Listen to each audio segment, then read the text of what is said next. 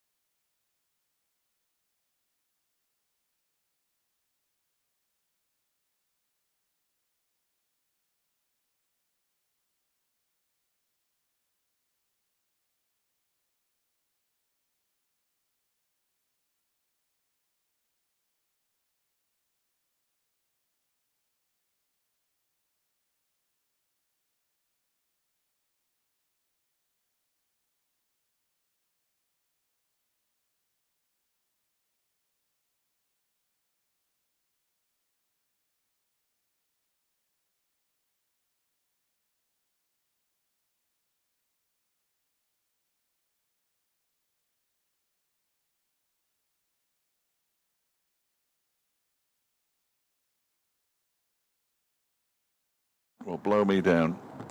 Well, not literally, although it would have happened yesterday. Yes, it happened yesterday. A very good morning and welcome to the start of Derbyshire's County Championship match with Glamorgan. It's third against second. We were, of course, due to start yesterday, as were 8 of the other 9 games being played in this round of matches, but there was no play at any of them. The news you need is that Derbyshire won the toss and they are having a bowl first, which is eminently sensible, I would have said. And I can also tell you that they have a couple of changes. One of them enforced. Thank you, Jane. No Caleb Jules, so Nye Donald will open the batting as and when Derbyshire get to bat, if indeed they get to bat, and Amrit Basra replaces Jack Morley. Basra making his first-class debut for Derbyshire, although you will have seen him performing admirably, slightly better than admirably, in the One-Day Cup, which was largely forgettable. But Amrit Basra and indeed Rory Hayden, who's also making his home debut for Derbyshire, having made his first-class debut at Lord's, no finer place to do it, also did well in the One-Day Cup, as did Ben Aitchison, but it was like hen's teeth looking for man-of-the-match performances, in all honesty. And the second division's leading wicket-taker this season will open the bowling from the City, and it'll be Lewis Rees. I'm Dave Fletcher from BBC Radio Derby, and Nick Webb is from BBC Wales. Very good morning. Borada, Shmai Paub. Couldn't have put it better myself. Indeed, so here we are, 24.5 hours late, but the wind has largely disappeared. The shower has passed, and the half-Welsh Lewis Rees will bowl to the Midlander Zainul Hassan, who could do with a few runs. There's another man who is, I don't know, I'm going to say 7/8 Welsh, and Aaron Donald. Andrew Donald, you know why I'm saying that. He's at 4th slip. You don't often see 4 slips.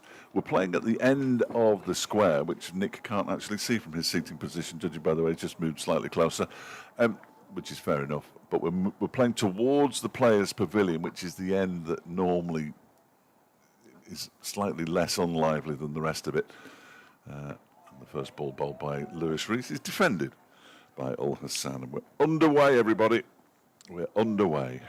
And it's a pleasure to be on the county streams as well, which I wasn't last week at Northampton. No, nor was I at Lord's. There's a theme developing. So, BBC Sounds, BBC Online, and on the county video streams via the 2 club websites. It's all very exciting. We have a captive audience. Left-armer Rees is in again, and that one just goes past the edge of the bat. Whether or not he played inside the line, I wouldn't like to say. He'll say he did, we'll say he might have done. Lewis Rees will say he beat the edge, and everybody will just get on with the rest of the day. 2 changes in the Glamorgan side. Ben Callaway is injured, a calf problem, picked up at Northampton, so Billy Root will bat in the middle order for his second championship match of the season. And seamer Andy Gorvin is preferred to spinner Mason Crane, given the conditions and the length of the game. As Rees is in again, bowls, that's a full toss that's dealt with as it should be, out towards mid-wicket. Ul Hassan is going to get off the mark with a boundary. It slows up, as you might expect, because there's been a lot of moisture, and Lewis Rees just looks a little bit hurt by that. I think it's more pride than anything else. 4 without loss. I'm just going to nip off for a moment, Nick. Is it something I said? Lewis Rees looks suspiciously at his landing area. The ball is duly polished, dried, and whatever, before it's transferred back to Rees by Rory Hayden, who is making his home debut in the Championship. Glamorgan 4 without loss as Rees is in to bowl, and Ul Hassan drives gently straight but fancies a single straight away, and it is a first stain on the flannels for Wayne Madsen, who looks down rather ruefully and examines a very large patch. Rory Hayden, sorry, mate. Passing the ball then back to the bowler. And Glamorgan are 5 without loss. Ul Hassan balances the side nicely, but he's only got 2 half-centuries this season. And in this game, he will be the 5th seamer, probably, rather than the 4th. 2 slips and a gully for the right-handed tribe who works on the leg side, and there's no run as it's fielded at square leg. So Asa Tribe, 691 runs as an average of 53. Bit of a purple patch of form. A couple of list A centuries. As Reese bowls and Tribe defends out on the offside. A couple of one-day cup centuries at the end of Glamorgan's campaign. And then a century in the first innings against Northamptonshire. Interspersed between those activities, a knock of 175 for Jersey and a 53 not out as well. And it has been confirmed that he will remain on the Glamorgan staff for next season, albeit talks taking place on the exact details of his contract going forward. And yeah, probably deserves an upgrade, and I'm sure Welsh supporters would want him to be pinned down contractually for as long as possible. As Ben Aitchison is going to share the opening bowling duties, Mr. Fletcher. And I wasn't on the 11 o'clock. Excellent. Yes, Ben Aitchison, who is bowling particularly well at the moment. He's on his way in to bowl to Ul Hassan, and that one is on the leg stump at best. Turned down a fine leg for a single. So Ul Hassan moves on to 6, and he has all of Glamorgan's runs. It might even be a bit of rain in the air again. I don't know. I can't work out. The window's quite dirty, isn't it? So could do with a seasonal polish, couldn't it? yes, yeah. I think the recent rain hasn't done it any favours. It's the wrong kind of rain. It's got a bit of dirt in it, obviously. It's like stuff that falls on your windscreen. Tribe then. A bit sluggish, 0 off 2. 4 slips in place. That one is turned into the leg side. He gets off the mark now. It's chase here for Zach Chappell. They'll come back for a second comfortably enough. That's exactly what they do.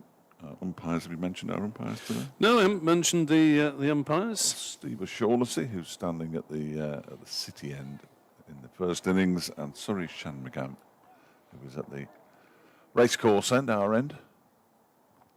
The sun is desperately trying to break through, but the clouds are going to win ultimately.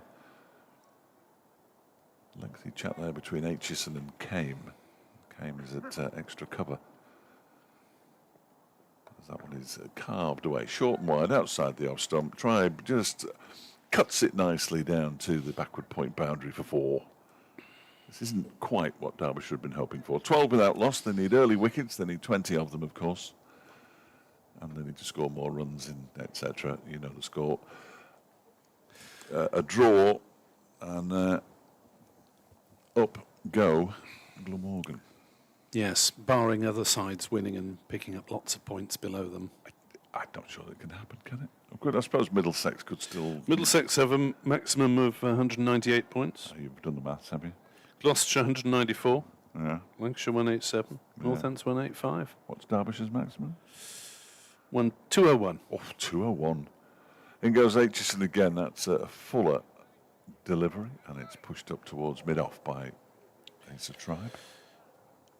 But a draw is likely to put Derbyshire out of contention I think it does. unless they scored 3 more points than Glamorgan in the course of that draw, I believe. There he comes again, Aitchison. Tribe just pushes it into the onside this time. Lewis Rees comes in from mid-on to do the fielding. Yes, I'm looking at it from an entirely Derbyshire perspective. Of course, Derbyshire draw this game and they cannot. Assuming that they draw with no fewer than 3 more points than Glamorgan, I think. Yes. 27, isn't it? 27 the gap, so if it is 24 or more between these two sides, then Derbyshire out of contention. Nice delivery from Aitchison, played off the back foot this time. Alexdal gets around at backward point to do the fielding. And the over comes to an end, 12 without loss after a couple of overs here, 6 each to Ul Hassan and Tribe. Derbyshire having won the toss. It seems like forever ago, it was only at 10 o'clock this morning. Decided that they would have a bowl first. Which I think, as I say, is the sensible thing to do. They need to take these wickets, and they need to take them in a bit of a hurry, having lost the entirety of day 1, and the forecast for tomorrow is not particularly good. Yes, it's a wrap-up day for some Glamorgan players. Hoodies and beanies spotted on the balcony as Rees starts his second over, bowling to Ul Hassan, who leaves it to go through outside off stump. And there is no run. The crowd, well, yes, there is a crowd. Yeah. Considering the weather conditions and the time of year, it's just about respectable. It was poor at Lord's last week because we were playing during a tube strike. Oh dear. That had a major effect on the crowd. Rees in, bowls. Ul Hassan leaves. Well, he was bowled last week in the second innings, not playing a shot, by Derbyshire's Luke Proctor. Bowling a similar sort of pace to Rees, albeit with the other arm. Derbyshire had 2 players at Chesterfield bowled without playing a shot. Jimmy Anderson's bowling. You think a shot might be useful? That one's left. That's you, isn't it? Sorry, mate. Sorry, I'm getting all excited. Left outside off stump by Ul Hassan. Through it goes to the gloves of Brooke Guest. Colin Ingram is 10 short of 10,000 first-class runs and 48 short of 5,000 for Glamorgan, and there is another sawdust intervention occurring. It's Roy Hayden placed by the busy Hayden. Rees in, bowls. Ul Hassan on the back foot, jabs it down into the gully, and there's no run. In addition to which potential milestones, there's an actual milestone of Kieran Carlson playing his 100th first-class game for Glamorgan. Excellent. And 884 runs. He's the nearest in Glamorgan ranks to the magic 1,000, which Ingram's already achieved, of course, as Ul Hassan drives into the offside. And there is no run as he doesn't time it. Colin Ingram, you might think, well, 10,000 runs for a 40-year-old is not particularly excessive, but he did take basically 5 years out of the first-class game during his 30s before returning to it with renewed love and vigour. Rees bowls, and Ul Hassan with his closest leave yet. That one did come back in a bit, and Rees left with hands in the air. He's got through the first maiden of the match. Glamorgan 12 without loss after 3 overs. Should you wish to send us communications of an electronic nature, then we have very similar emails. We do. Here's Derbyshire Cricket at bbc.co.uk, and I am Glamorgan Cricket at bbc.co.uk. See the theme developing there as well with these new emails that we're reading out. That's the best way to get in touch with us, though, I would think. Aitchison in and bowls quite full. Tribe pushes it up towards Lewis Rees at mid-on. No play before midday at Old Trafford. Well, Middlesex, who are currently in 4th place, are the visitors. Yes, well, that's good news for these two counties. Northamptonshire 26 without loss against Gloucestershire, who are currently 5th. Game at Bristol as Aitchison bowls. It strikes the pad. It's outside the line, I would suggest. He was on the move, on the walk, was Asa Tribe. Yes, you'd be a brave man to give that out, since he was up a fair old way down, one couple of little steps. hit outside off. He stifled the appeal pretty quickly, Ben Aitchison. He's back approaching something close to his best. 5 years after he produced it initially, as that one is turned into the leg side. A series of horrible injuries. 2 back operations, ankle ligaments ripped apart. Apart from that, he's pretty much as he was in 2020 when he made his debut at Trent Bridge. In a memorable victory over Nottinghamshire in the Bob Willis Trophy. It doesn't really count, of course, but it sort of counts. Well, it's first class. Oh, it's a first-class win, but Tribe waits and turns this one into the leg side, and it's fielded by a Chapel, who we will see bowling at some point fairly shortly, I would think. Rory Hayden's down at long leg now. We may well see him sooner rather than later. He was the chief destroyer last year, wasn't he, Zach Chappell? Yeah. 4 wickets in the first hour as Glamorgan collapsed to 32 for 6 in unfavourable weather conditions. Chappell finished with 6 in the innings, and Derbyshire won the match by 10 wickets. They'll do well to win this by 10 wickets, but you never know. This one is defended off the back foot by Tribe. Out into the offside. There's Amrit Bajra for the first time. He was concerned when he was having his photograph taken because it's still quite breezy about his hair. He's quite a hirsute chap, There's isn't he? a lot of hair there. Yeah, it's a terrific mop that Amrit has. Still think that will be a #1 seller in the club shop next season, the Amrit Bajra wig. Just some balls, that's wide and it's driven out into the offside. Bajra sort of half stops it, doesn't really know where it's gone after he gets his hands to it initially, but they get through for a single. Tribe moves on to 8-14 without loss, and it was the final ball of the over indeed. 4 overs gone, 13 without loss. Let's get that lacquer off one side of this ball, see if we can do something with it. Derbyshire. So, Tribe 7, Ul Hassan 6. Graham Smith musing on X. When would have been the last time that Glamorgan had an opener averaging over 50, as Asa Tribe is doing at the moment, which is probably the kiss of death to him. I wonder if Jacques Rudolph probably had an average over 50 in one season, I would have suspected. Rees bowls and Tribe pushes on the offside, thinks about a quick single, but it's intercepted by the dashing Dal from point, and there's no run. Already lost a slip. Donald is now at short mid-wicket.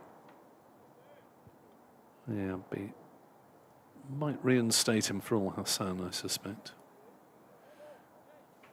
who has flirted a little with the perils of leaving outside off stump. Rees bowls, Tribe drives nicely, and it's half stopped by Kame and prevents any runs at all as the ball cannons from mid-off to mid-on. And good work from the Derbyshire. Opening bat? No, number probably three, I think. three. Yeah, Yes, three. thought he might That was one of the options. I think, might to step push it. up because he has opened with Rees with huge success against Glamorgan in that one season Yes. when they scored runs for fun a couple of years ago. Tribe edges, doesn't quite carry to slip, but it is stopped by Madsen, and there's no run. Wasn't quite in control, and Tribe is doing this very noticeable half step forward before he receives. Derbyshire watchers and listeners, it's very reminiscent of what Martin Anderson does. There is now rain in the air, by the way. Rees bowls. Tribe hit on the pads. A gentle inquiry to make sure that Mr. O'Shaughnessy is still awake. Right, but a little inside edge in that one. Quite possibly. Lovely to have the replays on the Derbyshire stream. But Rees is going to have to get a bit of movement off the pitch, isn't he, to get an LBW decision, bowling left arm over. Yeah. So Glamorgan after 12 in the first couple of overs, slowing down. As Tribe is hit again and given out this time. Asa Tribe, a rare failure from him, and an opening success for Lewis Rees, and Glamorgan are 13 for 1. That's the one they wanted. Clearly, you can see the joy in the Derbyshire fielders and in Lewis Rees as he turned around to appeal. 12 for 1, 13 for 1. If only I could read numbers. No, I've looked at both scoreboard and the screen and still said the wrong number. Waiting. They can't show a replay until they've left, because they show these replays on the big screen, so they can show it now, but they're not allowed to show the replays on the big screen until the batter's off the field. So here we go with the replay, and it goes all fuzzy. Why it would be pixelated, I've no idea, but it is. But it's been given out. We'll just leave it at that, shall we? Because we can do no more. Yes, there was the usual Tribe half step forward, but not enough to get him out of trouble on that occasion. 13 for 1, so Derbyshire have got one of the early wickets they wanted, as dancing to the middle without a care in the world, seemingly, is Sam Northeast, the departing Glamorgan captain, who is preferred for largely family reasons to return to his native county of Kent on a 2-year contract with a option for a 3rd year, and he's been pretty successful this season. 3 centuries, 3 50s, averaging 45. Do well to get to 1,000 from 817, but he did miss one match on paternity leave for the birth of his 2nd child. Rees's 40th first-class championship wicket of the season. Rees bowls down leg side and taken by Guest. Northeast makes no contact, and the breakthrough over for the home side, who need a very dominant performance with the ball if they're to win this match within 3 days.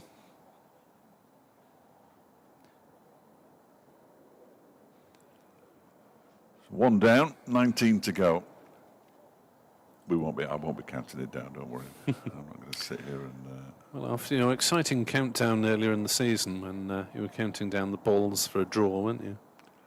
Yes. I don't mind doing that. Here's Ben Aitchison bowling to Al Hassan. And Zain Al Hassan pushes the ball into the offside very gently, and it's fielded by Rees. Is that Rees? No, it's Harry Kane. I don't know where Rees has gone. Rees is at mid-on. Harry Kane at mid-on. They're nothing. I mean, there are some players who I do get mixed up on a regular basis, but they're nothing like each other, so my apologies. are indeed 4 slips still for Ul Hassan, who's on 6. And he's hit that with a bat, hasn't he? Despite that, they decided to have an appeal for leg before wicket. They might have been thinking, did it just touch his pad before his bat? And he did play it on the back foot, but it didn't really look like a leg before wicket to me. It would take a brave umpire, wouldn't it, to give an LBW decision with that loud a sound of bat? I think so. It did sound like there was plenty of bat in it. In goes Aitchison again. This one's defended by Ul Hassan out into the onside. Sun is now back out. I think it's been one of those days, really. We can see blue sky up above, but the clouds are moving that quickly that it's not going to be there for long. And there are more clouds following in. As long as they stay reasonably high, which they are at the moment, we'll be okay. A little bit of warmth might do the players good. You never know. They might be able to do something with the ball through the air. 13 for 1. Aitchison bowls and beats the edge of Ul Hassan's bat. He didn't really go forward or back there. He just basically stood on his crease and pushed the bat towards the ball, effectively. Yes. He's been sitting down for a while. It's slightly tentative from Ul Hassan at the moment, despite having been given a full toss to get off the mark of the boundary. Yes, that was nice, wasn't it? Talking to Caleb Jewell last week when he was 4 shy of 1,000 at the end of his first innings. Aitchison bowls, and again that goes past the edge. In fact, it takes the edge, and it's claimed by Brooke Guest. Ul Hassan again, an indeterminate sort of prod. Good bounce and good carry for Ben Aitchison. Ul Hassan goes for 6, and Glamorgan are 13 for 2.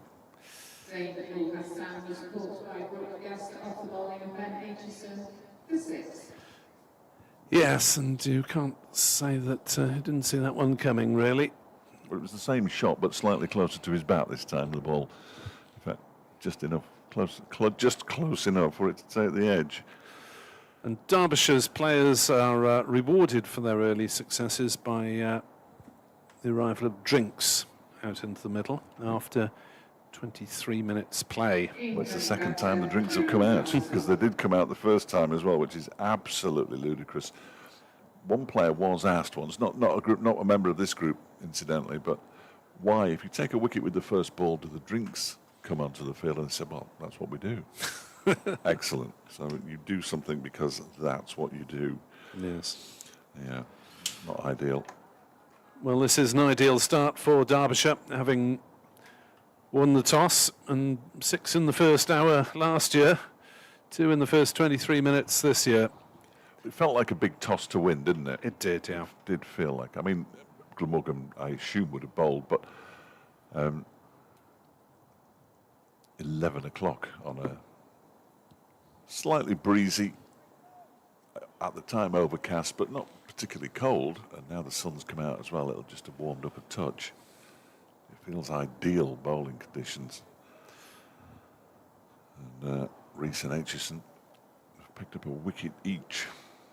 Final ball of the 6th over is not going to be bowled just yet, because Ben Aitchison lost his run-up, I think, there, having taken his first wicket of the match. His overall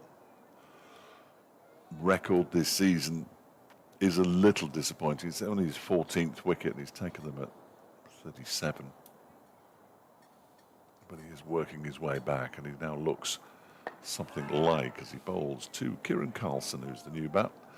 Pushes the first ball out into the offside. It's fielded by Anuj Dal, and 6 overs gone, 90 to go. We were due to have 104 overs because we were having an extra half hour, and then we lost a half an hour. So we're down to a regulation 96 overs. We will get another 8 tomorrow, and we may well lose them as well. 13 for 2 after 6. Yes, I presume we've got use of the floodlights if needed. Yes, but they're almost entirely pointless, but we can put them on. New ones arriving in the winter, subject to planning permission. All right. Yeah, very exciting. You're suggesting that the current ones are not optimal? Oh, they're rubbish. But they were amongst the originals. Rees in to bowl, wide outside off stump. Not given a wide, but requiring no shot from Sam Northeast. So 2 new batters at the wicket for Glamorgan, as Derbyshire look to make headways and look to give themselves a chance of overhauling Glamorgan in the last week of the season, when Glamorgan host Lancashire and Derbyshire travel to Kent. Well, bottom of the table. Nice way to finish, though, isn't it? Lords, Glamorgan at home and Kent away. As Northeast drives back to the bowler, Rees fields in his follow-through. I hope it's very pleasant for you. Yes, thank you very much indeed. Something's moving. What is being unrolled or rolled I underneath us? Can't see anything. Close to the effects microphone. Can't see anything. There's nothing close to the effects microphone, which is pointing upwards. It really should be pointing slightly downwards, but it must have moved. I'll try and sort that out at lunch. I've just had a 2-minute nudge. Rees in to bowl. Northeast edges and will get off the mark here, as it's only half stopped by Madsen.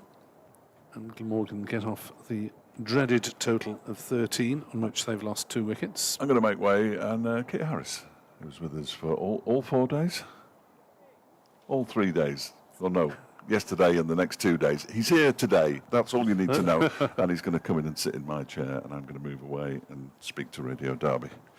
14 for 2 then, here on BBC Sport Online, Sounds app, etc. As Carlson turns one on the leg side, and there's no run. Carlson this season, 884 runs.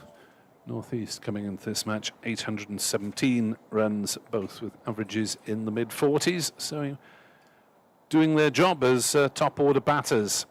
If you are just joining us, Glamorgan without Ben Kellaway and leaving out the leg spinner Mason Crane. And in come Billy Root and the seamer Andy Gorvin as Rees bowls, and Carlson is forward defending out on the offside, no run. Derbyshire without Caleb Jewell, the Aussie opener who's gone home, and leaving out spinner Jack Morley. And in come Aniron Donald, who we believe is due to open the batting, and Amrit Basra, Championship debut, who will take his place in the middle order.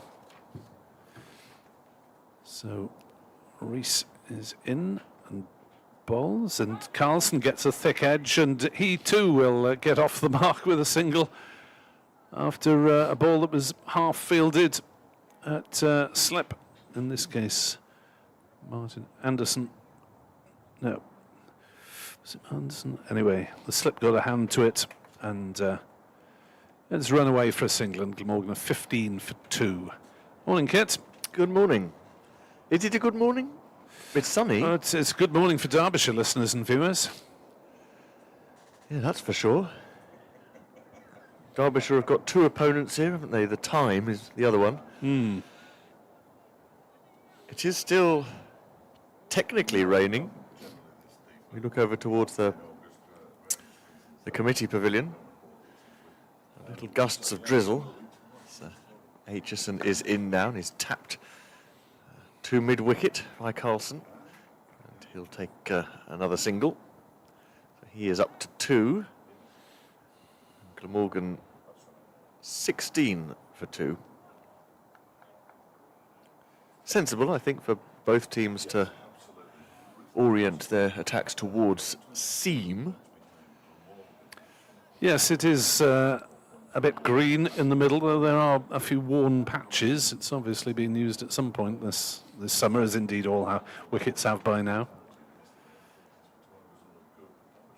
Here is Aitchison to Northeast, very full, and attempts to drive back past the bowler, but the bowler gets his fingertips on it and prevents any runs.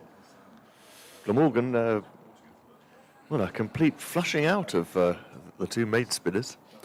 One out of necessity, the other out of choice. Yeah, Callaway did his calf muscle last week, batted with a runner in the second innings. Northeast prepares to face again, and Aitchison this time has him moving across his stumps and just dropping the ball into the leg side for no run. I was And, looking forward to seeing Kellaway in the flesh. I haven't yet. Pretty exciting prospect for a neutral to see someone with talents like that, ambidextrous talents. Yeah, over 800 first-class runs and 25 wickets. This next ball is dropped down off the outside part of the bat towards point. These four slips, they're very close together. Third and fourth are quite short. Fourth almost in front of third. Only two other fielders on the offside. Point and mid-off. So wide, Harry Kane, that he's almost at extra cover. Aitchison steams in again. He's getting up some pace now, and Northeast plays more securely off the front foot to that point fielder. But if it isn't, well, I dare say Kellaway would have played, even if he wasn't going to end up bowling all that much on a green pitch. But he's certainly worth his place at 6 for batting alone. Crane, I'm not so surprised, was left out, because it doesn't really seem like Mason Crane situation here at Derby. Not this week. Aitchison bowls, Northeast drives, and solidly too. He's going to get full here. He's got it past that wideish mid-off fielder. So that's his first boundary. Northeast moves to 5. That concludes the over, and Glamorgan are 20 for 2. Yes, nicely timed by Northeast down the ground. They're playing in most places around the country, although Lancashire against Middlesex has been delayed. Middlesex in 4th in Division 2, Lancashire in 6th, and not technically out of the race, though you suspect in practice they are. Gloucestershire against Northants. Northants 35 for 1 at Bristol, where apparently the side screen blew over yesterday.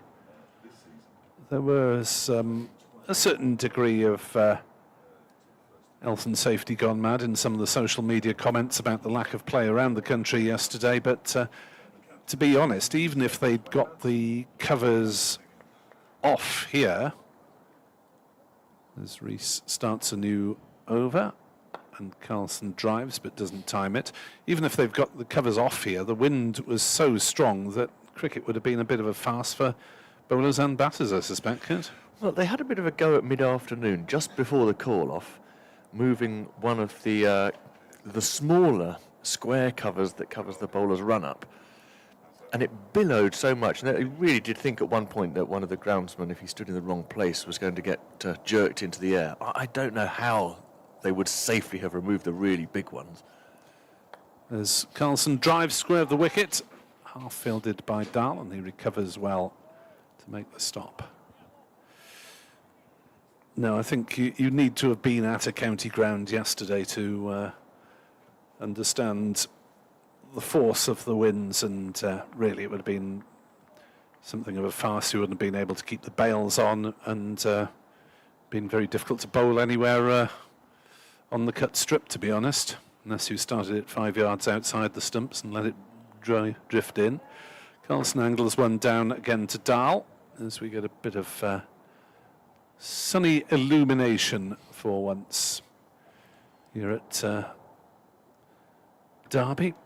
Now, a couple of Glamorgan supporters were over from Dublin for a day and a half's cricket, and they're going to get about 2 hours worth, if they're lucky, before they catch a flight back. Oh, so, dear. Sorry about that to Trevor and Pete over from the Emerald Isle. As Carlson drives nicely through the covers, and he will pick up his first boundary.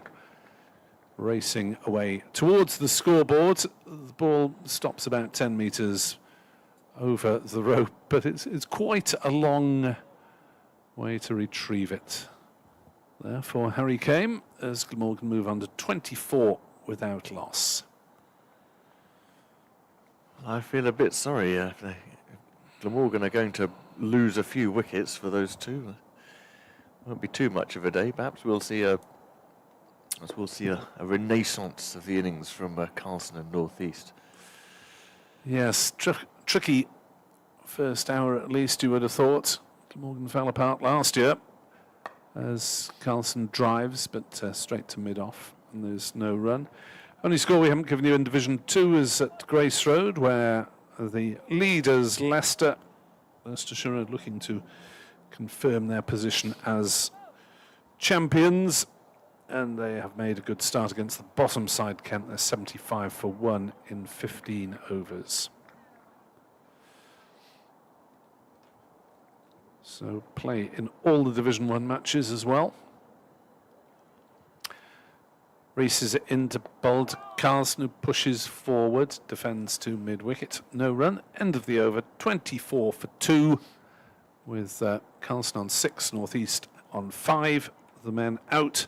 Tribe LBW to Rees for 7, and Ul Hassan caught guest bowled Aitchison for 6. Both wickets falling with the score on 13. But this experienced spare will be just looking to survive for as long as they can, really. They are both free-scoring batters when in their prime, particularly Carlson, but survival the first priority at the moment. So Aitchison to resume his battle with North East. High up on the bat this one, almost on the handle as North East lunges forward outside off stump. That fourth slip, who's very, very close, is the debutant, Amrit Basra.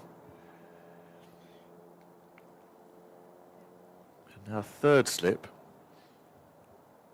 I'm not sure who third slip is from here. I think it's Anderson. He's now moving closer as well. This next ball is played off the back foot by North East. Aitchison is getting up, well, a brisk pace, but there's also some bounce outside off.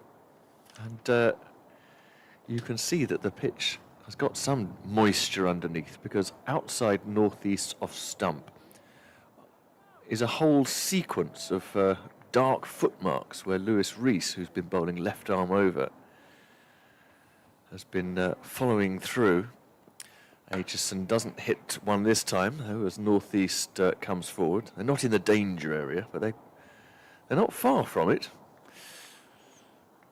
No, it's not ideal, is it, to have that degree of marks developing this early in the game.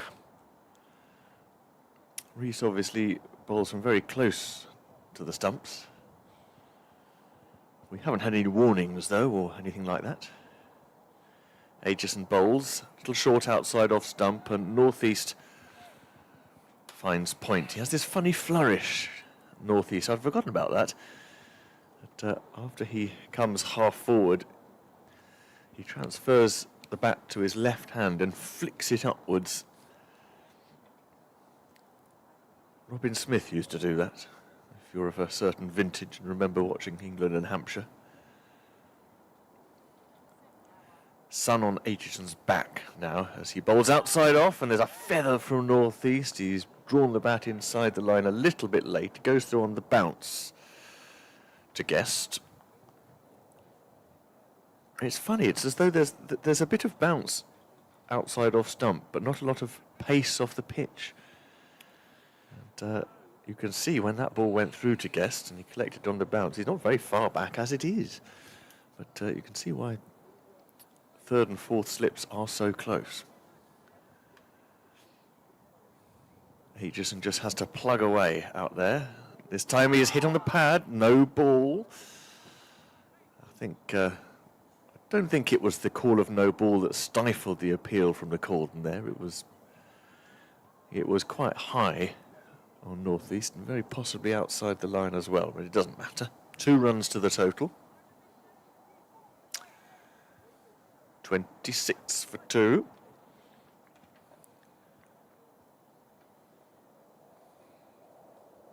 North East waiting for that very full ball. He got one away on the drive for 4 in the last over. Aitchison bowls back of a length, tucks up North East here, but he manages to get something on it and turns it round to long leg where the throw is fired in. North East takes a single and keeps the strike. 6 to him. And Glamorgan are 27 for 2 at the end of the over. Yes, a tentative start all round from the Glamorgan batters. As you might expect in these conditions, play starting 24.5 hours late because of the winds yesterday and a bit of a shower this morning, which meant that play was delayed. In the top of Division 1 encounter, Surrey going well. The leaders against second place Nottinghamshire, who were bowled out for 231 yesterday, and the only play that was possible around the country. Obviously, it wasn't very windy in South London, or the fact that it was due to be on TV played a part.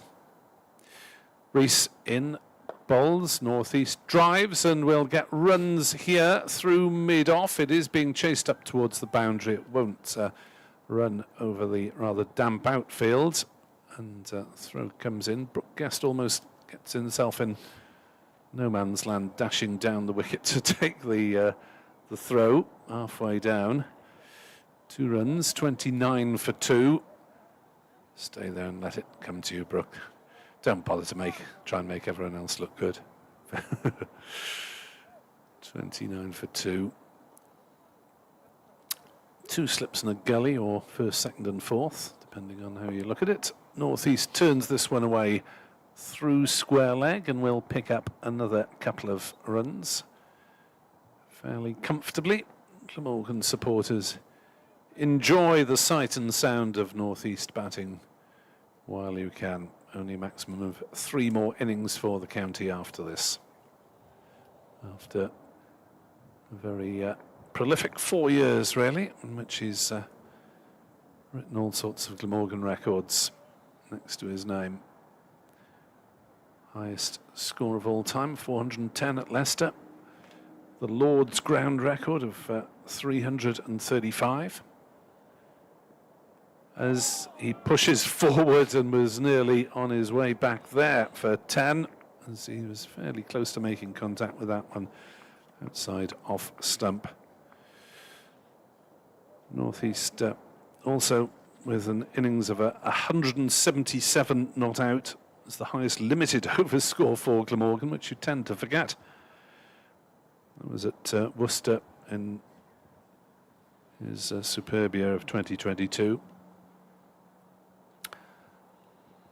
As he's angled that one safely away down towards third man. It is being chased by Dahl, and again the ball not running particularly fast over the damp outfield, and again it is 2 runs for the 3rd time in the over. So you think of North East as mainly or principally a championship batter, but man of the match in last season's One Day Cup final, top scorer in the campaigns, and with that record, as I say, for Glamorgan with the white ball. So he defends that one out on the offside. He also has a record stand. That innings up at Leicester in 22, bringing a partnership of 461 unbeaten with Chris Cook, who made 190 of them. And as I said to Chris Cook afterwards, it's the lowest key 190 that you'll ever score. Because he was scoring slightly more slowly than North East, who of course took all the headlines for that tremendous feat. Rees is in, bowls, and North East pushing forward. Has he played inside it deliberately? Maybe on that occasion, but he was flirting with peril slightly, and Glamorgan are 33 for 2, which is somewhat better than last year's 32 for 6 at around about this time.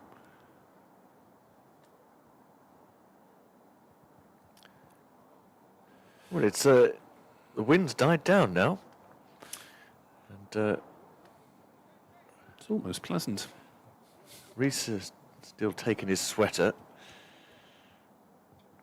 No long leg for Lewis Rees. He's got to go to mid-on for Aitchison,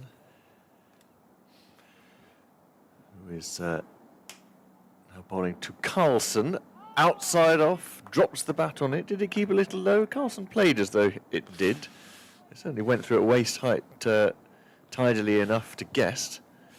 Here, Glamorgan will be reasonably accustomed to uncertain bounce because there's a bit of movement off the pitch, the replay shows, as well as it keeping a touch low.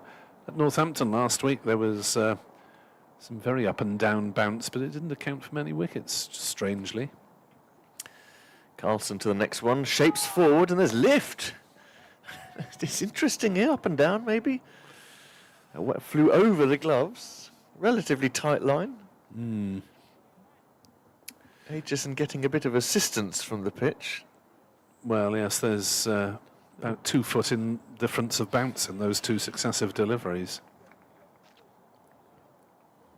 The ball's still relatively new, and there's nothing on the outfield or pitch that will have abrade it particularly quickly.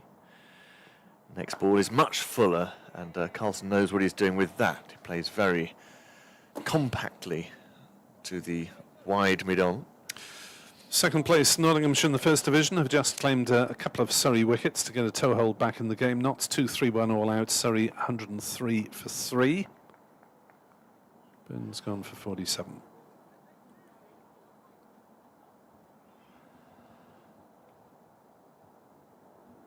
Aitchison's next ball is played into the onside. Mid-wicket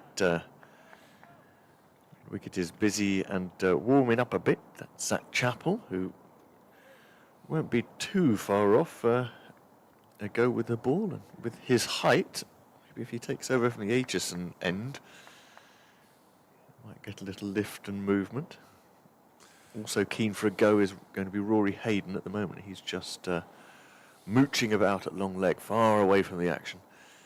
Aitchison bowls outside off, and Carlson holds his bat inside the line. That went low down to Guest, who had to hold it just under his midriff. Corden is still... Oh, that was a jaffer. Looking at the replay, it shaped in and seamed away. And really burst through Carlson, but it was just a fraction too short to trouble the stumps.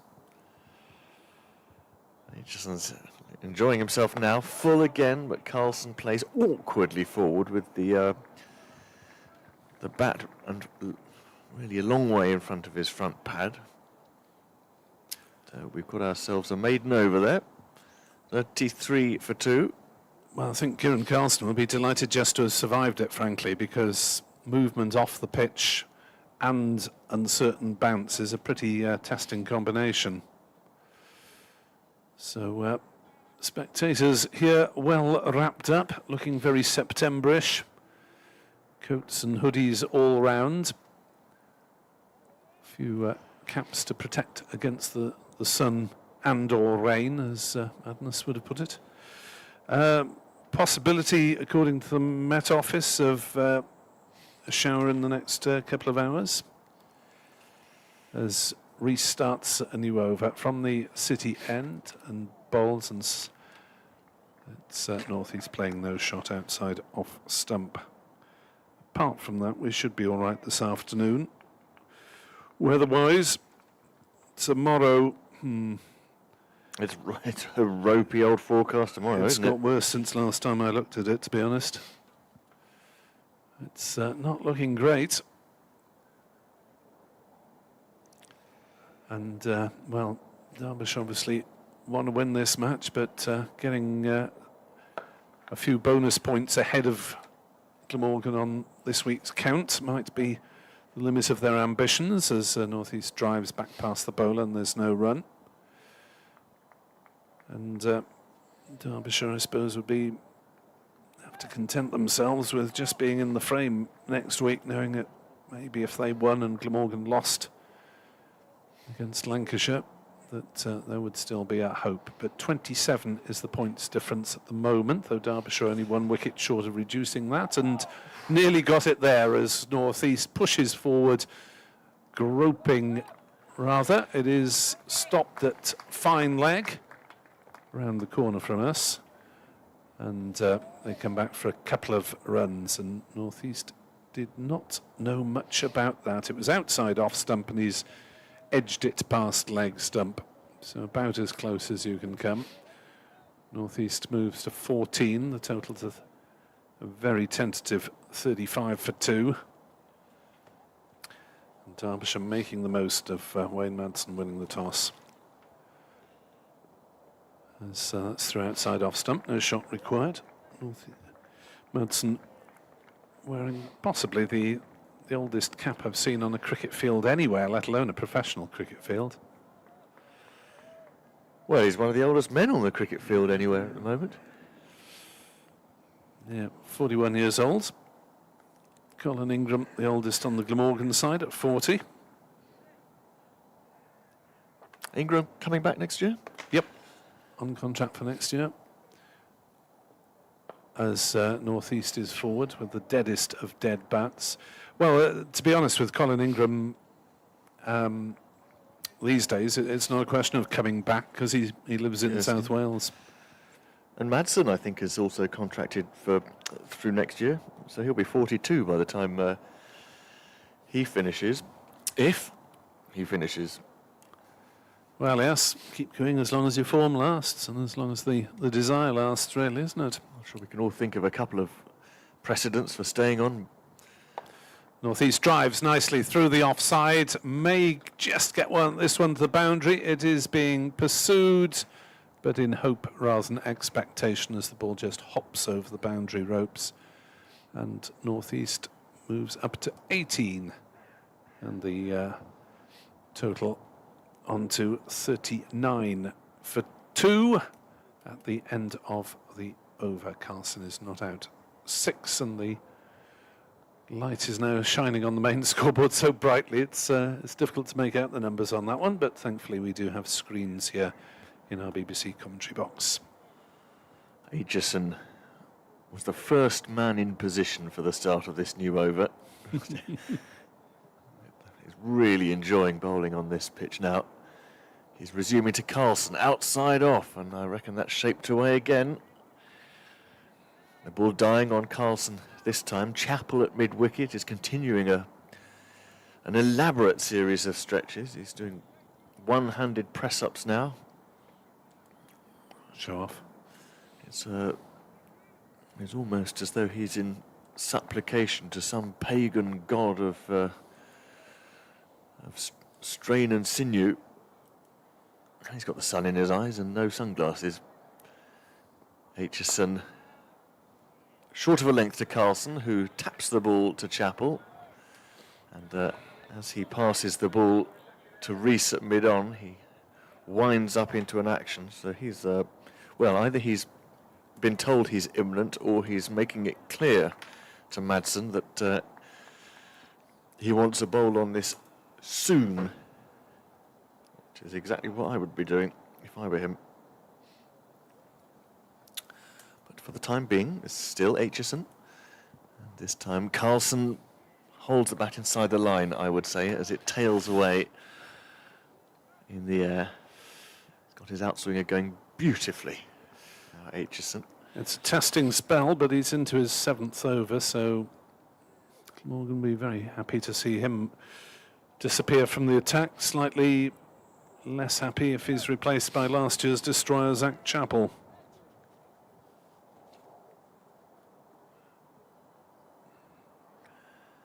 He bowls to Carlson, who sort of shapes into a cut position, misses, more bounce this time. It's a bit unpredictable. I don't mean in the sense that he's wayward,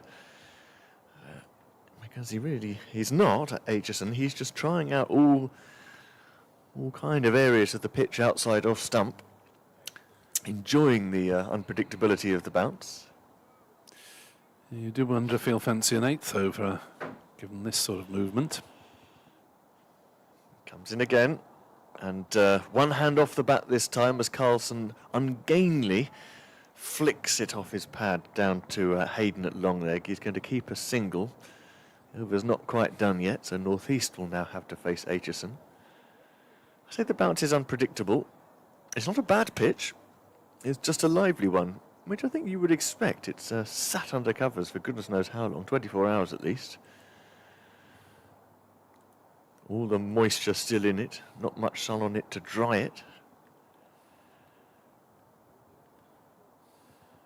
Aitchison bowls to northeast, who defends into the offside. And that is the end of the over, up to 40 now.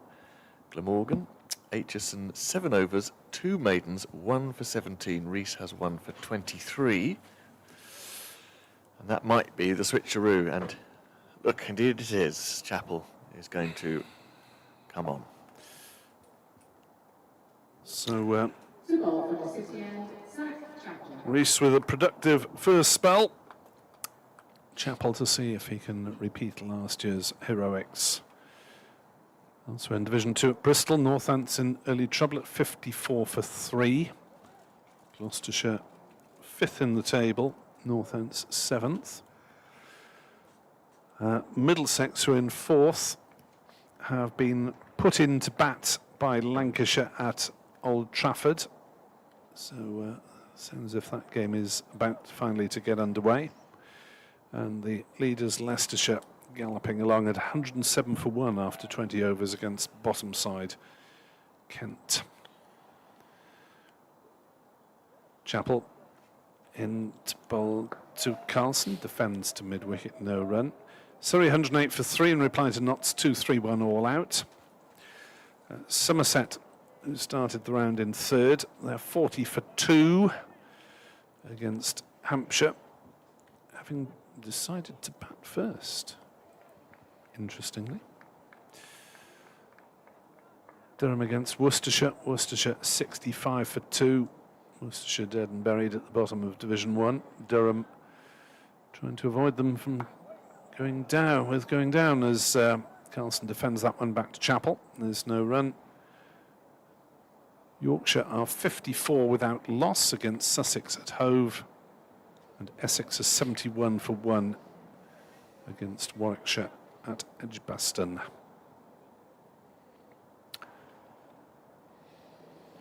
And the Women's One Day Cup, Lancashire 67 for 4 against the Blaze.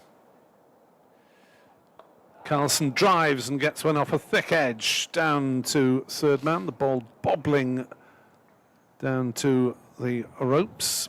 Took its time to get there, but Anujdal, of course, was in at point. So Carlson getting a thickish outside half of the bat on that. Wasn't where he was looking to hit it, but it was good enough. It was not in the air. Carlson taking his bottom hand off the bat several times in these early stages. 44 for 2 Glamorgan, having been inserted. You're listening to BBC Sport Online, Kid Harris, Nick Webb, and our host, Dave Fletcher. He'll be back replacing me in an over or two once he has delivered his radio tidings to the people of Derbyshire. Chappell in, bowls. Carlson pushes to mid-wicket, no run. And also on the cricketing front, the Essex chairman, Anu Mohindru, has resigned after he was found to have lied about studying at the University of Oxford. He was disbarred by the Barristers' Tribunal when it determined he fabricated his CV, which I take it is a fairly serious offence in the legal profession. Threw outside off stump. No shot played by Carlson. Essex have had their troubles off the field in recent years. These things can always be checked. People keep records.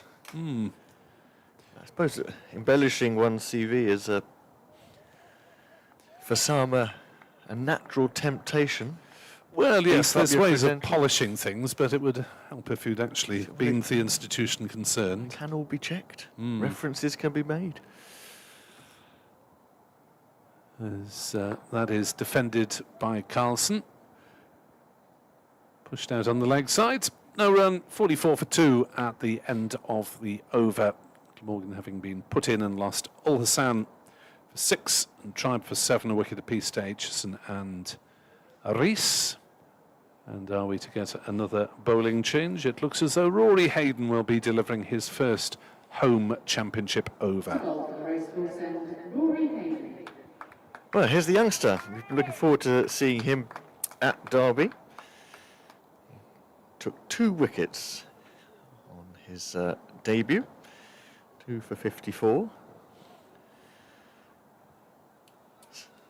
Staffordshire lad originally, from Stoke. And, well, if ever he was going to have an inoffensive situation to bowl in with a supportive pitch, the batsmen still finding their way, now would be it. And he steams in. Oh, a bouncer, a wild one, head height. And Northeast has ridden it. He's not going to get 4, as Rees has reeled that in, running away towards mid-wicket, but a couple. And there's a statement of intent. I don't think that came out loose. That was the ball that Hayden has been thinking about bowling for the last hour. That's how he's going to start off. The eagerness of youth, eh? Put the wind up the veteran campaigner. Northeast didn't hit it as he might have had he known it was coming. Did well to keep it under control, really. Slowish bouncer. This pitch has a bit of zip outside off stump. I suspect it's a bit soft in places because it won't have had much baking, and it's hard to roll a pitch when it's under several feet of waterproof machinery. Still just the long leg out for the hook. That's Zach Chappell. This one is fired in full outside off stump, and that was quick. Northeast was halfway through his shot by the time it had got past him. This is an upping of pace from both ends.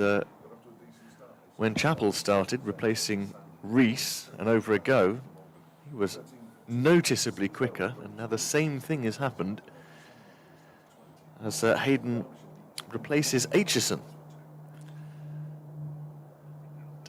He is outside off stump, trying to let the ball swing this time. That was slower, and it was well wide, and Northeast's able to let it go through. The 4th slip has come out, and there is now a fielder in the cover area, just plugging that gap in the offside. It's Donald, I think. Taking you forward will be Kit Harris and Dave Fletcher if I ever manage to untangle these wires from my position. Another ball wide of off stump. Thanks, Nick Webb. And that's left alone by Northeast. It is, in fact, Donald who's come out of the slips. He's now at cover. So 3 men saving the single on the offside. And the 3 slips now.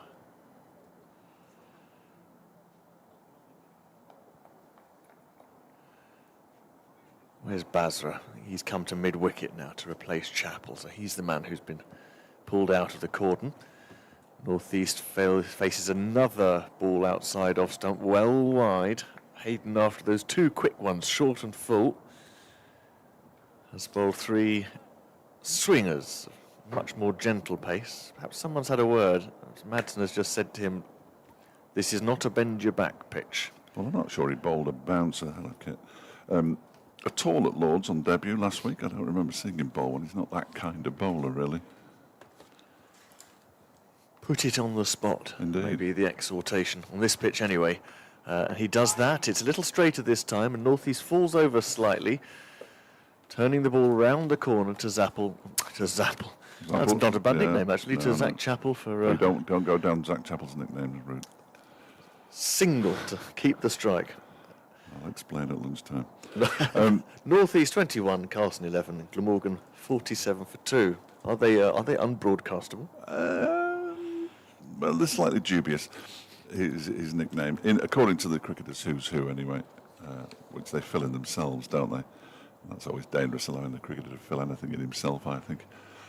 Just a bit of work being done on Kieran Carlson's hand here by the physio. Well, he has kept taking it off the bat. Yeah, he's having a bit of magic spray or something like that put on it, by the look of it. Derbyshire needs some wickets here. They need to win this game. If they don't win this game, they cannot finish in the top 2, whatever that means for next season. We'll find out probably March, I would have thought. So it's must win for any chance of promotion. Yes, if they draw and get 3 points more than Glamorgan, they're still technically in it from a draw. But I mean, that's unlikely. It's mathematics. Yes, Yeah. which is never good. But there isn't the time for the result at the moment. That's the worry. I mean, winning the toss was a good result for them because obviously it enables them to try to control the game to a degree. And 6 overs in at 13 for 2, everything was going swimmingly. But 47 for 2 is, well, not out of hand. Just a little alarming. Got to bundle them, I suppose, given the time that's available. Under 200. And well, they need to take 20 wickets and get enough runs in one innings effectively too. But anyway, Zach Chappell from the City end bowls to Sam Northeast, who just pushes it straight back to him. Colin Ingram next, then Billy Root, who's into the side for this game, didn't play in the last game. Chris Cook, Andy Gorvin, James Harris, plenty of batting. Tim van der Hoogten and Asitha Fernando make up Glamorgan's 11. They made a couple of changes, such as Derbyshire and Aaron Donald coming in at the top of the order could be exciting.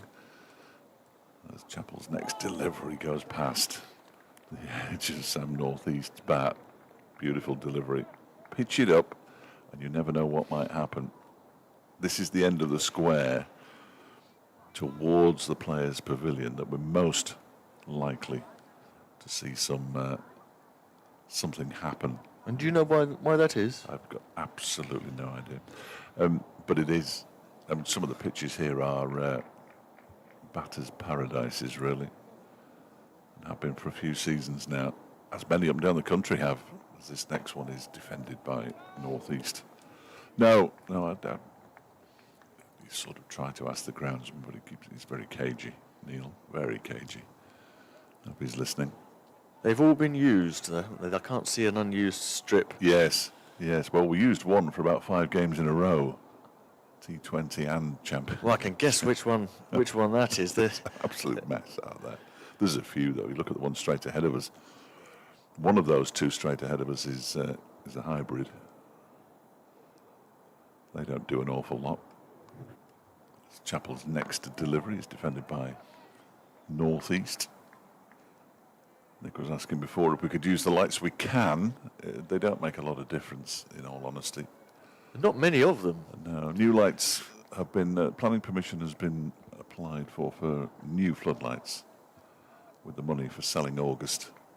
And a new outfield next year, we're told. I mean, can't come a moment too soon. It is it's a bit of a mess, really. It's never really recovered from the start of last season.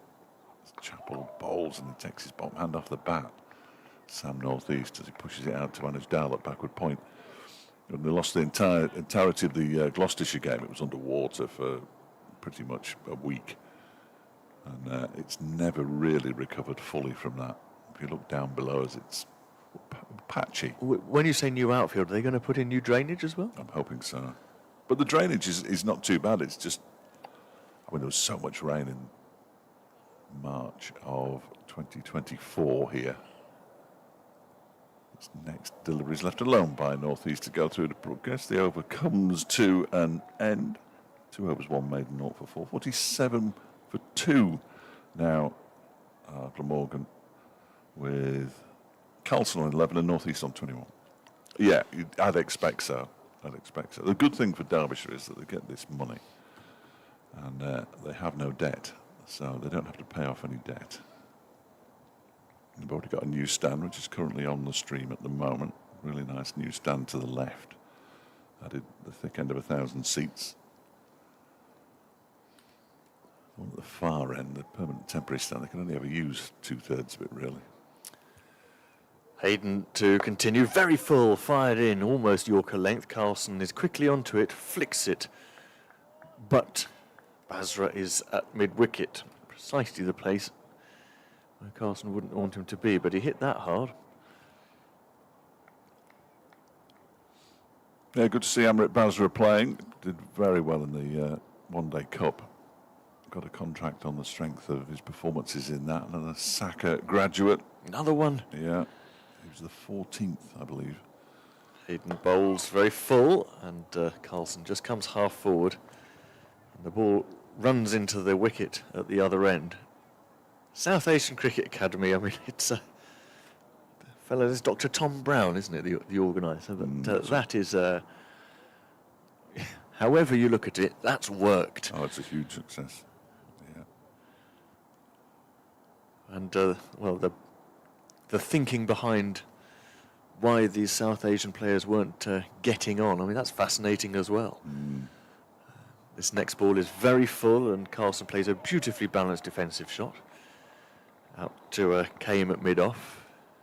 So all these players, I mean, in an ideal world, you don't need the academy. They get found through county junior pathways and academies.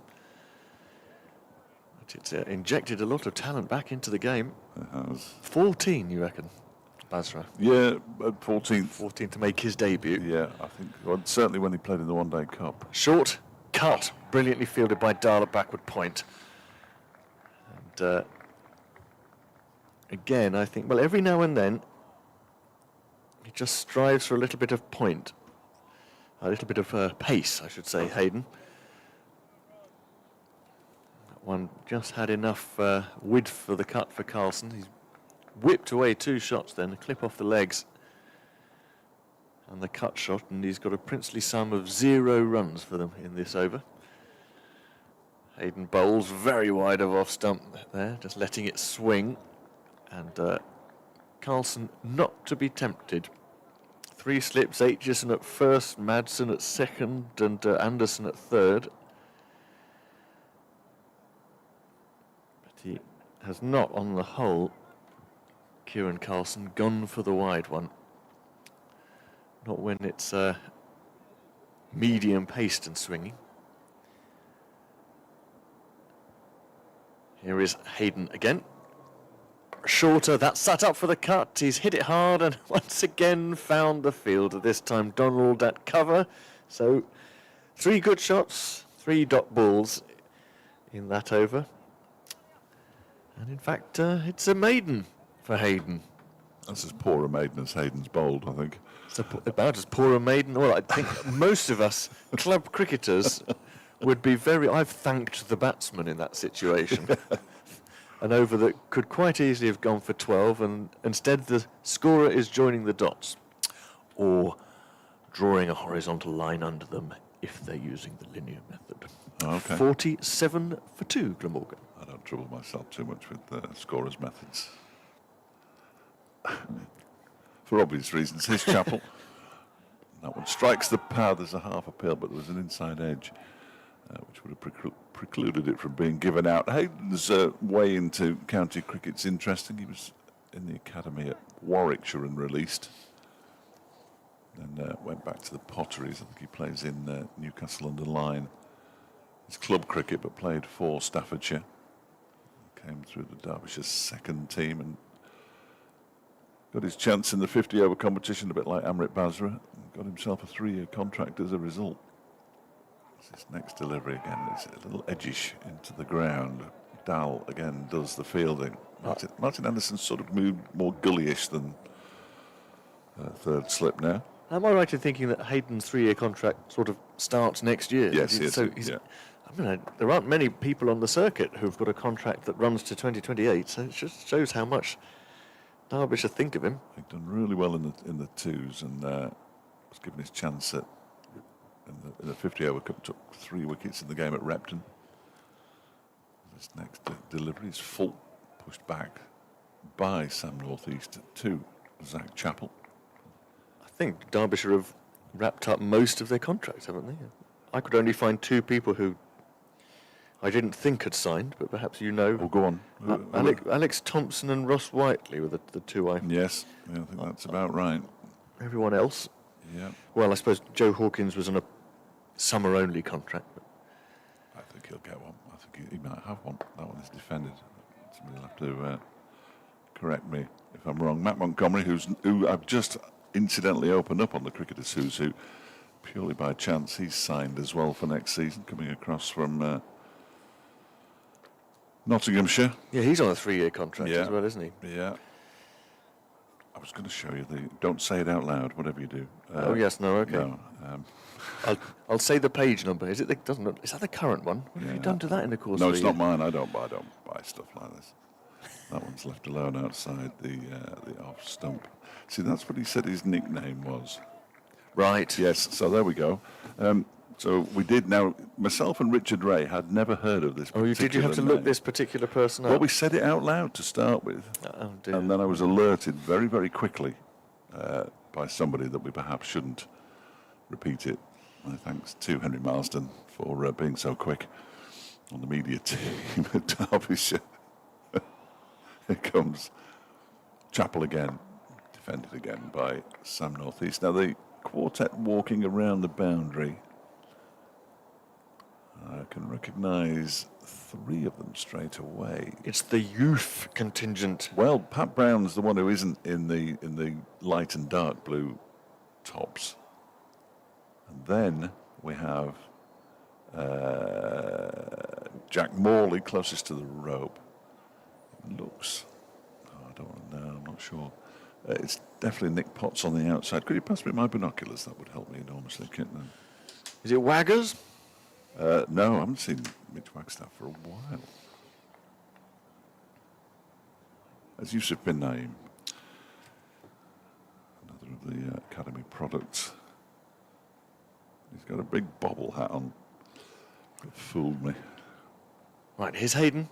Resuming to Carlson. Flicked away, and this time there will be runs, possibly a couple. It's just a bit squarer of Basra, who gives good chase. And Carlson comes back for 2, 13 to him, 49 for 2. Basra, like many a young man, has got a great mane of hair. It's good, isn't it? I want some wigs in the shop. Lots of there's a real throwback at the moment in youthful hair to the 70s. Hayden again, this time beautifully driven, a square drive. This will be a chase for Dahl. I think he'll make it, and it'll be 2 more. There was width on offer, but it wasn't short, so Carlson played it off the half volley. He now has 15, and there's the 50 up. It's taken a bit of time, an hour and 18 minutes. We're in the 20th over. Now, somewhere between those 2 balls is what you want, Hayden. There it is, off stump line, forcing Carlson to defend, to ride what bounce there was. The ball, if it's going to do anything, should be doing something now. But of course, that will be slightly offset by the damp outfield. It must be very difficult to keep that ball in reasonably good condition. I saw it when it rolled down just underneath us, where your quartet of lads are. It got a proud seam on it, that's for sure. Looked like it had 2 massive post office rubber bands wrapped round it. Even from about 20 metres away, you could see. Getting up a head of steam now at Hayden. Full outside off. Has he edged it? Everybody thinks he has, apart from the umpire and the batter. Of course, one never knows. And the bowler, really. If you watch this replay now that we're going to see, you watch how late he is joining in with the appeal. Far too late, in all honesty. It's a great delivery. So up they go. Yeah, what about now? And in fact, the first slip... Ben Aitchison didn't think so at first. No, he doesn't want anybody else to get his wickets. That was a jaffer. That was angled in, and then it straightened. Gorgeous leg cutter. This next one, similar, outside off stump. He's found the spot. Carlson looks like he's playing, but I reckon he held the bat inside the line there. Well, Possibly that's charitable. If you asked him, that's what he'd tell you. Yes, of course it is, yep. Seeing it like a beach ball and all that. Well, those 2 great balls, and with a bit of a lick about them as well. He didn't drop those on the spot. He fired them in.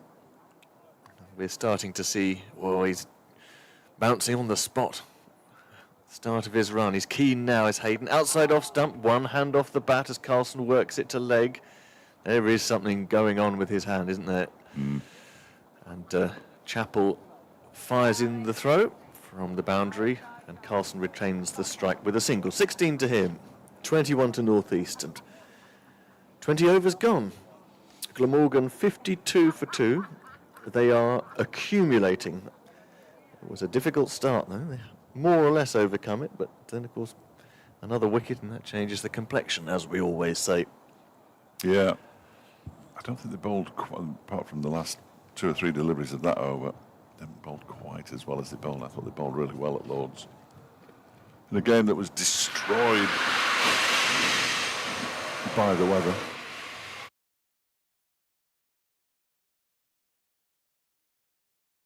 There's a curtain that goes, it's part of the, yeah, don't be alarmed. I'll try and explain it better next, after this delivery from Chappell, defended by Carlson.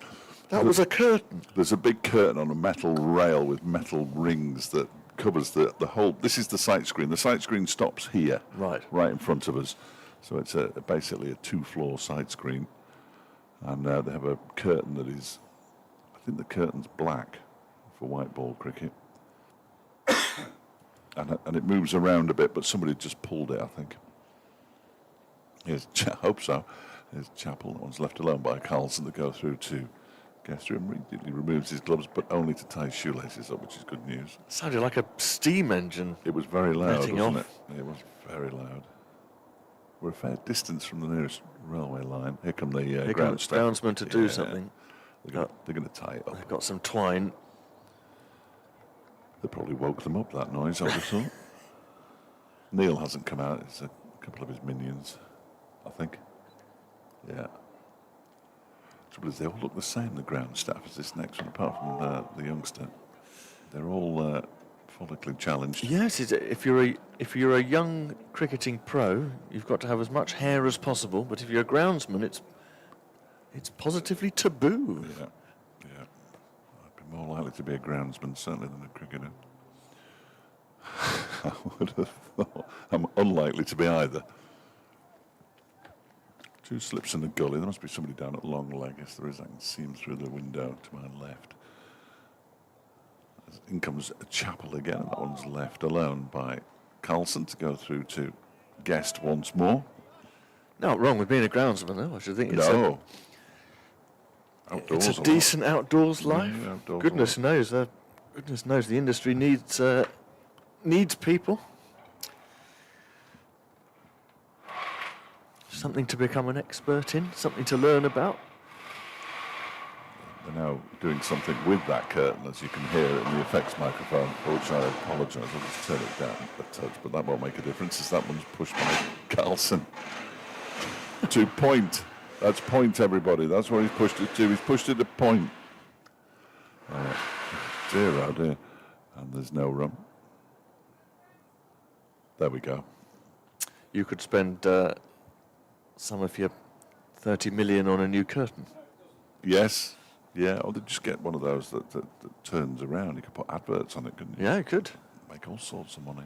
Just a thought, Mr. Chief Executive, if you're listening. In comes Chappell again to complete the over. It's cut away, but straight to Dowell. It's another maiden over.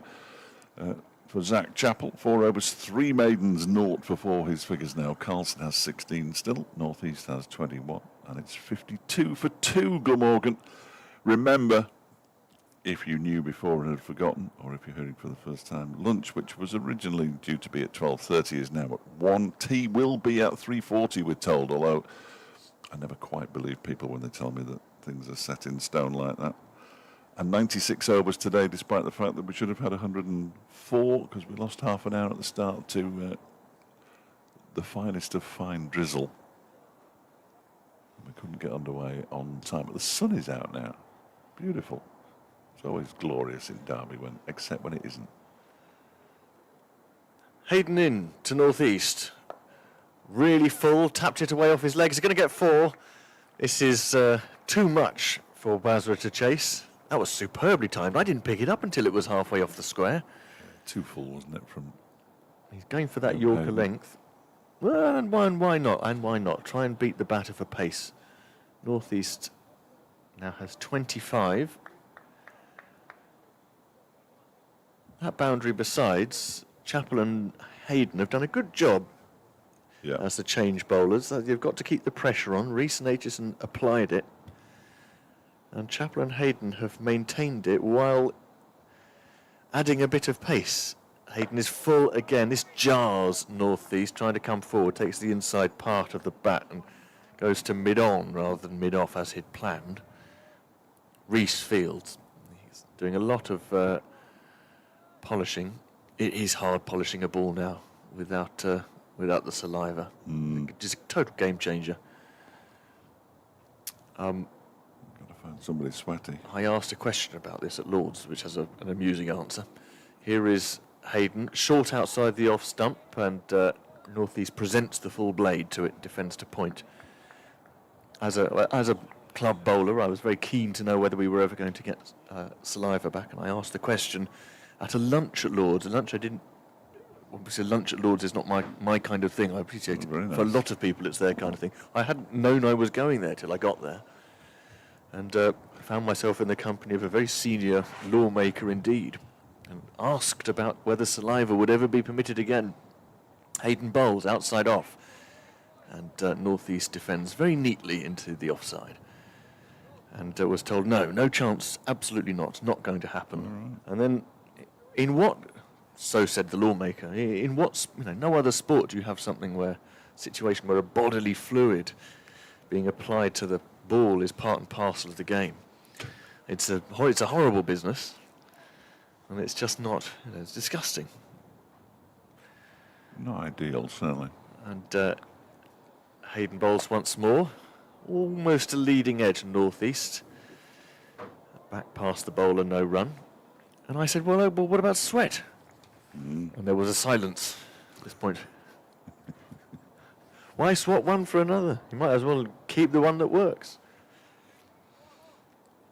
It is true. No difference, apparently. This is this is what the gentleman said. There's no difference. But I think most bowlers would say that they felt that saliva was better. This is short down the leg side, and Northeast thought about a glide, but pulled out of it at the last minute, and Guest moved across very smartly to take the ball by his ankles. And so apart from the boundary, not much else doing in that over. Glamorgan ended at 56 for 2. I see over my shoulder that BBC Wales is about to join us again, so goodbye from me for the moment, and after a few more words from Fletch, we'll be joined once more by Nick Webb. Thank you, Kit. Yeah, I'm sure the IPL are using saliva again, or were using saliva again when they were playing. I'm going to get tied up in a morass of Nick Webb's wires in a moment, so I'm looking forward to that. First ball of the new Zach Chappell over is defended up to mid-on by Kieran Carlson. He's back, everybody. Yeah, it's something I've never quite mastered during the course of a long and reasonably adequate broadcasting career, that to get various devices in and out without getting them all tangled up. Well, that's your wire for that one. Oh, thank you. Good man. You're welcome. I'll try not to strangle you on the way through. No. I think we've worked that quite nicely. Here comes Chappell again. Bowls, and that one is pushed into the offside by Carlson. Straight to it, Anuj Dal. There is no need for Glamorgan to bat extravagantly, and they're certainly not. All the onus in this match is on Derbyshire, who have to win. And it's going to be very tricky. I did hear you when I was off before looking at the weather forecast. I'm not going to look at it again, I don't think. Just pray that they've got it horribly wrong for tomorrow, as Chappell bowls and Carlson clips that one into the leg side nicely just for a single. He moves on to 17, 57 for 2. Yeah, it doesn't look great for tomorrow.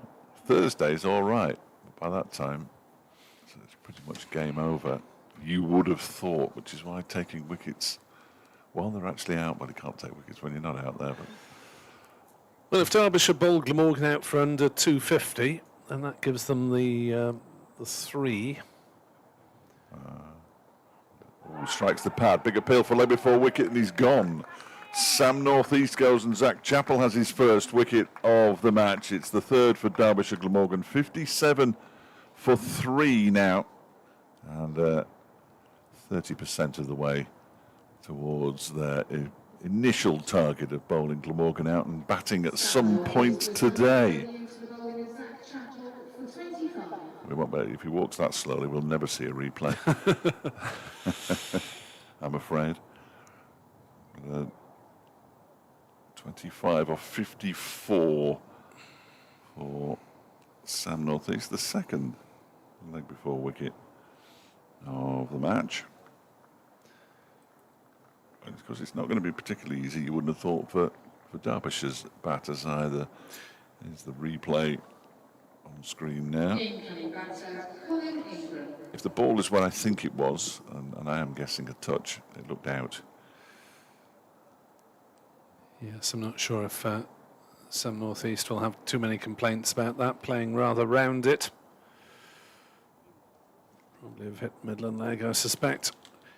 Graham Brill has emailed from Merthyr. He says, good to hear some balanced commentary today after last week's at Wantage Road. Well, we do our best. I'm not being funny now, but I would think that there are some commentary duos who would be battling hard with each other here. But I think we're quite balanced between us, aren't we? I would hope so.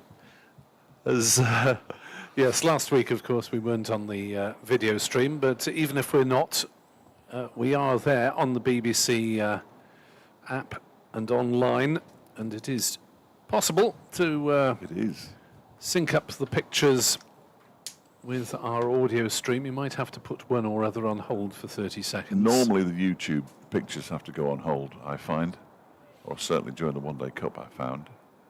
There were one or two commentaries that were interesting. Yes, use it or lose it is what I would say to everybody. Because that is a possibility in a few years' time. Here comes Zach Chappell bowling to Colin Ingram, who defends his first ball into the ground. Well, we've got another 3 years of Championship and Blast, haven't we? Yes, yes. Which is good. Graham reckons the pitch is more difficult than that at Wantage Road with the indifferent bounce. Similar, I'd have said. Indifferent bounce was at Northampton as well. Sean Dixon, a good signing for one day and T20. Absolutely. Is Marchant de Lange returning to Glamorgan next season? Asks Graham. Don't go anywhere. Here comes Chappell. Ingram drives but mistimes it. Up to mid-on when it's fielded by Rees. And that... God, they go off so quickly. 5 overs, 1 for 5, Zach Chappell. So a really good start for him. 57 for 3. Glamorgan Carlson on 17. Ingram yet to get off the mark. And lunch at 1, which means we've got about half an hour to go until the first interval. And after Rory Hayden has bowled 4 overs for 12, Ben Aitchison is back. There must be a match-up. Or, well, no, they trust Rory Hayden. I don't think there's any doubt about that. He bowled nicely at Lord's. Didn't bowl quite as well today, but his figures are good. 4 overs for 12 is decent. Well, he hasn't been leaky, but it is Aitchison back from this racecourse end and firing one past the off-stumpers. Carlson, playing his 100th first-class match, plays no shot. I don't want to put you on the spot. I mean, that would be the last thing I would want to do on live radio. Did you answer that question that you were asked? No. Excellent. Carry on then.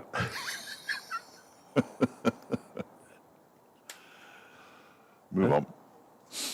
As in comes Aitchison, bowls and past the outside edge there as Carlson prodded rather at that one, slightly flat-footed. Marchant de Lange, known of course to Glamorgan supporters, having had his Marchant. first county cricket spell with Glamorgan.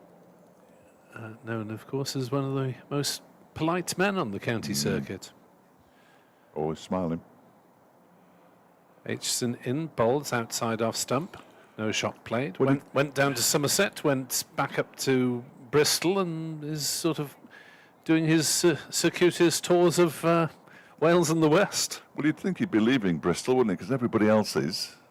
Yes. Their entire bowling unit has departed. Seam bowling unit leaving. Poor old Ed's beside himself, Ed Seaborn. Yeah, well, he's on first change, I think, next season. Got to go. As that is worked away on the onside by Carlson, who seems to be playing a lot with one hand at the moment. We had some treatment. Did you see him having his treatment? Yes. He's clearly been hit on the hand or brought a hand injury into the game. But I think he was playing with one hand before. All right. But yes, Before that the bottom hand is coming off the bat an awful lot. Might just be his way of coping, I suppose, but it's unorthodox. Yeah, I have seen it before to a certain extent, but it does seem rather more frequent today. Basra's gone in at fourth slip. No, he hasn't. He's come out of fourth slip. There we go. He just got overexcited. It was fourth slip. Now he's back at point. Back to where it was. 3 slips. Aitchison in to Colin Ingram, who blocks it. The trouble is that Marchant Talang has played 3 championship matches this season. He's had a bit of injury, hasn't he? And has he's taken 5 wickets at a reasonable cost of 24.6, but he's sent down 31 overs in the championship this season. It's not a lot. As Ingram drives, but straight to mid-on, and there is no run. One of those games was here, the first game of the season, first home game of the season, when Gloucestershire came up. 58 for 3 then at the end of the over, and I haven't heard anything from within the club, only really social media discussion of it as a possibility, which means, well, there's a wisp of smoke somewhere, but whether it's actually fire, I'm not sure. But Glamorgan do need to improve their seam bowling resources for next season, but I have been saying that for the last couple of years as well. They've done all right this year. Leonard being the addition at the end of last year. Carlson on strike for the start of a new over, and he plays that short delivery from Zach Chappell awfully. He looked like he was trying to take it on, and it just sort of got big on him. He ended up trying almost to guide it round off the face of the bat to the wicket-keeper. That's a very strange looking shot. Perhaps a bit surprised. There hasn't been much short stuff. Rory Hayden's short ball first up was, I think it was a mistake. First one I've ever seen him bowl. That's pitched up this time, and Carlson keeps it out. Pushes it up to Lewis Rees. At mid-on. Not looking a happy chappy generally, Kieran Carlson, at the moment, is he? He's just flexing that right hand as well, though. He took it off the bat handle. There's a little poke and a prod at the pitch, which we saw being given its final cut earlier. I'm not sure it made any difference. This next one from Chappell's left alone by Carlson. That clearly came back. It was a good leave from Kieran Carlson, because Zach Chappell still can't quite believe it. He does have family support here, Kieran Carlson. I excellent. saw his parents and wanderings around the ground yesterday, and indeed Sparky the dog. Ah, The Carlson hound is present, which it isn't permitted to be at Sapphire Gardens. is it not? No. Yeah, well, I suppose not enough room, I suppose, for everybody and a dog. Here comes Chappell again, and this time it's another short ball. Again, he takes it on. That one's down the leg side. Went for the pull shot.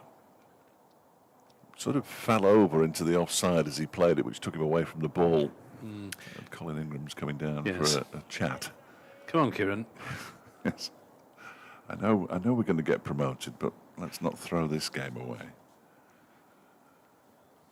Not that losing one wicket would throw the game away, but Derbyshire would love a fourth before lunch.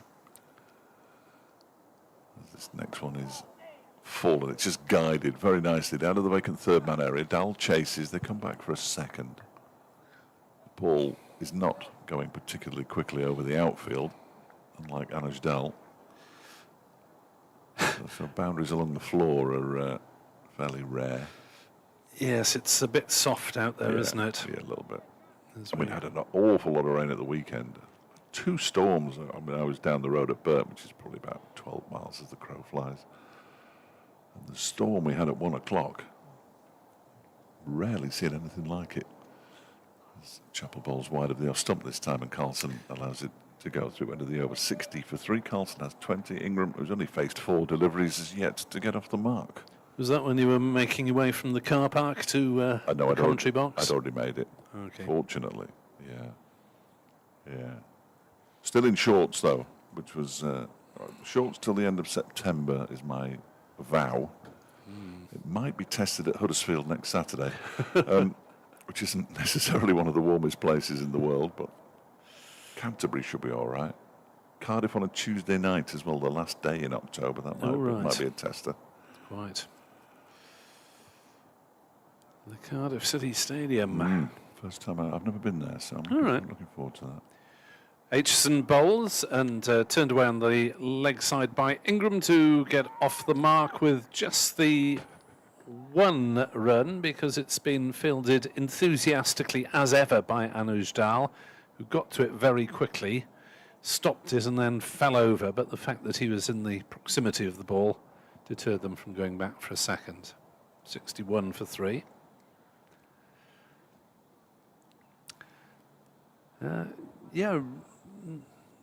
Reasonable commentary facilities when I was last there at the Cardiff City Stadium. I can imagine.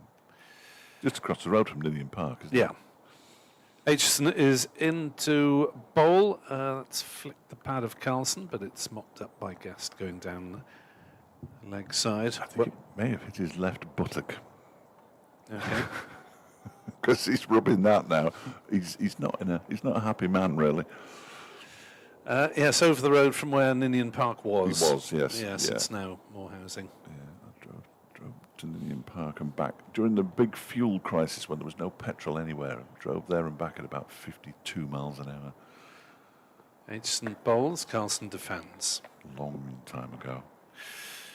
Yes, I was there for rugby's Judgment Day last season when they played a double-header of the Welsh regional matches, occasion which would no longer, of course, be possible if the WIU goes through with this. No, indeed. Some say ill-advised suggestion to cut 2 pro sides through outside off stump. Carlson making no contact, standing and looking at it. Bit of up and down bounce. I've only read stuff about it, and I'm not going to quiz you on it. I'm fascinated by it, but I'm not going to ask you whether it's going to happen or not, because I don't think anybody knows yet, do they? But well, the WIU clearly intends it to happen, but virtually everyone else is saying it's a load of nonsense. Yeah, it's a tricky one. Aitchison bowls. That one keeps low, and Carlson digs it out well, playing it defensively up to Kame. And this is not easy for the batters at the moment. The wicket might even be, as Graham Brill suggested, more up and down than Northampton was, and that was quite testing on occasion.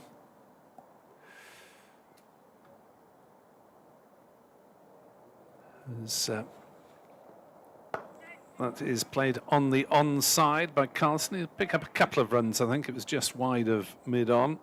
And Lewis Rees falls over. And this shows you that it is a very soft outfield at the moment. 63 for 3 Glamorgan. Derbyshire with the first point of the game. So they're only 26 behind Glamorgan as things stand. Creeping closer. The fact that it'll be obviously fewer spectators because fans of the existing sides probably won't move to new units or rival units. Would they drop down to the Welsh, is it Premier?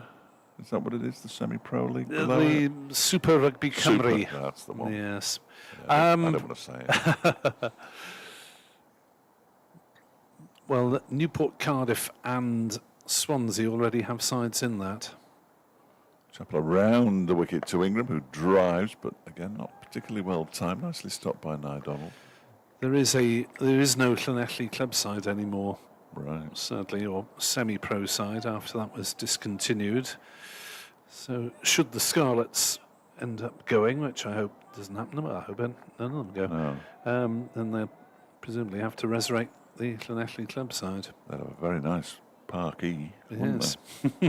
Park So close. Next delivery is not close at all. Turn into the leg side by Ingram. Well, at least you didn't say Park Y Scarlets. No. I would never. I'm not genuinely not trying to disrespect anybody, but I'm just not very good at it. No, that's all right. That's all right. I didn't expect you to get Welsh vowels right. At least you knew that Y was a vowel. I sometimes don't get English vowels right. Here comes Chappell again, pushed into the offside. This time a simpler piece of fielding for the Swansea man, Donald. So, yeah, I mean, just because it would mean fewer spectators, less TV money, less sponsorship money, fewer academy players for places for developing young talent for the future. Apart from that, it's a good idea. Chappell Ball's pushed out into the offside again by Ingram and again fielded by Donald.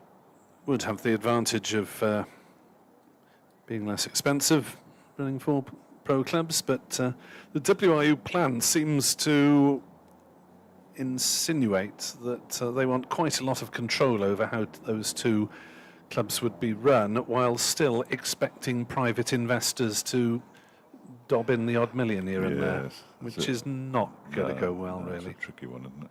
It's a tricky one. Chappell over the wicket to Ingram, who drives, and they get 4 runs for this, up towards the extra cover boundary. Lewis Rees is chasing, but the ball's going to win that race, which it does, and Ingram picks up his first boundary, moves on to 567 for 3. Nice shot. As cricket has found, when people invest large amounts of money, or in the case of the hundreds, very much larger sums of money than we're talking about in Welsh rugby, then understandably they want to say in how things are run. Yes. Yes, yeah. The audacity. As supporters of the Manchester Super Originals will find out. Yes. Around the wicket again from Chappell to Ingram, who pushes it out into the offside. 67 for 3 at the end of the over. I've had my first email of the day, so I'm happy. Jolly good. An email has flooded in. Chris from Mickleham, I think you misunderstood. Pictures and your commentary perfectly synchronised on YouTube. No radio comms required. Yes, yeah, well they are, because we're on the. Yes, we're official this week. The Derbyshire feed, but when we're not on a feed away from home, largely, well, entirely in Derbyshire's case, it's you can pause YouTube. I mean, it is a bit fiddly, and if you really want to do it, or you could switch the television pictures off completely and just listen to the pictures on the radio. Absolutely. Here comes Aitchison wearing 14 in the sunlight, and Kieran Carlson turning it down to fine leg for a single. 68 for 3. Carlson to 23 not out. Top level meeting going on next door now. Tom Skinner, who's head of marketing and comms, and Henry Marsden, who isn't, pointing towards the members' pavilion. There we are. It's still there. Yes. As Aitchison bowls to Ingram, who plays no shot, and may well have a few Welsh accents being heard in that part of the ground, with the Balconeers making their final trip of the season for this game, bringing a party up. So, should Glamorgan seal promotion this week, there will be some Welsh supporters here to acclaim it. Good. As Aitchison bowls, Ingram drives down the ground. Don't run for that one, or maybe. No, it's slowing up, but as it disappears around the corner from us and forces us to turn to our screen for confirmation that the ball has indeed passed the boundary at long on. Ingram moves to 9, and the Glamorgan total is 72 for 3, which obviously is probably a little bit below par for this situation, but given that they were put into bat in testing conditions, then at the moment it's not too bad for Glamorgan, as Ingram plays no shot, having lost Tribe for 7, Al Hassan for 6, and North East for 25, a wicket apiece for Rees, Aitchison and Chappell among the 6 Derbyshire seam options, 7 Derbyshire seam options. Because we've had 4 bowled, and we've also got Dahl, Anderson and Basra. Yeah. No spin option at all. As Ingram defends on the offside. So Wayne Madson's 1 wicket this season would be the premier spin option, then. Yes, it'd be very unusual to see Wayne. Or Harry Kame. Harry Kame does bowled a few balls. He does bowl, yeah. And we've seen, it was at Northampton, I think. Ben Aitchison bowled some off spin. I couldn't quite work out why, but he did. Here he comes, bowling medium fast. Right arm over the wicket to Ingram, up in the block hole. Ingram digs it out, back to the bowler, who tosses it to Harry Kame for further polishing work, because it's the end of the over. 72 for 3 Glamorgan after 28 overs. So a modest scoring rate, but as long as they maintain the 7 wickets that they have currently, they'd be moderately satisfied going into lunch, I think. Derbyshire with slightly the better of the session so far. But, of course, Derbyshire's need is so much greater than Glamorgan's, as seamer number 5 is introduced to the awaiting populace. Yes, as Dahl comes on. 3 is the minimum you'd want, minimum number of wickets you'd want in the first session of play after you'd won the toss and decided to bowl first. They have that, but they would dearly love another 1, if not 2. Still no play at Manchester. All right. They've had a toss there. They have. Lancashire put Middlesex into bat. So actually, they've been on and gone off. Middlesex 13 for 2. Okay. My apologies, I just saw it delayed. I thought they were still off. Northamptonshire 100 for 3 at lunch at Bristol. As Dahl is in, Carlson takes a couple of steps towards him and then pushes it out into the offside where Harry Kame does the fielding. Leicestershire already up, of course, 151 for 2 against Kent at Grace Road. Lunch there, lunch everywhere apart from here, which could be quite exciting for us, sports extra-wise. I haven't had any notification.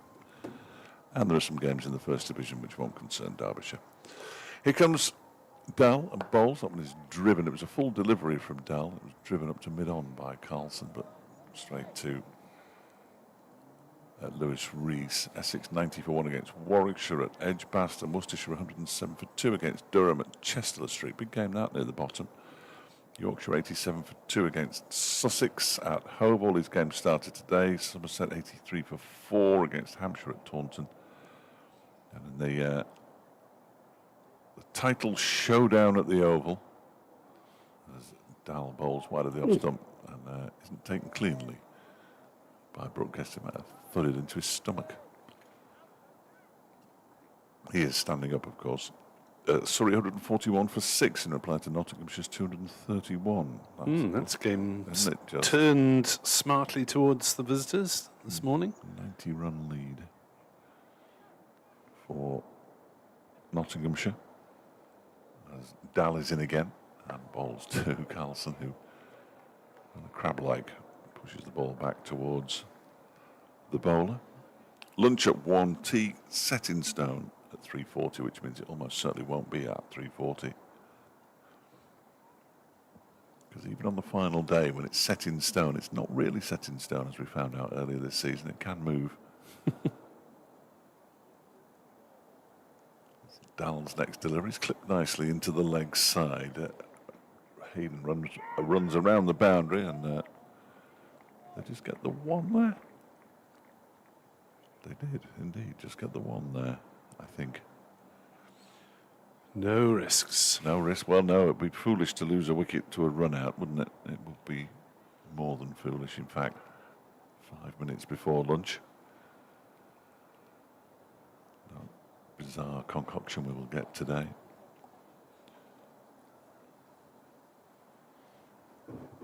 Broccoli and cheese was nice, but in the gravy was slightly absurd, as this one is turned into the leg side by Ingram. And a no ball. So they get 3 runs from that. Ingram gets 1 of them. He moves on to 10, and Glamorgan move up to 76. 4, 3.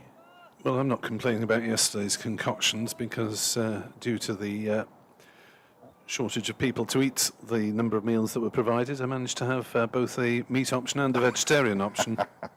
So thank you very much, Derbyshire. No, it's free food. It's dull bowls. Oh, outside, down the leg side. The bail's whipped off by Brooke Guest, but Ingram hadn't moved. In fact, he hadn't moved because it was Carlson. What's going on? It has been brought to my attention by the scorers Excellent. that Colin Ingram, with that last single, with the... Now let's see. But it hasn't been put on the board, 10, that's why.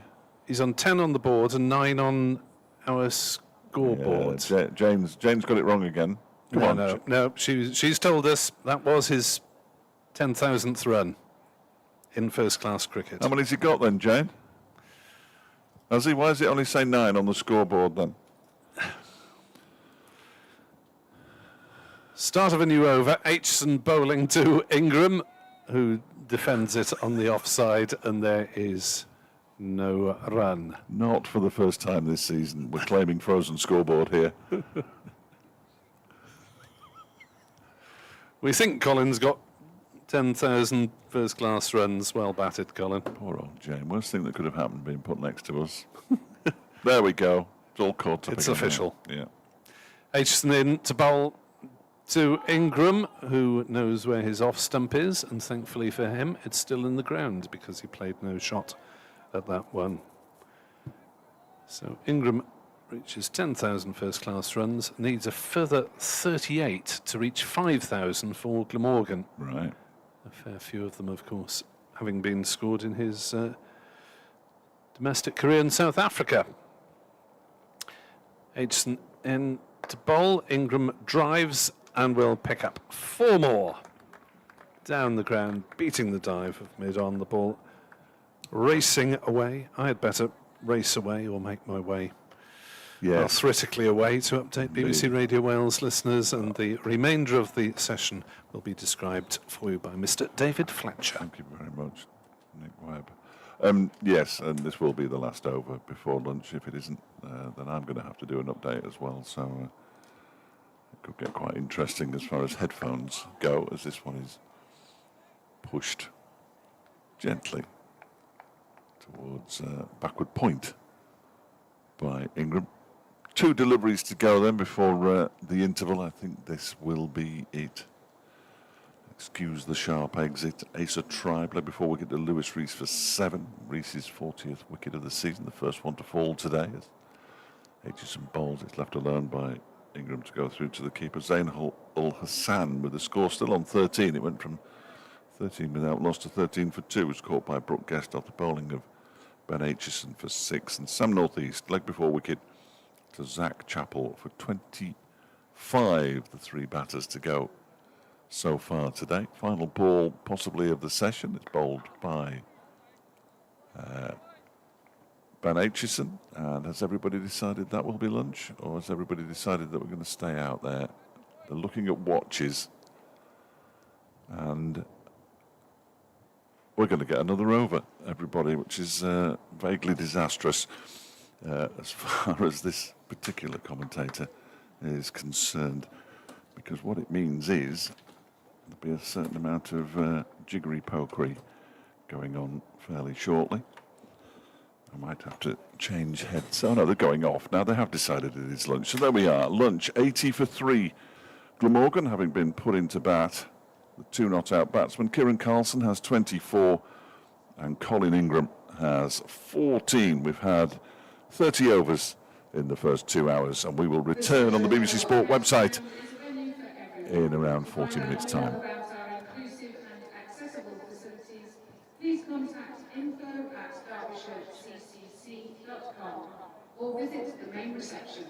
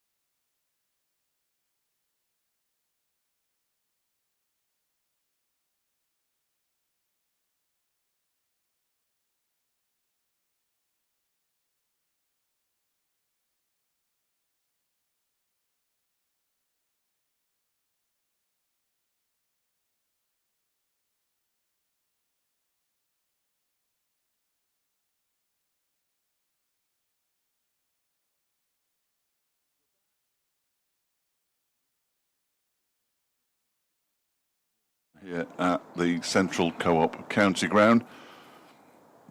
And it looks like Anasdale's going to continue from the city and bowled 1 over for 4 before lunch. Glamorgan 80 for 3. Strikes the pad. First ball of the afternoon going down leg side according to Steve O'Shaughnessy. Oh, the television's gone off. Excellent. Do you have the capabilities? Do you have the technology? I'm not sure that I do, in all honesty. But can you rebuild it? I'll give it a go. Oh, there we are. Marvellous. Just in time to miss the ball hitting the pad of Kieran Carlson. He just indicated, didn't he, Steve O'Shaughnessy, the umpire, that it might have been going down leg side. So presumably why he didn't give it out as this next delivery pops. And isn't taken at shoulder height by Brooke Guest, but it definitely bounced more than it ought to have bounced at that length. Yes, this is considerably up and down, this pitch, isn't it? Yeah. We saw quite a bit from the bowling from the racecourse end in the morning session. Now the city end is playing little tricks as well. I did like the idea that Derbyshire could win this game and then be docked points for a substandard pitch. Not that it is substandard, I'm not suggesting that for a minute. Dal bowls, that was clipped into the leg side, one bounce to Amrit Basra. Just to reiterate, I'm not suggesting that. If anybody's legal team is currently listening. Somebody just mentioned the score in the title decider has taken an even bigger twist. Yes. Before lunch. Nottinghamshire doing rather well. Yeah, sorry, no, that's wrong. 162 for 9 now. That one is whipped into the leg side nicely by Carlson. There's a fielder running around. It's Hayden, I believe. And they go through for a single. So Carlson moves to 25, 81 for 3. They're still trailing by 68, sorry. I was looking to see about the game at Old Trafford. They are... Well, they've got to lunch at 13 for 2. They've hardly played at all. 5 overs possible in that match between Middlesex and Lancashire. It's a bit of a shame for Middlesex, but there we go. If you think those kind of things are a shame. Dal around the wicket to Ingram, who drives very nicely, and it's well stopped by Lewis Rees, who... will not take this in the wrong way. Isn't the greatest Derbyshire fielder, but he's dived on that one. He looks like he might have done himself a slight mischief as well, but he's kept them down to a single. Ingram moves to 15. Way opens the batting and the bowling. You can expect him to be the best fielder as Well, well. there is that. Yeah, there is that. I noticed that Tasmania played earlier today, which of course is Caleb Jewell's side. They beat New South Wales by 2 wickets in the whatever they call the One Day Cup in Australia. Dal bowls, that one's clipped into the leg side nicely. A chase on here for Basra. The ball is slowing up and he puts the slide in. The batters come back for a second. And 2 is all they'll get. Ingram moves to 17. 86 for 3 at the end of the over, possibly. No, 84 for 3 because the 2 runs had been put on before they'd even been completed. Yeah, Basra have to be careful with that slide, otherwise they'll end up in the dressing room and carry on sliding on this very moist outfield, which saw a couple of players slip in the morning session. Well, either that or it'll end up falling down a big hole in the outfield because there are several. All right. Yeah, Matthew Kuhneman plays. That was your boy, wasn't it? Yeah, he was briefly a Glamorgan star. He's probably still top of the bowling averages, took 7 wickets in his only game. Well, they won by 2 wickets, largely thanks to a 56 not out from Kuhneman and a 49 not out from Bradley Hope. And at that stage, they were 7 down when those 2 started to cut loose. So good effort from the Tasmanian side. But no Caleb Jewell.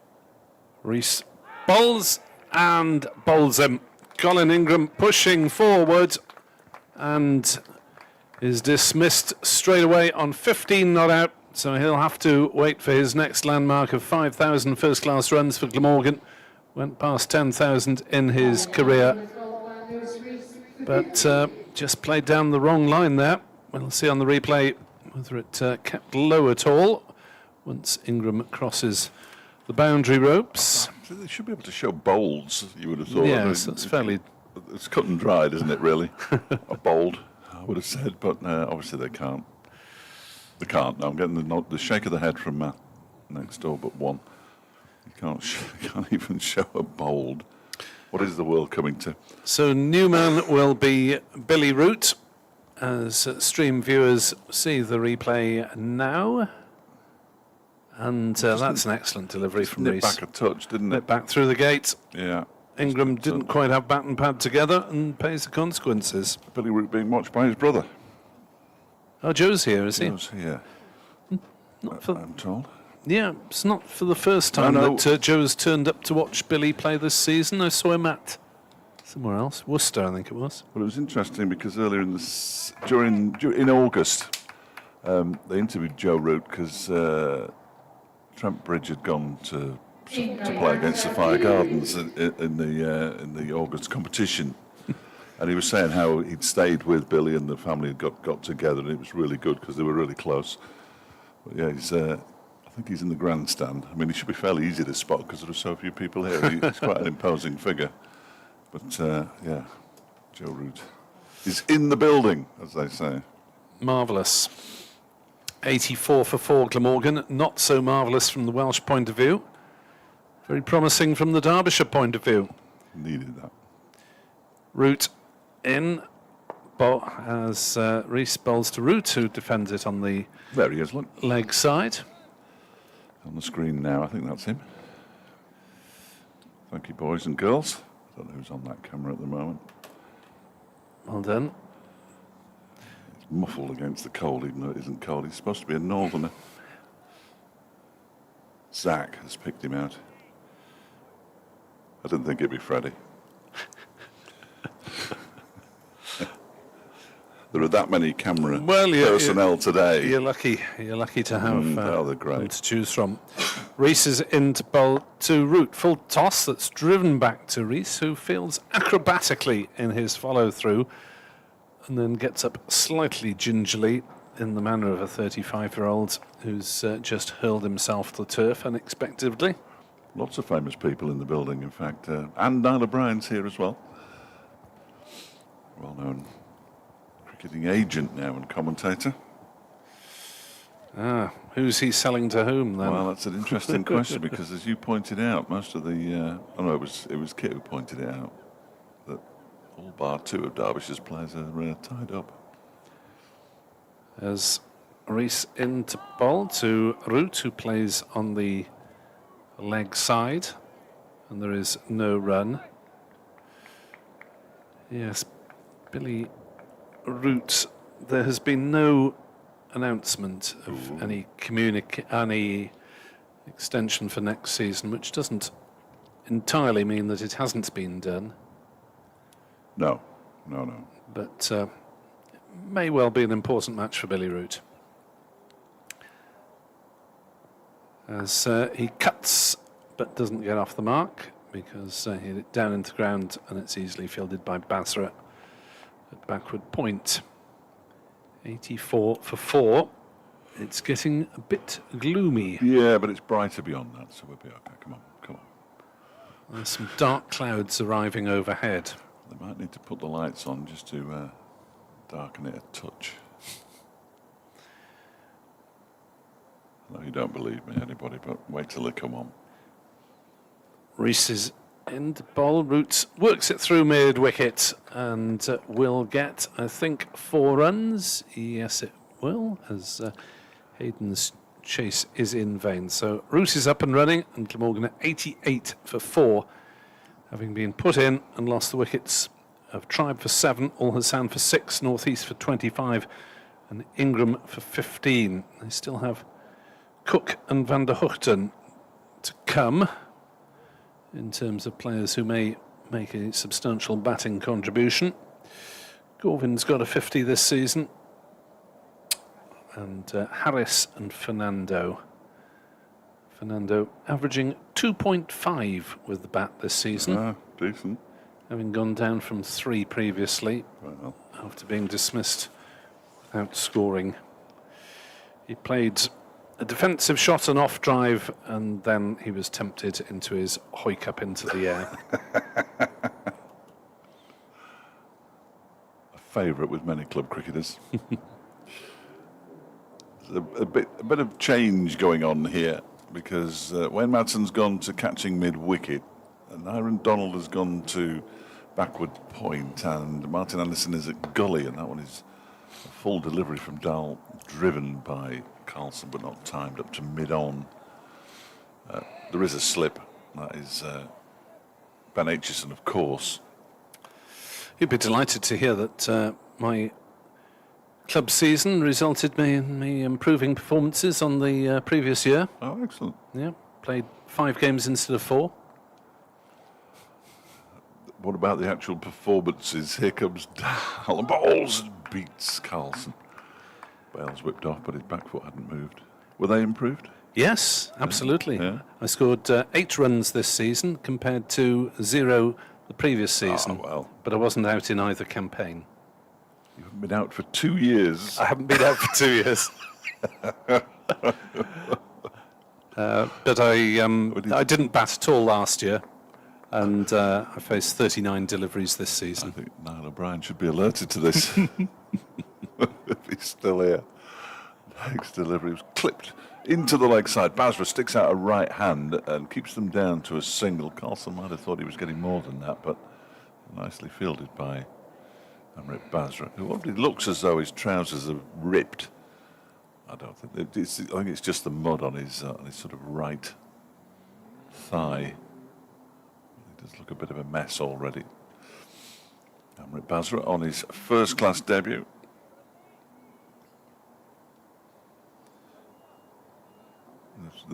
About social media eating itself.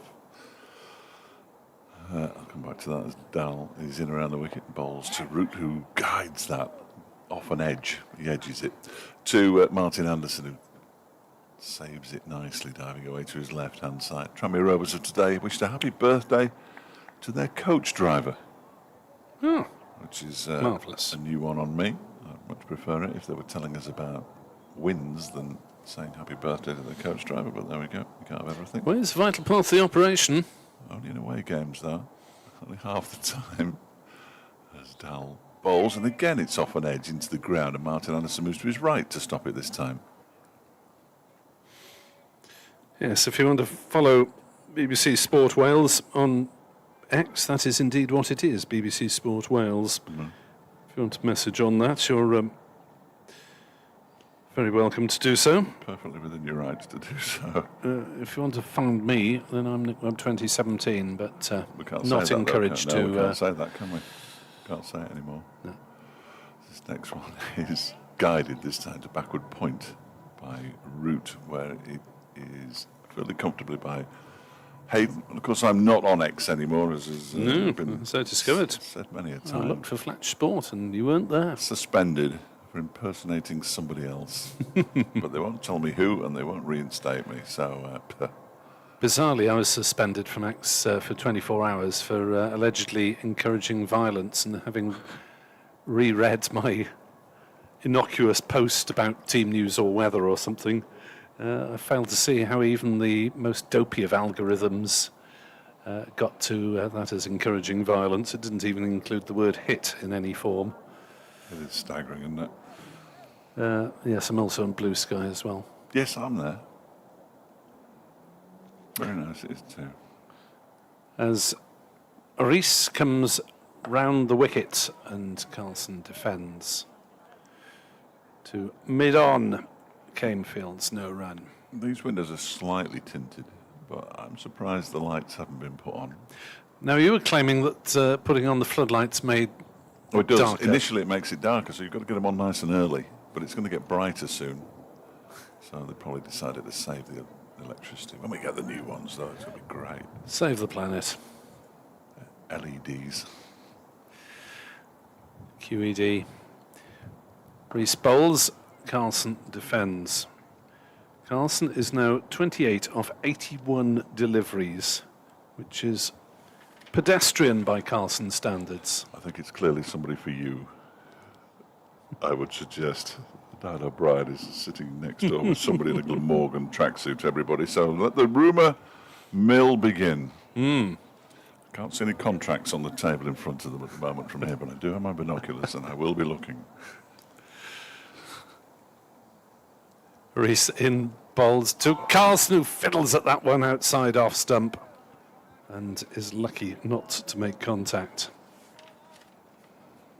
We were discussing at lunchtime what the best situation for Derbyshire could be by tea. The over 8's +1, which I find staggering, but there we go. They need to get Glamorgan out for 200, we reckon, by tea. Reese in, balls to Carlson, who defends, no run. It will take some doing from this position, but it's not entirely implausible. They do back quite deep, don't they? Glamorgan, Chris Cook can... Well, Van der Hoogten as 8 is decent. I've got him down here as 10. No, it'll be 8. Will he? Yes. So he'll come in ahead of Gorvin and Harris. Yes. Right. Not sure which of Gorvin or Harris will emerge at 9. As Carlson turns one off his legs down towards backward square. This time they will fancy a second run, and it is well run and well judged by Kieran Carlson, who becomes the first Glamorgan batter to attain the dizzy heights of 30 runs to his personal credit. 91 for 4 Glamorgan, having been put in on a greenish wicket, which is causing a few difficulties. Reese bowls, Carlson drives into the covers, they go through for quick single. Roots just about makes it. That was not a particularly well judged single, I don't think, from Kieran Carlson. And Billy Root really had to get his skates on for that one. It was hit very hard by Carlson, but it was fielded cleanly, and Root was just about grounding his bat a fraction of a second ahead of Guest whipping off the bails. About 8 inches. Direct hit might have been interesting. Yes, I think it would have been. It was Rory Hayden with the throw, and he is one of the new breed of medium pace. It's still Joe Root, everybody. We've seen enough of Joe Root. Just leave him be. One of the new breed of quick bowlers who is also a good fielder. They're not necessarily a new breed, but they are for Derbyshire. I haven't said that. Aitchison is a very fine slipper, which is why he's at first slip for Anuj Dal and for most bowlers. Yeah, one slip and a gully. Gully Anderson very close. Dal's tried twice to start his run up now. First time Carlson pulled away. Second time Dal didn't particularly fancy it. Third time lucky. He might as well have not bothered, as that one is just defended into the ground. Picked up by Wayne Madsen. Brooke Guest has spotted something. He was the captain in the One Day Cup, Brooke Guest. Didn't go particularly well, it was nothing to do with him. It was more to do with the bowling and the death overs largely, but because they scored plenty of runs. As Dal bowls to Carlson again, and he pushes this one up to Lewis Rees. The good thing is, although it has gone dark, there is no sign of the ground staff. As much as I love seeing the ground staff, they're nowhere to be seen at the moment, so that's got to be good news. Down by the hover cover below us, if they start that up, you will know. It's horrifically loud. 92 for 4. Dal bowls again to Carlson. Dal collects it in his follow through, and Carlson turns around and falls over into his crease. Desperation to get his bat down over the line. I don't think Dal had any intention of releasing the ball.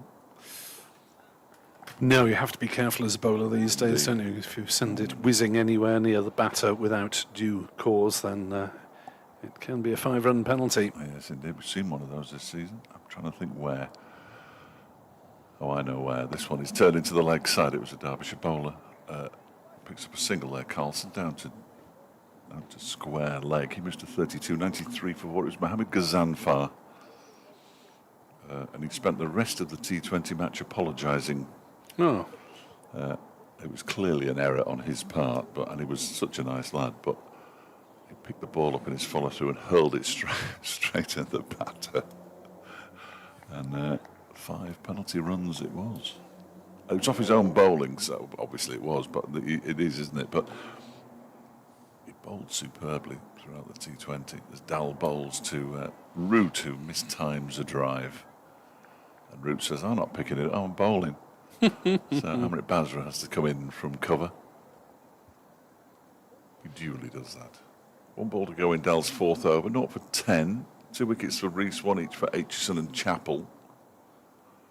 Rees now with 41 wickets in the championship for the season. Good return for the man who is also opening the batting at the moment. As Dal bowls, that's edged and caught by Martin Anderson and Root. That was like catching practice. No idea why he played that shot. He played the ball into the ground a couple of times to Martin Anderson in the previous over. This time, it was very much like watching Mickey Arthur and the Derbyshire slips before the start of play. Billy Root will be very disappointed with that shot, I fancy. And Glamorgan are 93 for 5. this is a bit of a mess now for Glamorgan, under pressure from this Derbyshire seam attack, but not really showing overall the degree of application that's needed. Chris Cook and Tim van der Hoogten to come, and well, Glamorgan struggling to get anything substantial on the board at the moment as Root exits past his brother, and Root tentatively steering it, but not getting on top of it at all, and paying the penalty as he was caught at 3rd slip stroke gully, somewhere around there. Anderson the catcher, Chris Cook the Glamorgan keeper. 648 runs this season, an average of 46.2, 5 50s, and Bayek Glamorgan could do with another of them today.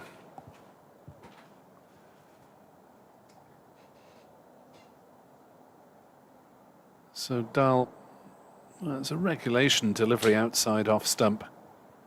Root could have ignored it. Seemed to be trying to angle it through point, one of his favourite scoring areas.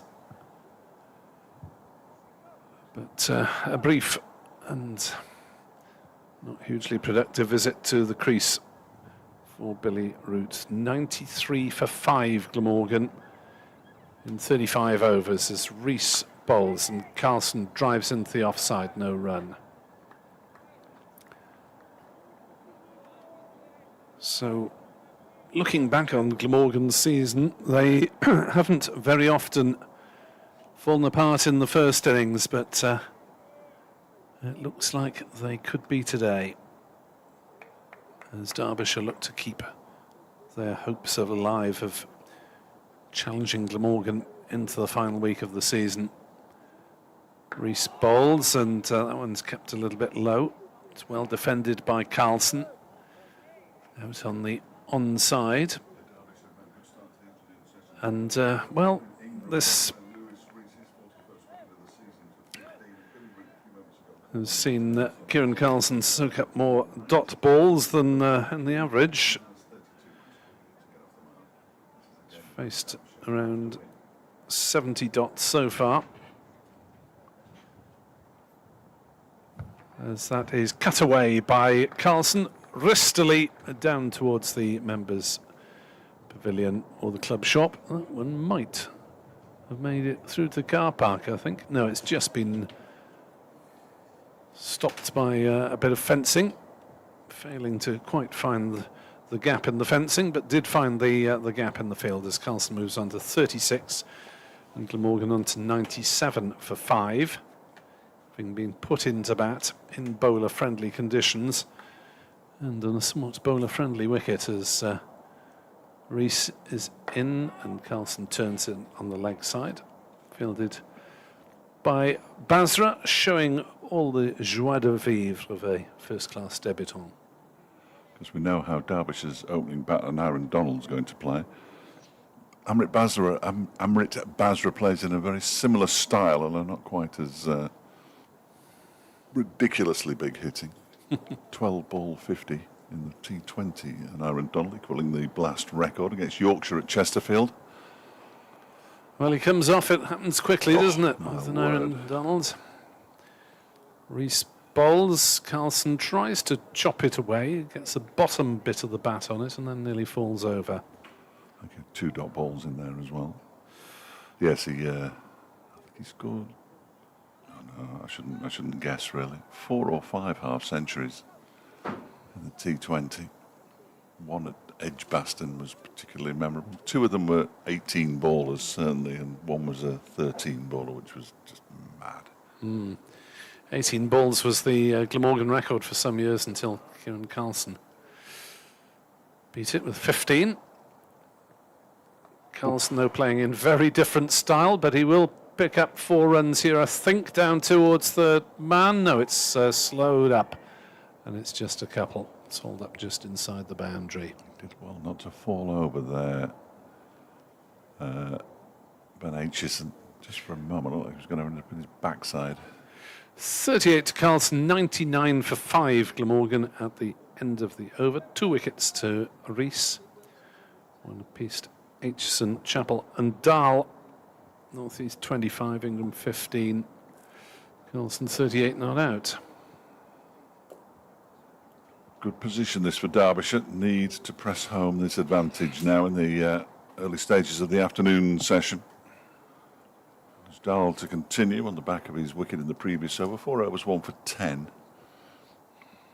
We all thought this might be a Rory Hayden style pitch. Well, he's the one bowler who hasn't picked up a wicket yet today in the 36 overs that we've had.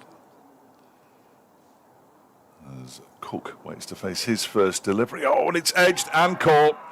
It might have come off the wicketkeeper through to Ben Aitchison at first slip, but it was very much a tentative prod. And Cook goes first ball, and Anuj Dal's on a hat-trick. 99 for 6 now are Glamorgan at the start of the 37th over. Yeah, rather flat-footed prod there from Chris Cook, I'm afraid. It was. I'm not sure. The way that it went to Aitchison was a good catch by Aitchison, because he's quicker than he looks, Anuj Dal. I say it every single time. It might have come off the wicketkeeper on its way through to Ben Aitchison, because he's standing up, Brooke Guest. But either way, Anuj Dal's on a hat-trick, and Derbyshire are pressing home this advantage that they've created since lunch. They've gone from 80 for 3 to 99 for 6. Here's the replay on the screen. I'm not sure. I can't see the ball on these replays, unfortunately. Slow it down. There we go. Slow it down. Now straight through to him. And taken just to his left by Ben Aitchison at slip. Really nice catch. He is solid as a rock there in the slips. Ben Aitchison. It's 2 in 2 for Anuj Dal. And presumably this is Tim van der Hoogten. Mm-hmm. Excellent. It's a good job you told me, otherwise I'd have got that hopeless. Oh, it says it on the scoreboard, look. And it's just been announced by Jane. I know, I don't listen to Jane, though.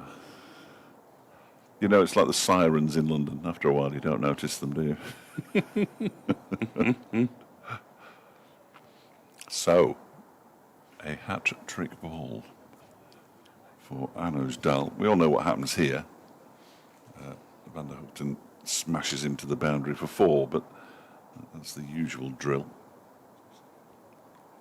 99 for 6. They're giving themselves a chance, Derbyshire. That's all the Derbyshire supporters can ask. They have to be aggressive with the bat whenever they get the chance to bat, which they'll be hoping will be sometime today. If it isn't, something's gone horribly wrong with 60 overs to go. And now we have 4 slips. Aitchison at first, Madsen at second, Donald at third, and Anderson at 4th or gully. And there is a backward point as well. And Anuj Dal has a head of steam up. In to bolt. Van der Hoogten, the hat-trick ball. It's on the stumps. It's turned into the leg side for a comfortable single. And the 100 comes up for Glamorgan, 100 for 6. And I'm hoping that the applause is for the 100, although I fear it's for the failure to get a a hat-trick, and I've never understood that as long as I've been involved in cricket, either playing at village cricket or watching it, why, when a bowler doesn't get a hat-trick, he gets extra applause. He does, though, doesn't It's he? just a bit of extra acknowledgement from down 2 and 2. Oh, it's all about winning, though, Nick. It's all about winning. Nobody's interested in unlucky son. Here's Dal to bowl to Carlson, who defends that one up to mid-on. The dark cloud that was here has passed, I'm delighted to say. There is some fluffy stuff arriving, and I don't mean Kit, who has just walked into the commentary box to take over from one of us. It's you, okay. I think it's me. Well, it can be you. I was on half an hour before lunch and half an hour after, so it's probably me. I'm happy for it to be anybody. As Dal bowls pushed into the offside. I just must warn Derbyshire listeners that while Kit was on last time, I don't think Derbyshire took a wicket. Get on there, Kit. So he's being rushed on by Nick Webb, who will, under the terms of his contract, be back later. If indeed a contract exists. Haven't yet signed a contract for this match. I've never signed a contract for any of the matches. It's all done on trust. A handshake, that'll do for me. Here's Dal in and bowls and goes past the edge of Carlson's bat. Derbyshire are up and about, as they say. Nick's just staying to, good grief, just to throw some equipment on the floor. Tackle himself. Of course, he can't go next door because it's taken by Niall O'Brien and a member of the Glamorgan coaching staff. Can't see a contract yet. Being used as a private meeting room, well, why not? Here's Dal. And bowls up and is pushed straight back to him by Carlson. Kit, how are you? You didn't take a wicket, did you? I don't think in that hour that you were on before. Not one. I didn't think you had. Not even a chance. Nick's left his telephone here, so I expect to be back in a minute. I'll be back. I'll plug it into charge. There. No, that's mine. Oh, that's yeah, you How can many put. You know, have you got a side hustle? no, How many phones are no, going? no. We got a charger for you. No, I use that one for interviews because I send it back. It can go straight back into the system on the BBC. It's an old one that my son used to have before he upgraded. I'm not a big fan of fruit-based technology. Yep. Good start to the afternoon session for Derbyshire, though. 2 points now, so they've closed that gap to 25. Oh, it's all getting very exciting. Rees then, left arm around the wicket. Van der Houten tapped it off his pads to a square leg fielder, who looks to me to be Basra. Oh, yes. Is it slightly, is the Derbyshire cap is slightly baggy? Oh, it's baggy, It's a baggy blue. Baggy blue? Yeah, baggy It's blue. not the English style. Oh, I could get into this for days. Not the English style woolen cap, but the Australian No, style. yeah, it is very baggy. The cricket media cricket team, we have baggy caps, and they do make us look a bit silly, in my view. Rees again, same angle. It's bowling quite wide of the crease, angling it in to Van der Houten, and he just taps it to square leg again. There's my club Blackrod up in the northwest. They have baggy caps as well. Captain of the cricket media team is an Australian, so there was never any question at what style of cap we would be getting. I said, we're not going to get English caps. What do you mean, mate? What are you talking about? What's an English cap? Rees again, angled in. This time there will be a run because Van der Houten has just got it round the corner. A touch more out to long leg. Zach Chappell fields.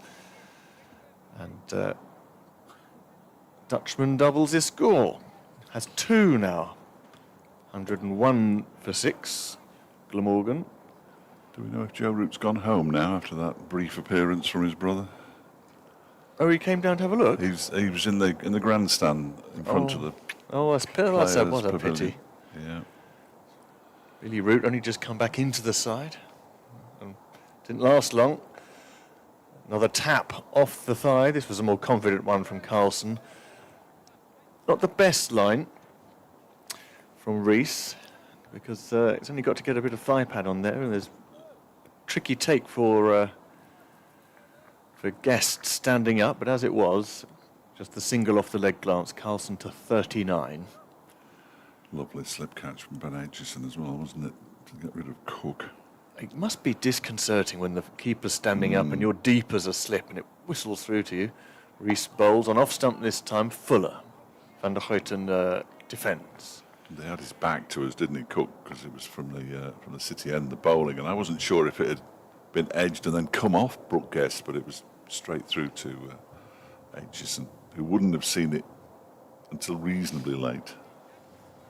He's a good slipper, though, the Derbyshire opening bowler in the Mike Hendrick mould. He was a good slipper back in the day. Yeah, seam bowler and slip. It's not a common combination. This next one is on middle and leg. Van der Houten defends around his front pad. And there isn't a run, so that concludes the over. 2 from it. So Glamorgan looking to rebuild here. Well, they're a long way off any points at all with the bat. 250 is when they kick in. They have 102 for 6. Derby should be keeping an eye on Middlesex, presumably. Yes. But is it still raining? They'd only managed about 5 overs the last time I looked. That was after lunch. So they're a long way behind. It seldom rains in Manchester, as we all know. Yes, they're still off. Inspection at 2:20. Here's Anuj Dal bowls. That's driven slightly uppishly by Carlson, but with no real power. And it goes straight to Rees. I think it's the only game, it is indeed, of the 9 matches in this round of County Championship matches, Div 1 and Div 2. It's the only match in which there isn't any play at the moment. Middlesex 13 for 2. Leicestershire 208 for 2 against Kent in their breeze towards the title. And at Northamptonshire 142 for 4 against Gloucestershire, who are currently 4th, I believe. That one is defended again by Carlson up to mid-on. That game down at the Oval's taken a turn, hasn't it? Well, Surrey 173 all out and trailing by, oh dear, I've got to do some maths here, 58, and Nottinghamshire 9 without loss in the second innings. well, officially we always support the underdog, don't we? That's the English way. Well, I don't support either of those two, so I'm contractually obliged not to support one. This is in the air, but it's going to drop short of Basra out at square leg. He sort of spooned it, Carlson, into the leg side. Took a bit of a shoulder of the bat, I think, but didn't have enough to travel all the way to Amrit Basra, who was in off the boundary, and he gets a single, and Glamorgan moved to 103 for 6. Yes, I can't support Nottinghamshire for obvious reasons. Yeah. What do you call the derby? That's the A52. The A52 derby. Yeah. That's your linking road. That's the Brightclough Way. As Dal is in, that one's defended by Van der Houten. Into the offside, there's no run. Yes. There was possibly the best moment of the white ball summer was when Derbyshire won at Trent Bridge in the T20 for the first time since 2015. Having won for the first time against Nottinghamshire here last season for the first time since I started covering Derbyshire 10 years ago. As Dal is in again, that one is clipped into the leg side. It's not Basra this time, it's Hayden coming in. He's got a good arm and he throws the ball in, but Van der Houten gets back. The throw is a little wayward in actual fact from Hayden. 2 more as Van der Houten moves on to 405 for 6. So I can understand a man of Derbyshire, Which I'm technically not, but yes, go on. defaulting to not supporting Nottinghamshire, but you don't. You won't support Surrey against. Well, I couldn't care less about Surrey, if I'm entirely honest with you. But I don't think it's healthy for the same team to win the title year after year after year. No, I'm sure. Well, you know, For any sport. Yes, you want a competition. Yeah, you admire them for what they've achieved, but I mean, they are clearly like to mix it up. They are the wealthiest and strongest side as Van der Houten pushes the ball up to mid-on. I generally have no end of the over, incidentally, 105 for 6. I have no interest in First Division cricket generally, for obvious reasons. Although who knows? Well, yeah, you may be I may obliged next to, season. yes. I may next season, in which I'll be all in the same way that I don't really watch Premier League football that closely because I will never have to. And I'm not a huge watcher of international sport either, so. And do you have particular counties who are in your good books and in your bad books? I occasionally have a little update my inventory of counties I'm happy not to do well. The reasons vary massively. Yeah. I mean, Nottinghamshire are usually at the top of all those lists, but again, for a number of reasons. Reece to Carlson. This one is on off stump, and Carlson defends. He's got such a resolute sort of defensive shot. He doesn't necessarily move the front foot all that far forward. The wrists and bat are thrust out at the ball. It's as robust a defensive as if he did have the bat out there as well. But you sometimes wonder if he's flirting with the cordon. He's played fewer one-handed shots since lunch. Reece bowls to him outside off stump. Front pad does go with it this time. The ball whistles past. It's well collected by Guest.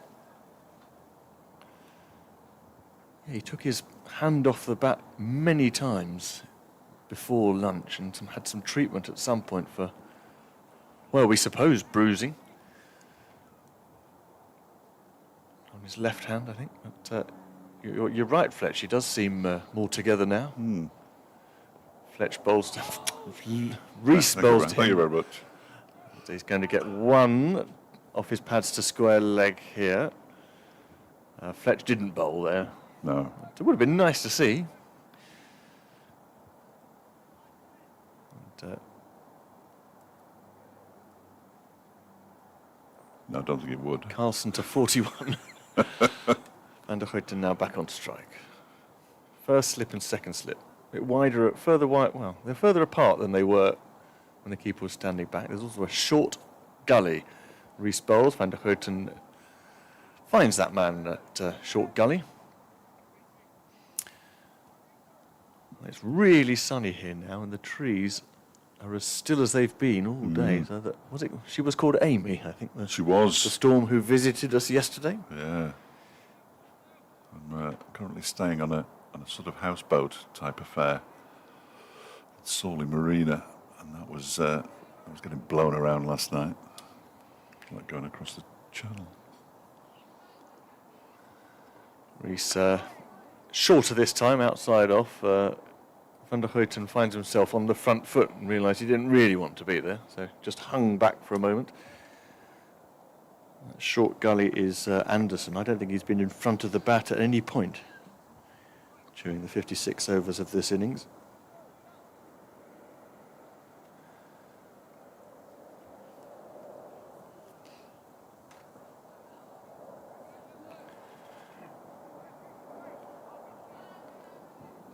Hayden rubbing the ball at mid-off on his shirt. He only had 4 overs this morning. He probably has some more in a minute. Hands the ball back to Reece, who bowls very full outside the off stump, and Van der Hoyten just sort of shaves at it. Guest takes it well. There's something happening all the time. And the trigger has been Anuj Dal. That's the end of the over. 106 for 6, Glamorgan. Carlson 41, Van der Hoyten 4. There's no taking the ball out of Dahl's hand. 6 overs either side of lunch. 2 for 14. No, he got the applause for not getting the hat trick, which continues to baffle me. But 2 in 2. He's on his way in now. Oh, and Carlson gets all tangled up in that one. Bit of extra bounce from Dahl. As much from the pitch as from Dahl's bowling, because there is a bit of variable bounce out there, no question about it. But Carlson got a little bit tucked up and practices a far more defensive shot than he played. No harm done, though, to the Glamorgan man. 106 for 6 it remains. Can Derbyshire keep Glamorgan under 180? That one is played off a a thigh pad possibly, out into the leg side. Yeah, leg by is signalled by Steve O'Shaughnessy. They're taught to do a pre-signal, aren't they, I love the umpires? pre-signal. Helps me enormously. Hand comes out ready for the leg by mime, even as the batters I are don't know why crossing. they do a pre-signal though. Especially in a game where you'd have TV reviews, you can't do them really, can you? As Dal bowls to Van der Hookton, who goes for a big drive and misses. Bales whipped off by Brooke Guest, but Van der Hookton's back-footed, stayed firmly anchored. Umpiring evolving all the time, isn't it? Yeah. It's only the last couple of years, that either they've started doing it or I've started noticing it. I hope the former. That umpires, the bowling end umpire, when he races round side on to make a run-out decision, doesn't move square onto the crease. No, I think that's to do with cameras as well, isn't it? They're told not to stand square. This one is defended by Van der Hookton. Because if you look on TV, no run, incidentally, if you look on TV, they are never in line, and you think, well, you couldn't have possibly have made a proper decision there. They moved to 45 degrees, but Yeah. I've seen it happening in club cricket now. And they're all doing this 2 for the over, and which looks like a no ball Yes, signal when yeah. some of them do it. There's no need for that. Here comes Dal and bowls. That's turned into the leg side by Van der Hookton, fielded by Basra. But there's something that the umpires used to do 10 and more years ago in the county championship, which now really doesn't seem to happen at all, which is they used to sort of very often put their hand out in front of them for the end of the over Yes, yeah. and sort of or point or something. And you think, well, what's this signal? It's not out, it's not no ball. They meant end of over, as they said it, but no one does that anymore. They're learning. Dal bowls to Van der Hookton, gets up on his toes and defends this into the ground. Maiden over from Dal. Yes, it wasn't maiden over, just the one leg by from it. 107 for 6 at the end of it. Dal 7 overs. Oh, it's gone. 1 maiden, 2 for 14. His figures, there it is. It's back on the screen again now. 2 and over. He's conceding. At 1.5, Zach Chappell from his 7 overs. And the flag, which I hadn't realised the flagpole's got a very fancy golden top on it. It's a new flagpole. That unfortunately, it's the Falcons flag rather than the Derbyshire flag, but we'll let that slip for the time being. Sorry, now you may have to help a neutral out here. A Falcons flag? Yes, it just says Falcons on it, Oh, a sort of which is the one day side. the one, the white ball side. okay, Yeah. The Glamorgan flag's at where it should be, which is good. Reece to Carlson, defended, very angled bat there, blade of the bat almost facing the ground in front of him. But I don't know why the Falcons flag is flying, but I've just noticed, and I hadn't noticed because they had a close-up of it, the 2 new flagpoles, both of them were out of commission for a while this season, and they've got beautiful little golden things on the top, like golden balls. Very nice too. Well done, everybody. Right, gleam. Yeah. That's what a flagpole should look like. It's got a sort of embassy element to it. Yes. Reece again, very full, Yorker length, but he's managed to get it away past fine leg. Zach Chappell barely had a moment to move there. Flick for 4 from Carlson. Beautiful timing, I suppose. What a shot that was. Reece just strayed onto leg stump, Yeah. and almost a sweep, in fact. Most peculiar. Very violent. Glamorgan have got their flag up. Yes. And that's in the old 1990s Sunday League colours with the dark blue. I did a blog post on county logos. Oh, yeah? I think during last season. I'll give you a little fact. Carlson bowls. No, he doesn't. He receives from Reece and defends in that forward lunge of his. All the county logos have been changed since Glamorgan's. It's the longest standing. Really? I don't mean sort of complete reinventions, but it's the old. It dates from I want to say 91 or 92. It's on my blog. But, it's Not the that oldest long one. ago, is it? Reece in again. Fuller, Carlson defends. It's a bit of a stalemate there outside off stump. And that is the moment in the over when you don't want to look at the umpire because he had his hand extended out almost like a no ball, but he's actually signalling 2 to his colleague at square leg. He has had no ball issues this season, Lewis Rees.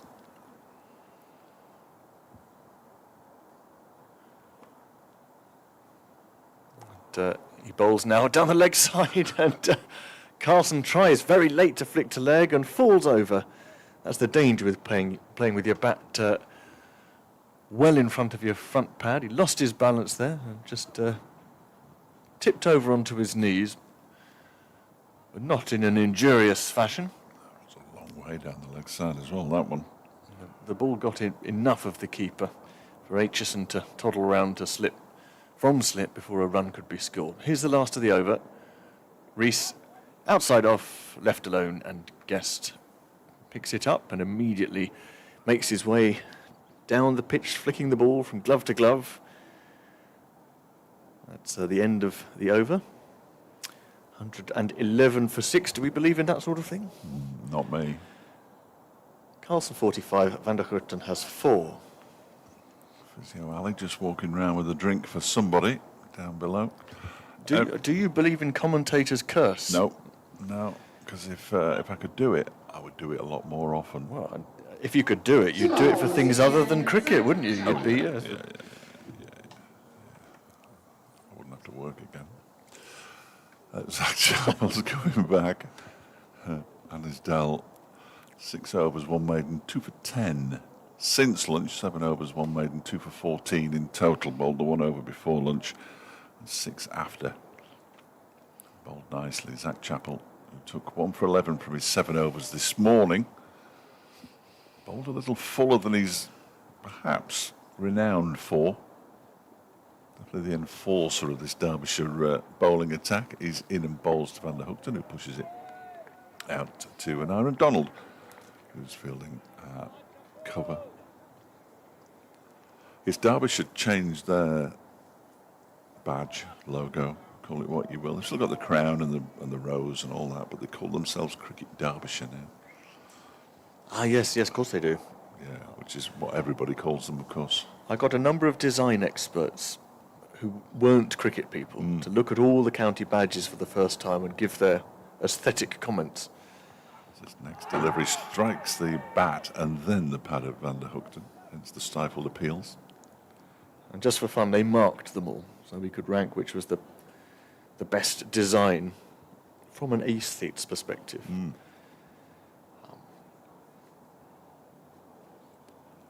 I hope Derbyshire weren't top.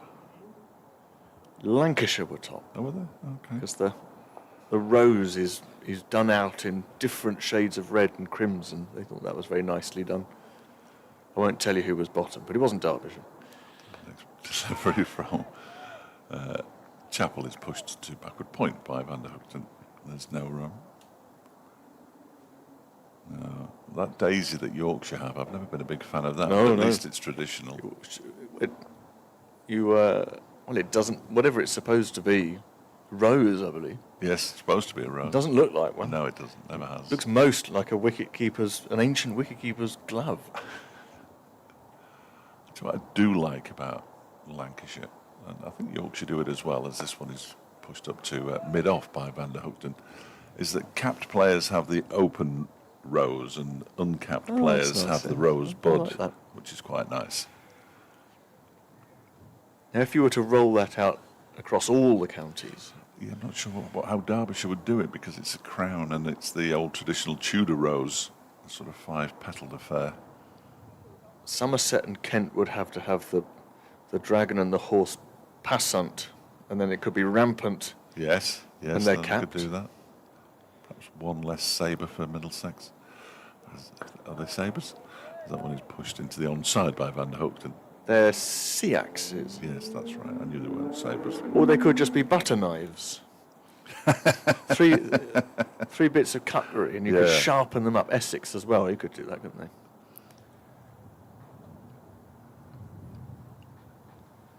The old Observer Book of Cricket had the coloured badges, didn't it, in one of its sections, like colour plates of all the badges. I don't know what Leicestershire would do with their fox. Carb, I suppose.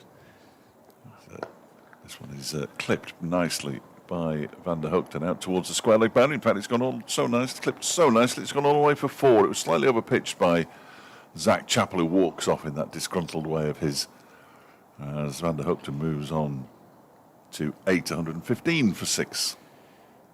This is normally the point at which our listeners can contribute their thoughts to, but neither of us are particularly social media-ish, are we? Well, I used to be until I was suspended by X. Did you get chucked? Yeah. What did? Well, they say I impersonated somebody else, and You impersonated somebody else. I didn't, but I can't get back on. I can't imagine who you could have been accused of impersonating. Not quite. Cricket Derbyshire at bbc.co.uk and no, Derbyshire Cricket. I'm looking at the badge. Derbyshire Cricket at bbc.co.uk and Glamorgan Cricket at bbc.co.uk. We've sort of been dissuaded from giving our personal social media accounts. Jack Morley's on the field at the moment as a substitute fielder out there at square leg. Here's Ben Aitchison. Aitchison has grabbed the ball again, his third spell of the day, and a little bit short and a little bit too straight to Carlson, who's able to tuck him away, thinks about a second, but quick enough on the ball is Chappell, at long leg, that he's able to keep Carlson to 1, so he's fighting for his 50. 46 he has now. Van der Hoogten, who hit that very fluent boundary off his hips, off his legs in the previous over from Chappell, is now on strike with 3 slips waiting. He defends almost convincingly, coming forward outside the off stump. Good defensive shot for a number 8 anyway. We're back to the routine 3 slips with Brooke Guest standing back. 3 saving the single in the offside, 2 on the on. Lots of space through mid-wicket if Van der Hoogten wants to play off his pads. Outside off. This one from Aitchison past the bat. Held its line.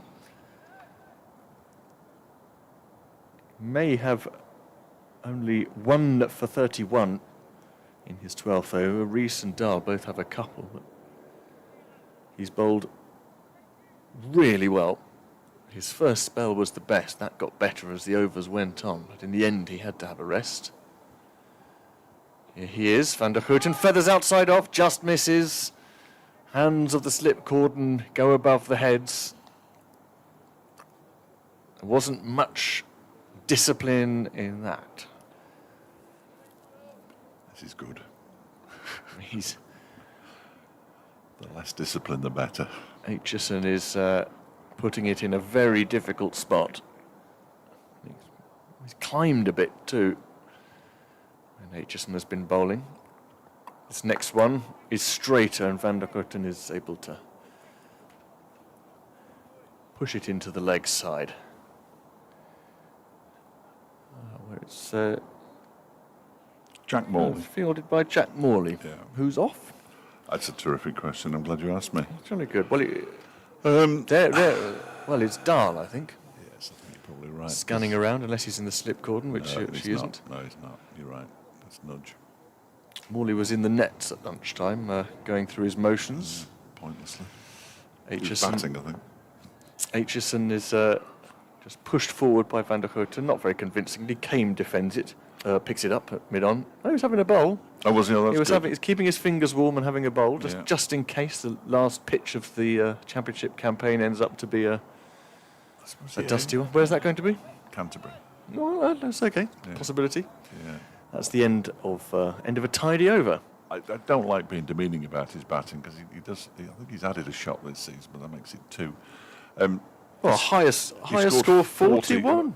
Yeah, that was as a night watchman up at Old Trafford against his former club, during which I dubbed him the Rochdale Richards, but it hasn't caught on, and he is left-handed as well, unfortunately.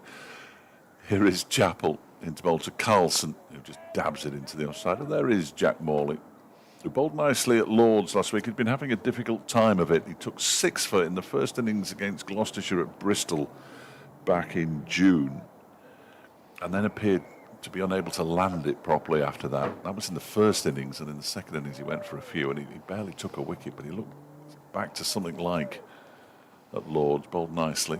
He's the only slow left armer on the staff, isn't Yes, he? indeed. In the championship format. Yeah.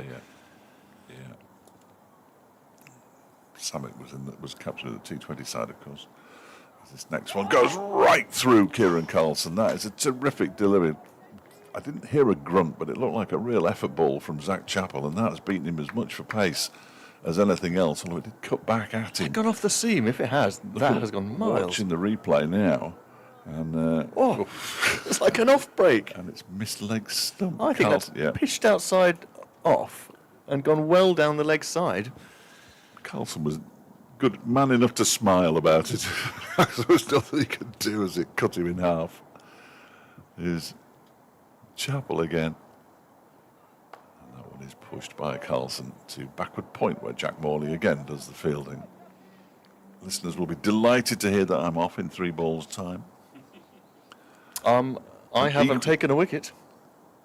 No, you haven't. I'm wicketless You for are- yeah, you an are- hour and a you half. are here. starting to get slightly irritating. That was as close as you come, I think. I am a quarter Welsh. Maybe that's... well, except being fully Welsh isn't helping Nick Webb. Maybe it's the balance. Being slightly Welsh has helped Lewis Rees with 2 for 43, as this one half Welsh, I believe. This one is cut away nicely by Carlson, being chased down by Jack Morley. It will be hauled in before it reaches the boundary. Another Welshman just behind him hurls the ball back in, but he can't prevent them from coming back for a third. It was an Aaron Donald who was helping him towards the boundary. 119 for 6. Good job Carlson's playing. He's on 49. Next highest score, Sam North East's 25, and then 15 to Colin Ingram, and then bits after that. Tribe made 7, Al Hassan 6, Root 4, Cook didn't score. Here's Chappell in again, and that one is defended by Van der Hoogten, and then the ball bounces into the leg side, but just for a moment I think Van der Hoogten was concerned as to which way it was going to spin off his bat. It didn't in the end have to even kick it away. So final ball of Zach Chappell's 9th over, 1 for 18, miserly Zach Chappell, which is not necessarily his forte, and he's in now, and it is, well no it isn't, it's a no ball. There we go. So miserly that he's having to give Glamorgan runs that they don't earn. 1 for 20 now from 8 overs and 5 balls. 121 for 6. So he'll walk very leisurely pace back to his mark. He's in now with 3 slips in place. Bowls to Van der Hoogten, who it's all hand-eye coordination. That's certainly no foot movement. They're going to come back for the second as well as he pushes it down towards third. Man Morley does the fielding, and having said how miserly he was, he concedes 4 runs off the last legitimate delivery. 1 for 22 from 9 overs. 123 for 6. Carlson has 49, and Van der Hoogten has 10. Well, like a miscounting child, we can say it's 1, 2, 3, 4, 6. Glamorgan, well, way off any sort of reward at the moment. Remember, those bonus points for batting don't kick in until 250, but Derbyshire have 2. And it's Aitchison to bowl to Carlson on 49. And here's his 50. A single down to deep third. It's taken him 120 balls. And there is polite applause. Indeed. The 8th time that he's reached 50 this season in first-class cricket, and he's converted 3 of the previous 7 into hundreds. 934 County Championship runs now. And there's a personal target for him to aim at. And Coton plays a flayed drive through the offside. That's got legs. I'm not quite sure if it'll go all the way. Hayden has pulled it in, possibly just in front of the rope. But no, in fact, umpire Shanmugam reckons he was in contact. So 4 more to Van der Houten, 14 to him. This partnership is just starting to flourish.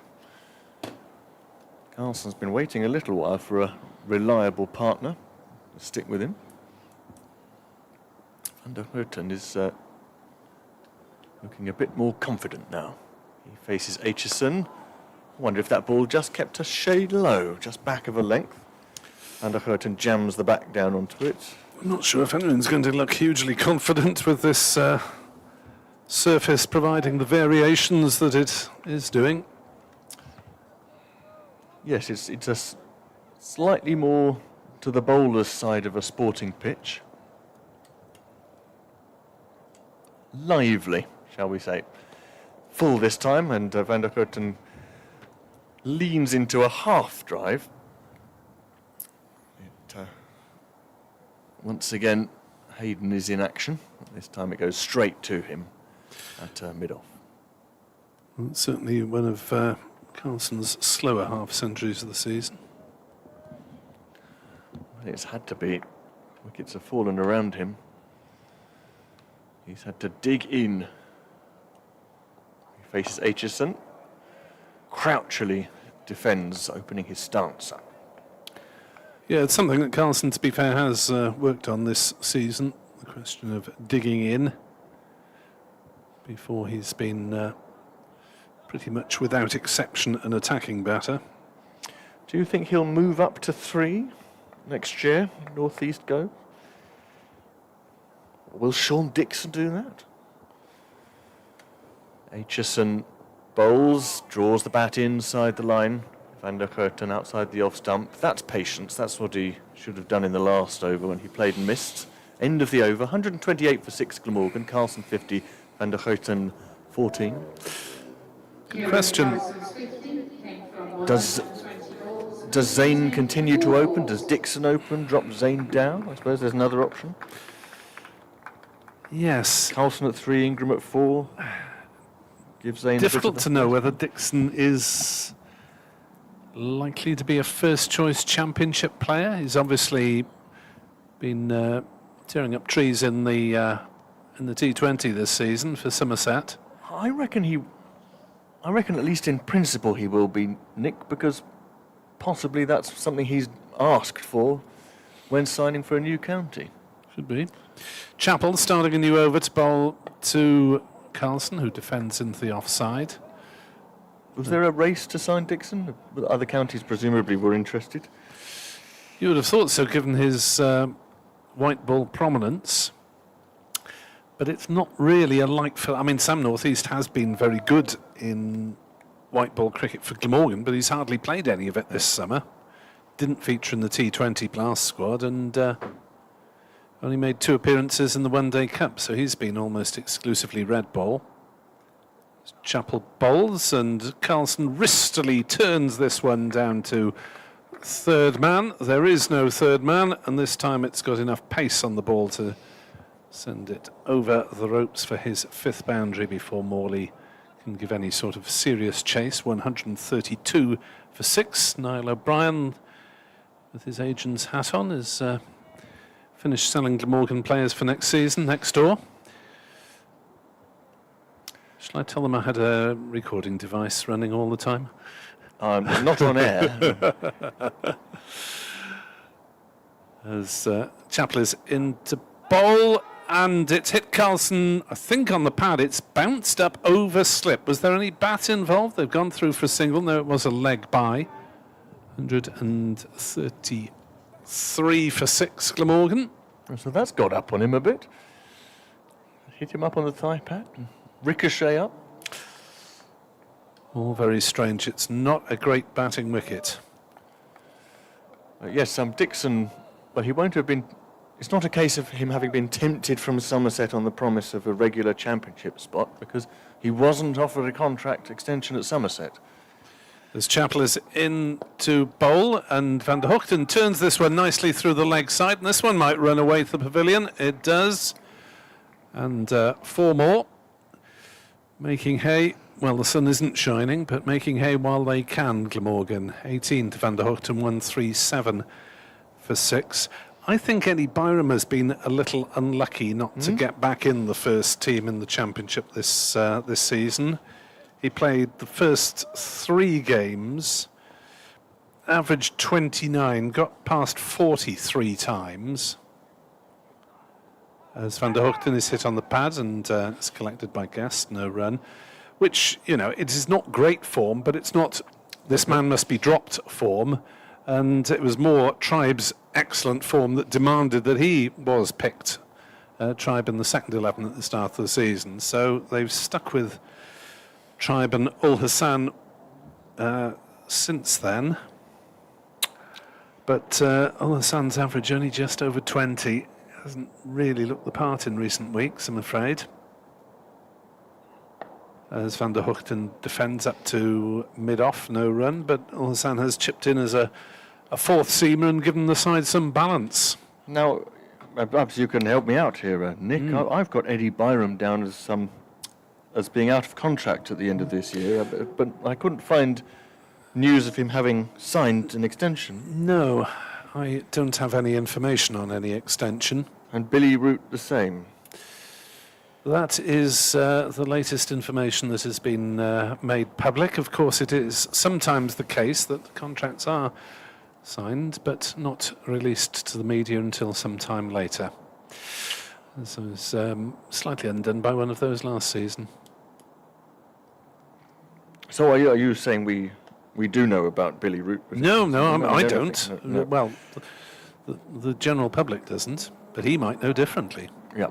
They save them, don't they? Here is Aitchison short, and it's top-edged just past the gloves of Carlson. He was on the hook here. They've taken the single. I think he might have just got the webbing of the glove to that.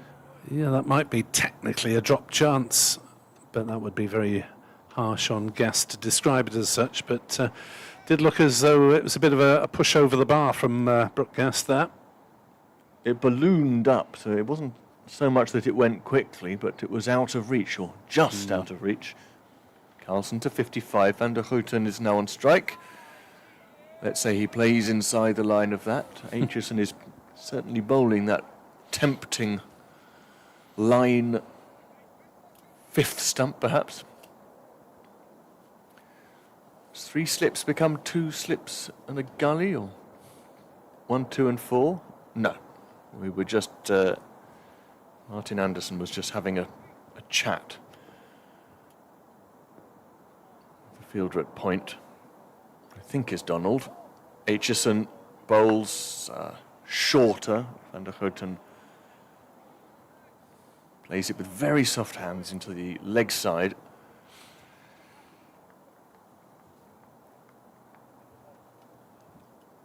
There is Nick Potts. I was going to say, I was trying to work out how 26 was, but it's no one on the team sheet. We've said hello. We said hello to Jack Morley. Have we still got Jack Morley out here? Yes, we have. He's at mid-wicket, so 2 substitutes on at the moment. Aitchison bowls. Morley is in the action now, picking up a defensive prod to mid-wicket. Now I think Dahl is still off the field. Basra is at cover, so perhaps it's Nye Donald who's now off. I think the slips are Aitchison, Madsen, Anderson. Well, at least one person is coming back on. Looks like Dahl is coming down the steps of the Players' Pavilion.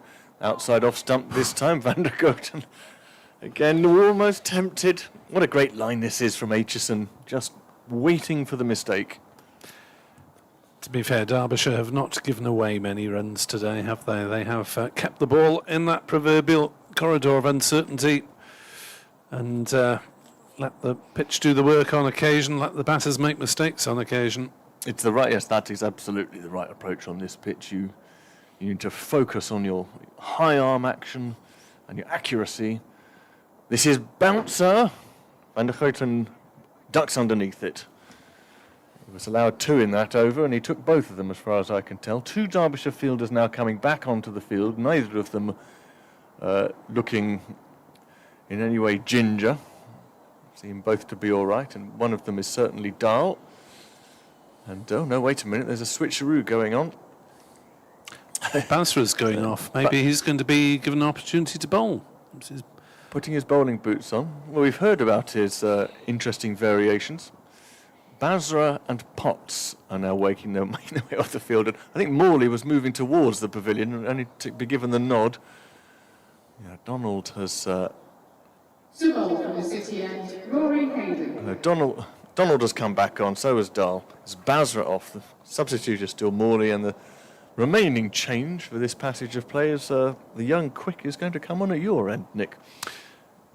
Yeah, Rory Hayden then. It's a ball from the City End running towards us on this overcast afternoon. The lights not being used. The cloud is fairly dark overhead, but I think it'll be tomorrow's forecast that'll be causing Derbyshire a few more headaches as Hayden is in to bowl and Carlson works on the leg side. Came fields and there is no run. So these two have added 39 for this 7th wicket. And I was looking up Glamorgan's scores this season. Lowest total, 199 against Middlesex at Lords in round 3. As Hayden bowls, Carlson drives into the offside and will pick up runs here. Chappell is off in pursuit, will pick it up inside the boundary. There might be a third. No. Chappell has got the ball in his hands and a powerful fast bowler's arm. He's pinged it in from the far distance. Straight into Guest's gloves at this near end. So 2 more to Carlson, who moves to 57 not out. Glamorgan were all out for 229 in the first innings of the first match against Leicestershire. 199 in round 3 against Middlesex. And those are the only twice in which their batting has failed in the first innings. As Carlson goes for a big one and smashes it into the pavilion. Has that one gone all the way? Yes, it has. Well, that one came out of nowhere, didn't it? Carlson obviously saw that one coming early and in a flurry of arms, smashed it away over square, just in front of a square, just behind square. Went down to my sight, to be honest, but first maximum of the match. There was invention in that one. It was almost down on one leg, and it was almost a pull. And it was almost MS Dhoni's helicopter shot, the way he rotated his wrists in the follow-through. And umpire Steve O'Shaughnessy is not impressed by what's happened to the ball as it landed in the pavilion. Kieran Carlson thought was wandering over to take a part in the debate over the ball, but he's actually nipping off, presumably for a convenience break. Yeah, so... Amrit Basra is ready to come back onto the field. The umpire's new ball. Preoccupied with the condition of the ball. Change of ball is being called upon. Have you got a ball that looks approximately 48.3 overs old? As the umpires are examining the choice, I think they have at least 8 available, maybe more. With various degrees of wear and tear on. And they always get carried around in a photographer's equipment box, don't they? Like they're... Looks like it ought to have a nuclear code in it, yes, doesn't it? Something from a security van. It's not. What's wrong with the old plastic bag, gents? That wouldn't look right, would it? No, the case of balls is. Been proffered, and there's a change. Make a note in case either it starts going around the park or 4 wickets fall in the next 4 balls. Change of ball halfway through the 49th over. Kieran Carlson is relieved to have had a pause.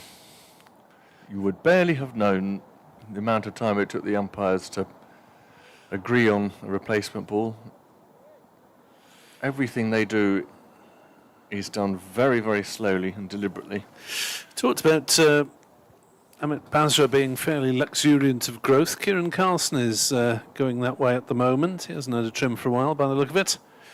Kieran Carlson's haircuts are interesting. His look changes pretty often during the course of a season. Hayden is in to bowl to Carlson, who defends to cover, and there is no run. He's Well, 'twas ever thus, been Nick. known to go from a buzz cut, moustache on and off, beard appears and disappears, luxuriant locks on occasion. It takes a very brave county professional to stick with a short back and sides throughout his career. As Hayden bowls, Carlson steers it into a gap on the offside and does the Carlson pose, which he does so often when setting out for a run. There's a sort of spreading of the arms. Do you fancy it? I'm game if you are, sort of gesture to his batting partner.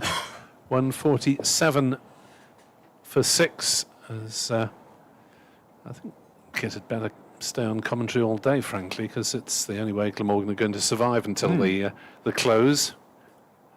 Hasn't been on for a Glamorgan wicket as yet, as Van der Hoogten is up on his toes, defending into the offside. No run, 147 for 6. Glamorgan's lowest total of the season, 199, so they've still got a bit of work to do to accomplish that, and of course even more work to accomplish any batting bonus points, given that his inflation in recent years means they start at 250. Yes, it's a funny spread, isn't it? Now increasingly hard to get batting bonus points, but bowling bonus points are as straightforward as ever they were. I sometimes wonder whether there's much point in them, as everyone ends up with more or less the same number. But what do I know? Aitchison, 1 for 37 of 14 overs. He's going to resume his battle with Carlson, who's upped his tempo recently, and this time he defends. The point fielder has been sent out to the boundary, which I think is a touch harsh on Aitchison, actually. It's he hasn't been sitting the ball up to cut relentlessly. No, you wonder whether it's really necessary. They'd be better off with an extra catching fielder still. 2 men back for the hook, long leg and deep backward square. Okay, fine, deep backward square just being moved in front of square now. 3 slips. The deep point is a bit harsh. And this is a full ball driven back to Aitchison on the bounce by Carlson, looking to go down the ground. A bluff ball, perhaps, as the field is very obviously now set for the one that's dug in. But, yeah, that deep point it's a run-saving position that I wouldn't personally have gone for. Then I'm not a county captain. Slips all have hands on knees. Aitchison bowls, fuller this time, on-off stump, and Carlson defends. Yeah, it's easy game for him up in the commentary box, isn't it? As 1 or 2 ex-professionals who've done commentary stints have remarked. Well, it's not the hardest situation to captain right now, is it? No. Glamorgan rallying a bit, but still plenty in the pitch. It's only the last 10 minutes or so that Glamorgan have switched more to attack. Aitchison bowls, forward comes Carlson. Yeah, it's a question of rotating your seamers and telling them all to bowl at or just outside off stump, isn't it? If we believe the Shane Warne adage of if it seems, it spins, it's the best slow option for Derbyshire. It's Kamo Madsen, isn't it? Next ball is full, flayed out towards, well, would have been point. Deep backward point is the fielder. And that's allowed, see that ball with that width has allowed Carlson really to throw the hands at that, and he wouldn't have done that had the point been there, because that exact shot would have gone in the air to backward point.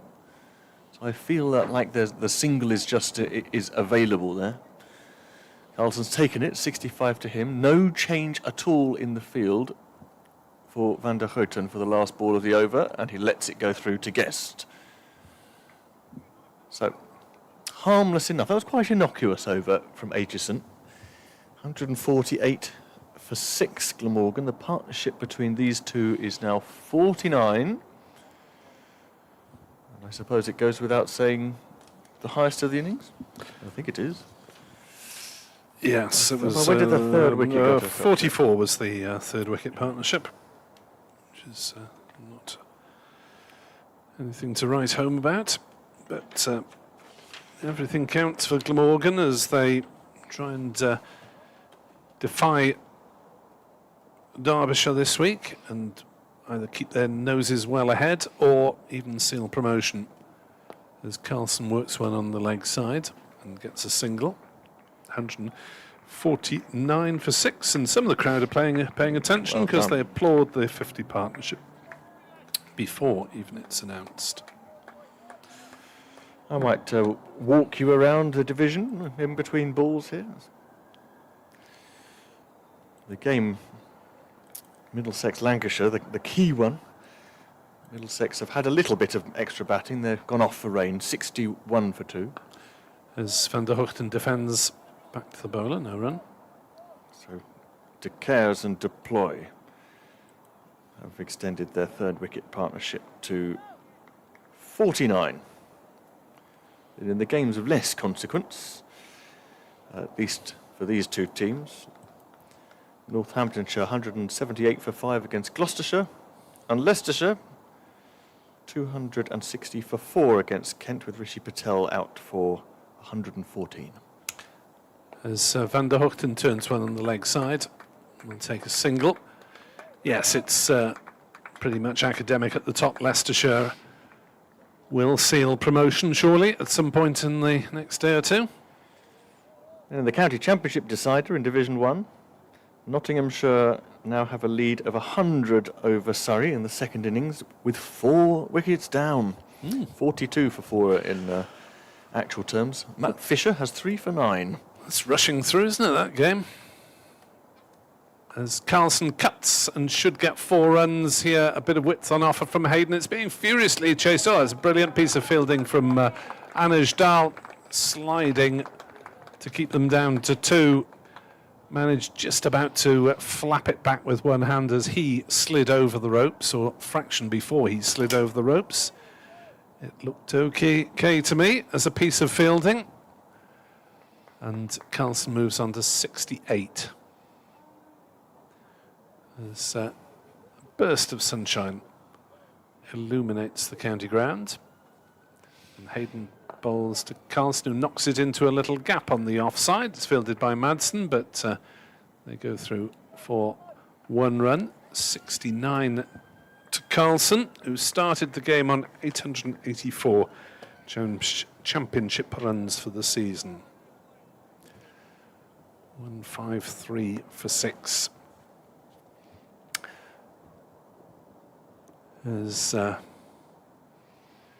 Hayden is into bowl to Van der Houten with 2 slips there, and gets one through him. Beaten all ends up by that one, but through to Brooke Guest. Had a message on X pondering on Glamorgan's captaincy for next season in the County Championship with Sam North East departing. Johnny Gaffer says, personally, I'd go with Ingram and leave Carlson concentrate on his game, hopefully against Division 1 bowlers. Thank you for your kind words about our commentary as well, Johnny. Would Carlson want to do it, would be my question. Well, he's been vice-captain for several seasons. He took over when North East missed a game. I think maybe if they pass on the one-day cup, say, to someone else, so that he's not in charge of all 3, because that is pretty hard work. Aitchison bowls outside off, and this is cut away forward of the fielder at deep point, who has some ground to make up, and allows Carlson to come back for a second. I don't think this is working. 69 goes to 71 for Carlson. I'd cut out this width and bring that point up. I suppose I've made that point by now. Chris Cook's had a go at it, hasn't he? in the Yes, Chris Cook's been captain. Yep. Aitchison to Carlson into the 70s now. A beautiful drive through extra cover, one-handed, but that makes no difference. He may as well have been a right-handed Rishabh Pant. Rockets away through extra cover for 4. Carlson is really accelerating now. 75 he has. And the others, the other Glamorgan captaincy candidates are possibly a bit young. Tribe's just arrived. Al Hassan's not sure of his place. Kellaway, too much. There's a lot to do as it is, I suppose. Yeah, he's a busy boy as it is, and will probably be 21. involved in the 100 again, you would have thought. So, What about Sean Dixon? There's a thought. Aitchison wide of off stump again to Carlson. This time he decides not to go for it. I'm not quite sure it was short enough. I'm not sure that is Dixon going to be a nailed-on starter for the championship. Well, I was just chatting to Dave Fletcher about this before you came on. That Dixon presumably has had more than one offer for his services, and being an automatic pick in the championship might have been something that he and his agent insisted on. Aitchison to Carlson. Free single here as he just defends it through the point area. It's actually Harry Kane from cover who runs around to field. Carlson now waving to the dressing room. He wants something. Did he hurt his hand again? When he played that drive, he's waving for gloves or... well, there's something he wants. We'll find out when it comes on in a minute. Bit of the old freezy spray. He took his hand off the bat so many times last night. No, this morning. Last night? It was a long time ago. Oh, it was a long time What were you ago. watching last night? Was it that? Was it really this morning? Goodness me. Yeah, in that first session, he did it a lot. He got some sort of bruise, if not a break. Now Van der Houten on 19 gets a short one, but not short enough to pull. He rehearses the shot now, having defended off the back foot. No one in particular saving the single square.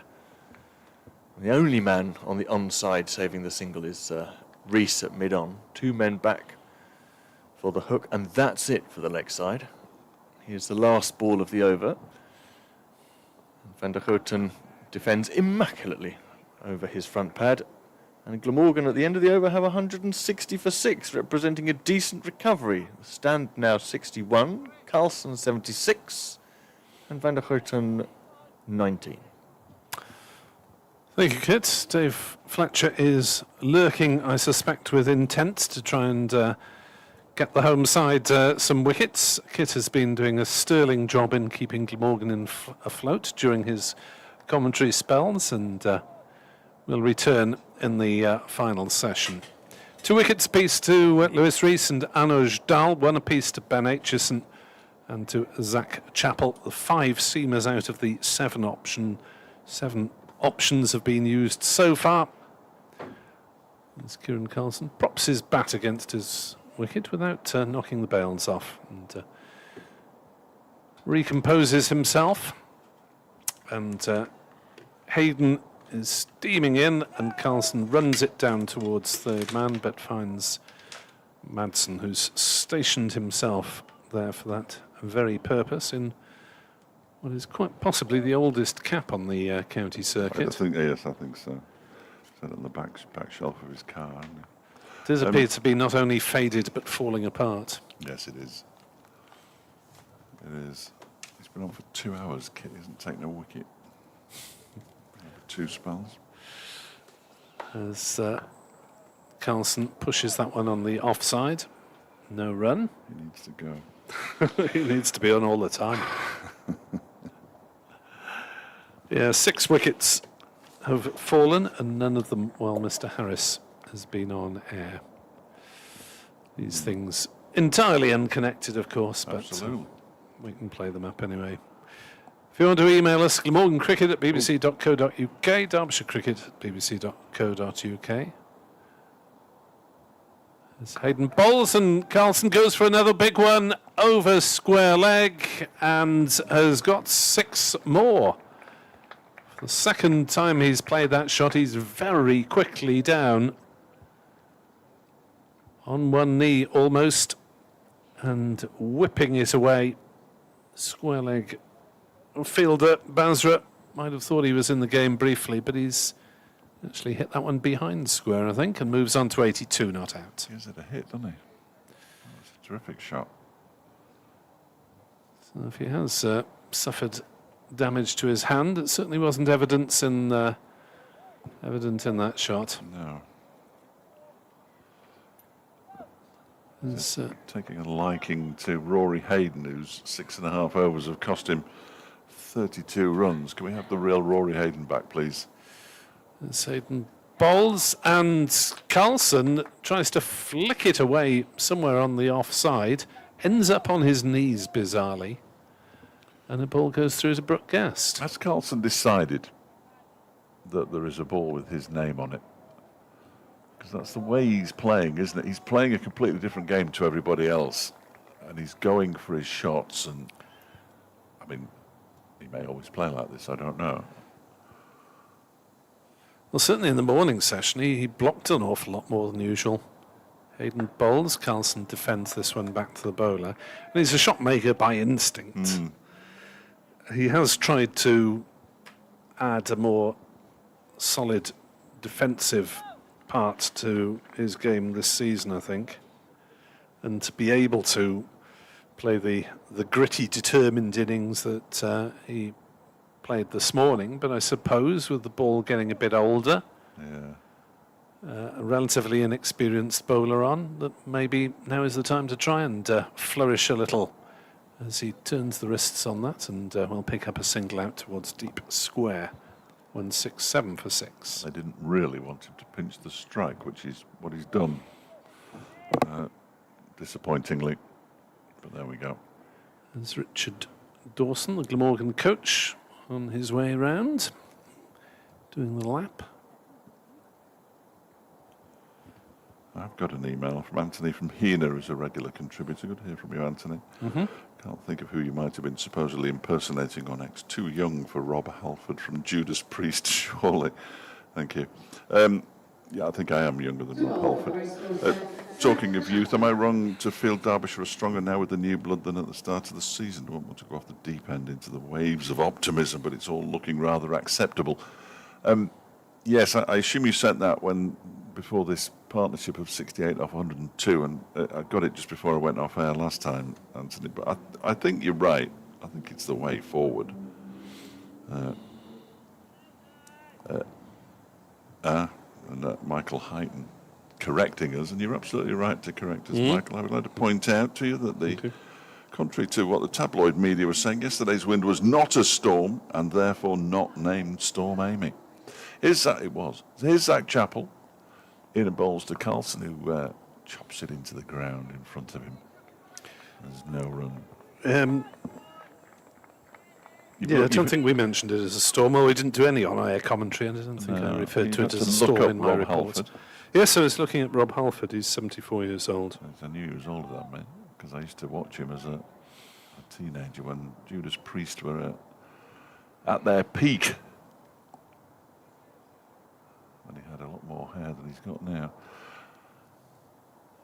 Chappell bowls, Carlson drives out towards backward point, where Basra waits on the boundary. Carlson moves to 84, 168 for 6. Yes, born in Sutton Coldfield, grew up in Walsall, in the same estate where Noddy Holder of Slade grew up. Biggest hit was breaking the law, I would have thought. Nickname Metal God, much like Dave Fletcher. It's not much of a nickname, that, is it? Really, in fairness. I don't think I was ever called that. As much as I'd like to have been it, as Chappell bowls to Van Hooked down the leg side, taken by Brooke Guest. So the picture of Rob Halford in action as recently as last year that's popped up in front of him. It does suggest that The hair is of similar distribution to your good self, Yes, quite. being mainly on the lower half of the face. And well, if you were dressed up in what looks like treble leather, Dave. There was a lot of leather with Judas Priest outside the off stump this time, from chapel and through to guest. Still is by the look of it. Yeah. If that's a recent picture. Yeah, leather jacket, possibly t-shirt as well. It's difficult to tell, and trousers with studs aplenty. Yes. Much like Dave wears to the commentary box on an average day. Lots of the people who I watch, the hair has sort of slipped from the top to the bottom of their heads. Steve Zodiac of Vardis is the same. Bless him. Here's Chapel. Ian again. That one is played on his toes by Van der Hoogten out into the offside. Harry Kame will field. And apparently, according to various websites, Judas Priest recorded a duet with Ozzy Osbourne before his recent passing. Yes, the big album was called British Steel. And it was a razor blade. As in comes Chapel again. Doesn't put an end to this nonsensical chat as Van der Hoogten just clips it out towards the square leg boundary for a single and moves on to 20. Yeah, 20. That was the last ball of the over. He keeps the strike. 169 for 6. Carlson on 84. Judas Priest having been fond, I'm informed, of opening their shows with a cover of the Black Sabbath single War Pigs. Nice. Which Dave will sing for you at the tea interval. I'm familiar with that. It's more than I am. I'm not sure I'm prepared to sing it. I think Dave and myself come from somewhat dissimilar musical backgrounds. Anyway, to hopefully be music to Derbyshire ears will be the news that Anuj Dal is going to have another blast from the city end. In other words, running towards us. We're at a bit of an angle for this game, so it's a good job we have a real-time screen, as we're watching from probably about, if there were 3 slips, we'd probably be between second and third. The angle that we're at, high over third man. Yeah, it's unusual to be this far across, because even when you go into the written box, it's still further to the left there, and you can tell by the extra sight screen how far across we are. Dahl is in to bowl, and Van der Hoogten is forward defending. We're towards the players' pavilion. There is, as Dave said, an extra screen between the members' pavilion and the temporary permanent seating. Dahl is into bowl. Van der Hoogten defends. Is it still known on air as the temporary permanent seating? Yes. Permanent temporary seating. Which way around? It is on the permanent temporary. Permanent temporary. Yeah, the 2 adverts sort of in front of the first row of seats is what it's actually called and was called during the One Day Cup. Okay.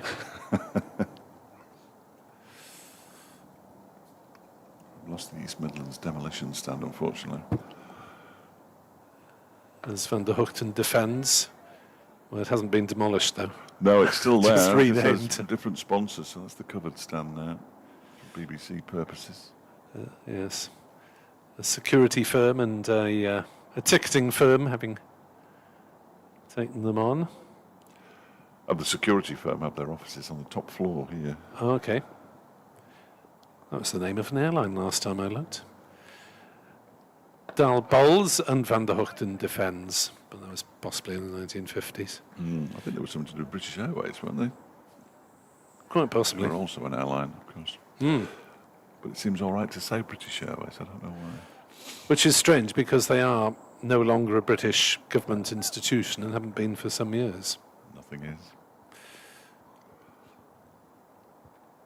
As Dahl in bowls, there's an appeal for LBW and/or caught behind. Yeah, well, he dropped it, so we can discount that one.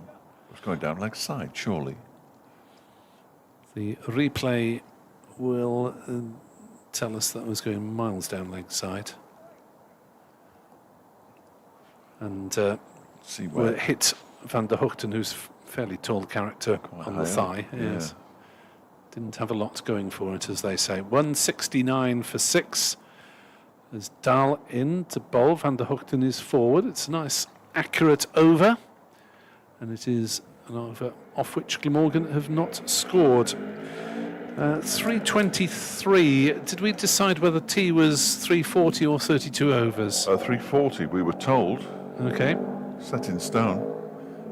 Let's hope the authorities keep to that then. Well, Nick Potts, who was on the field, is now leaving the field, so it's almost pointless mentioning that, but he's left. Pottsy. Not played much this season, but did get a new contract. Same time as Ben Aitchison was snapped up for another couple of years. It's got warm in the box because the sun is shining straight into it now.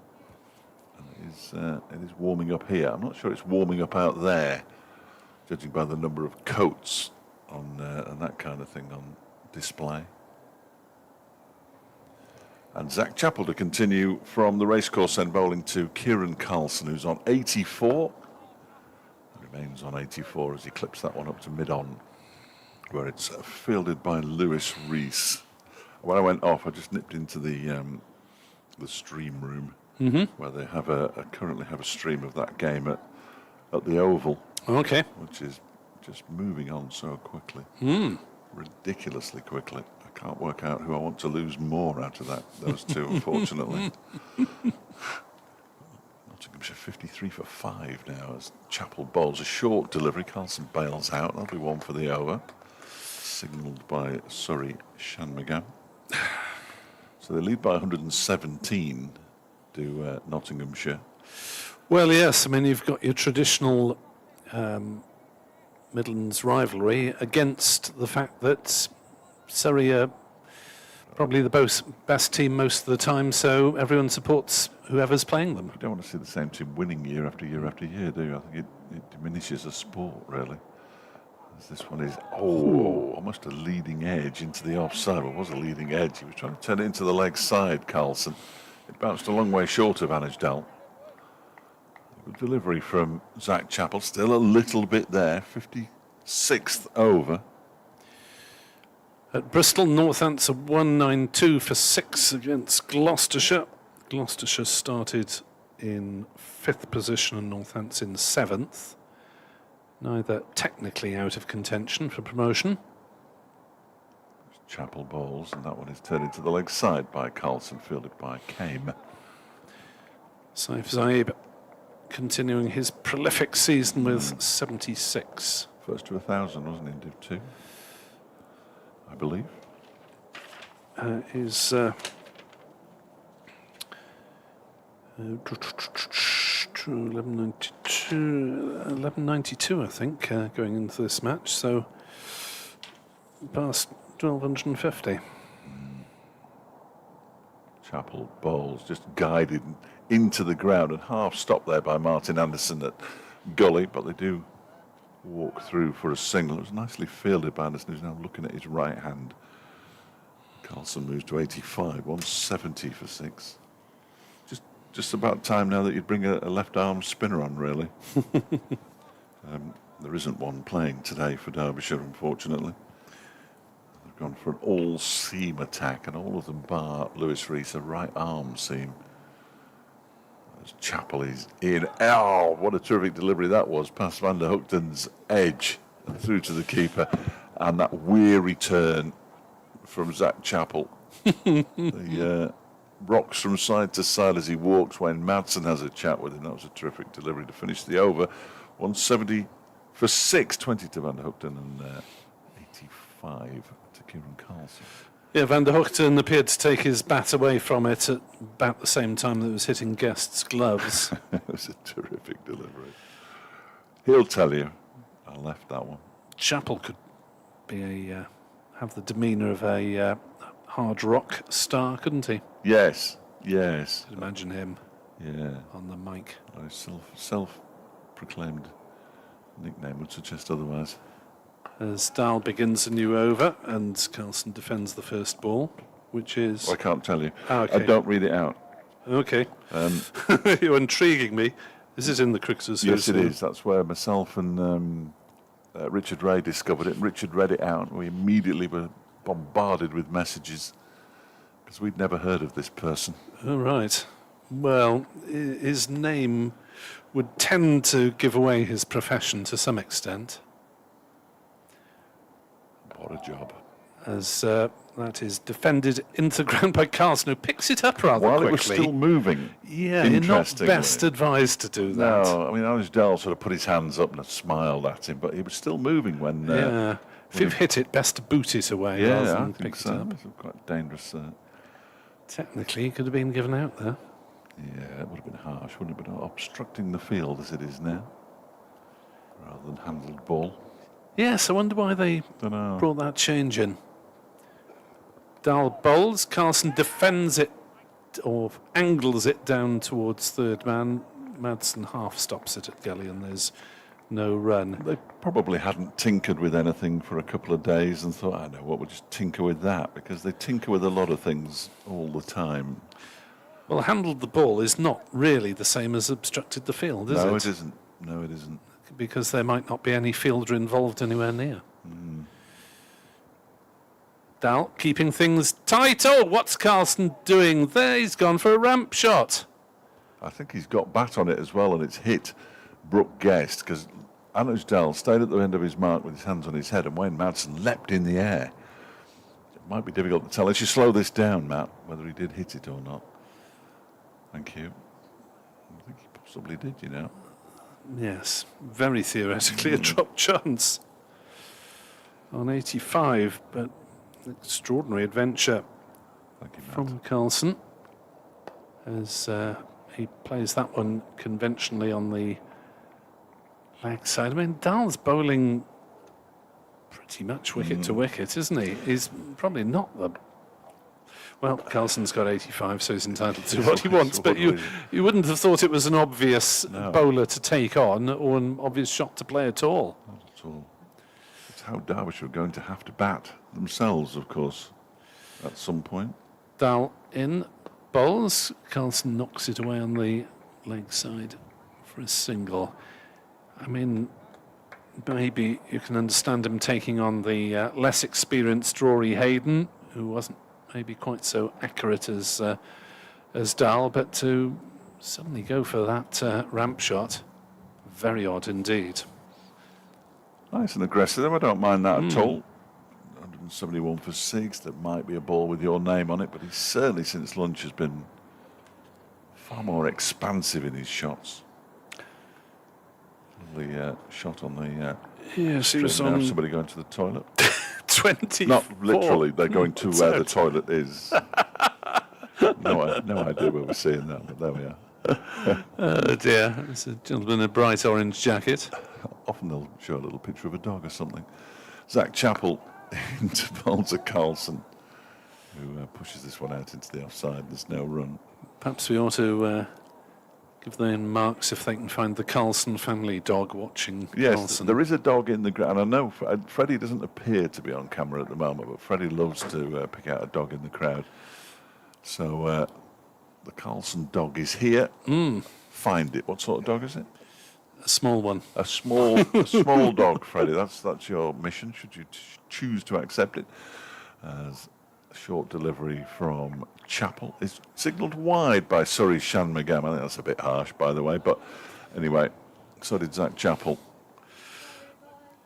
I know nothing at all about dog breed sims, I'm afraid. No. But if you see a tall gentleman and a rather shorter lady and a small dog, it's probably the Carlsons. Okay. There you go, Freddie. If you want a challenge.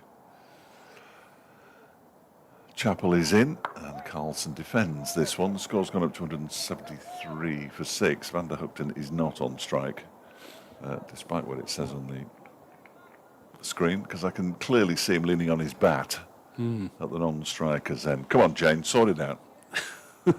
Goodness sake. There we go. Carlson's on strike.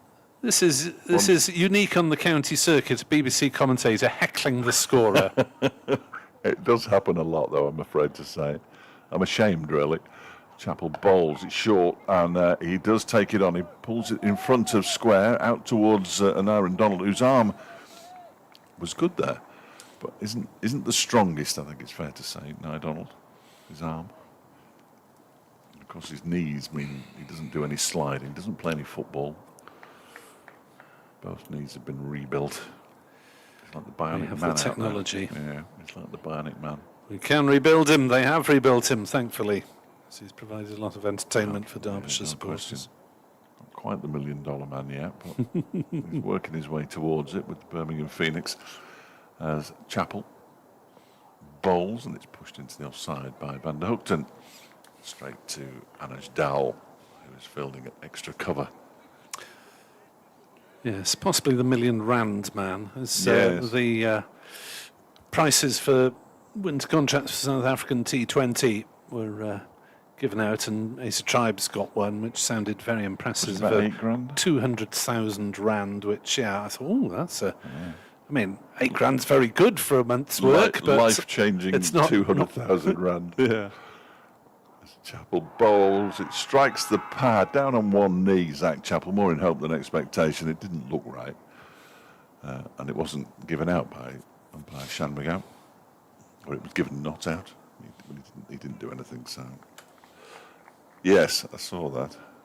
What time is your tea, please? Sorry, I'm doing on air production. That's Lord Howells. Right. In about 5 minutes, we believe. Yes, I've just told him. Is there a danger of us slipping onto one of the 5 networks? Yeah, we could do, briefly. As Chappell is in, that goes past the edge of Van der Hoogten's bat. And the interesting thing about that whole delivery for me, it was a good delivery, it beat Van der Hoogten all ends up. Carlson turned around almost in disgust, and I don't think it was at the shot. I think it was at that's the kind of thing we've got to deal with here, and that's why he's taken the stance that he has this afternoon and really gone for it. What was he at lunch? He was 24 at lunch, so he scored 63. Yeah, he's batted beautifully this afternoon, and he's taken risks, and it's good to see. I'd like to see the back of him, of course, but he has batted really well. He's on strike, and Anuj Dowell is bowling, and Carlson is defending, maybe with the scent of a cup of tea in his nostrils. Macaroon. Can't imagine many professional cricketers would have I macaroons haven't in the seen a team. macaroon for years, I don't think. Might a bit of coconut. Tunnock's tea cake. Yeah. Griff had some of those at Lord's. As Dowell bowls, and Carlson again flicks it away on the leg side with some slight discomfort. He doesn't... Well, there's the attacking element that he's not happy with the pitch and realises that he's best off getting on with it. And he is playing as if he's got some pain still from Yes. that early knock. Yeah, the previous ball he took his hand off, the bottom hand off the bat for the first time in a while, and he took it off again there. I think he just held that one back a bit, Anuj Dowell.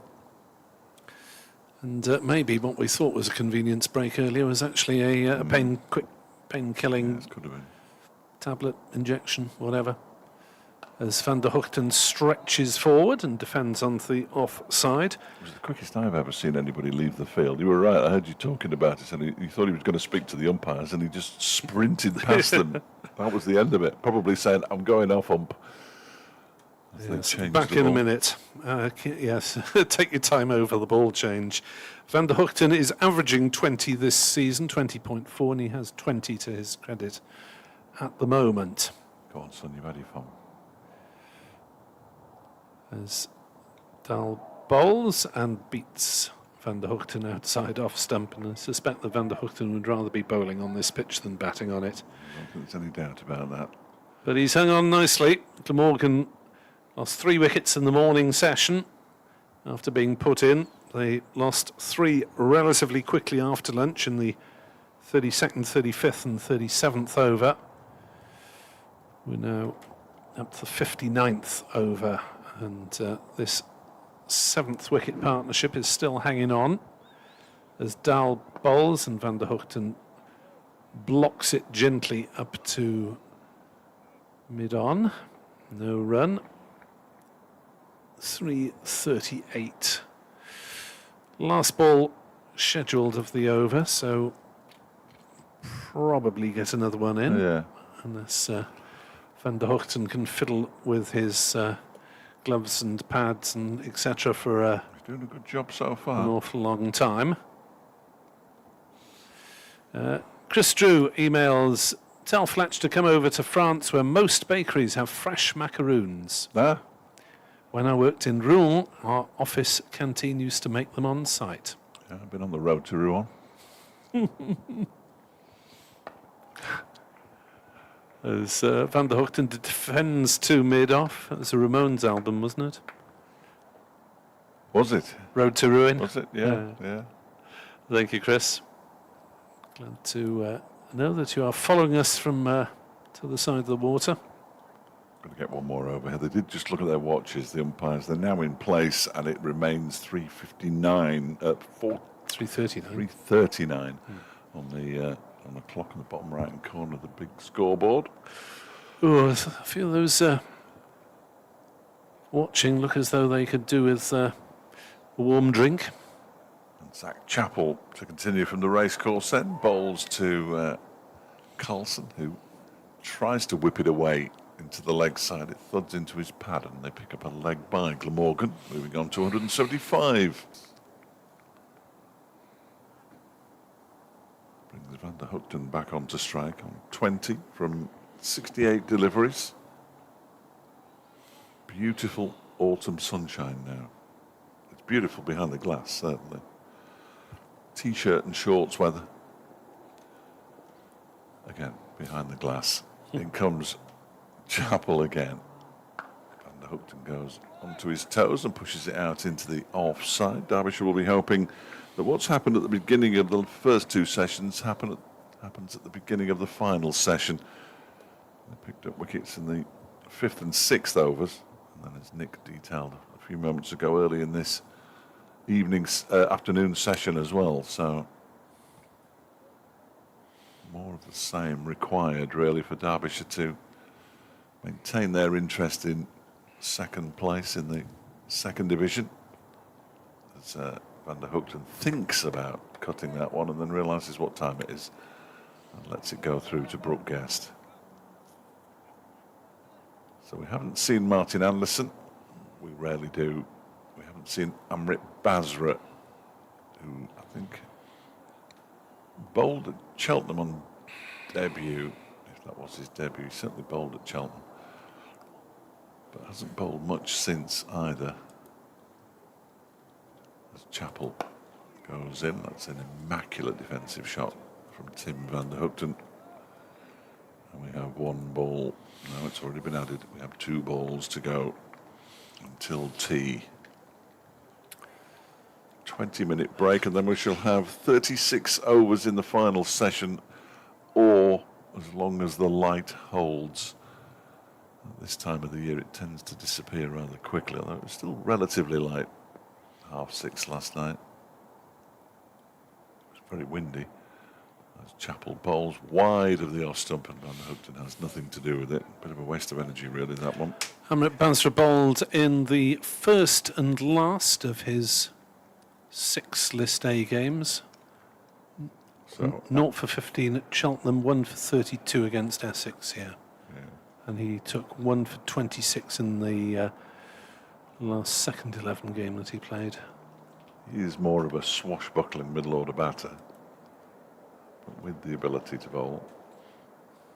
Final ball before tea then. Chappell is in. It's whipped away down towards fine leg by Van der Hoogten, who will pinch the strike ahead of the evening session. The players head for the hills, well, the pavilion at least, with Glamorgan on 176 for 6. Kieran Carlson is the highlight. 88 off 166 balls.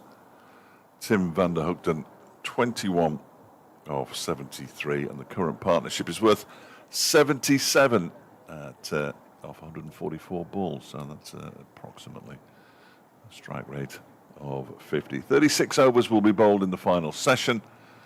Promises to be very exciting and very interesting, he said, hoping that nobody would leave. Glamorgan won 76 for 6 at tea.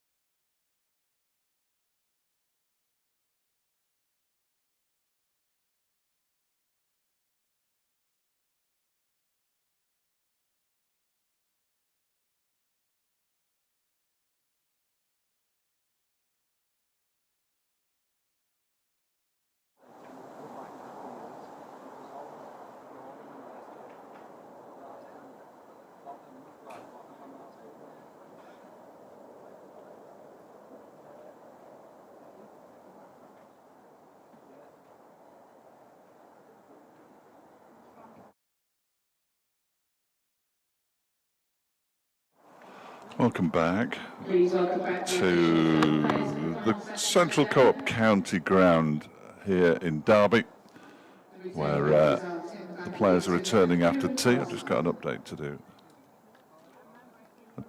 Sorry, welcome back. That's what I should have done. Welcome back to the Central Co-op County Ground.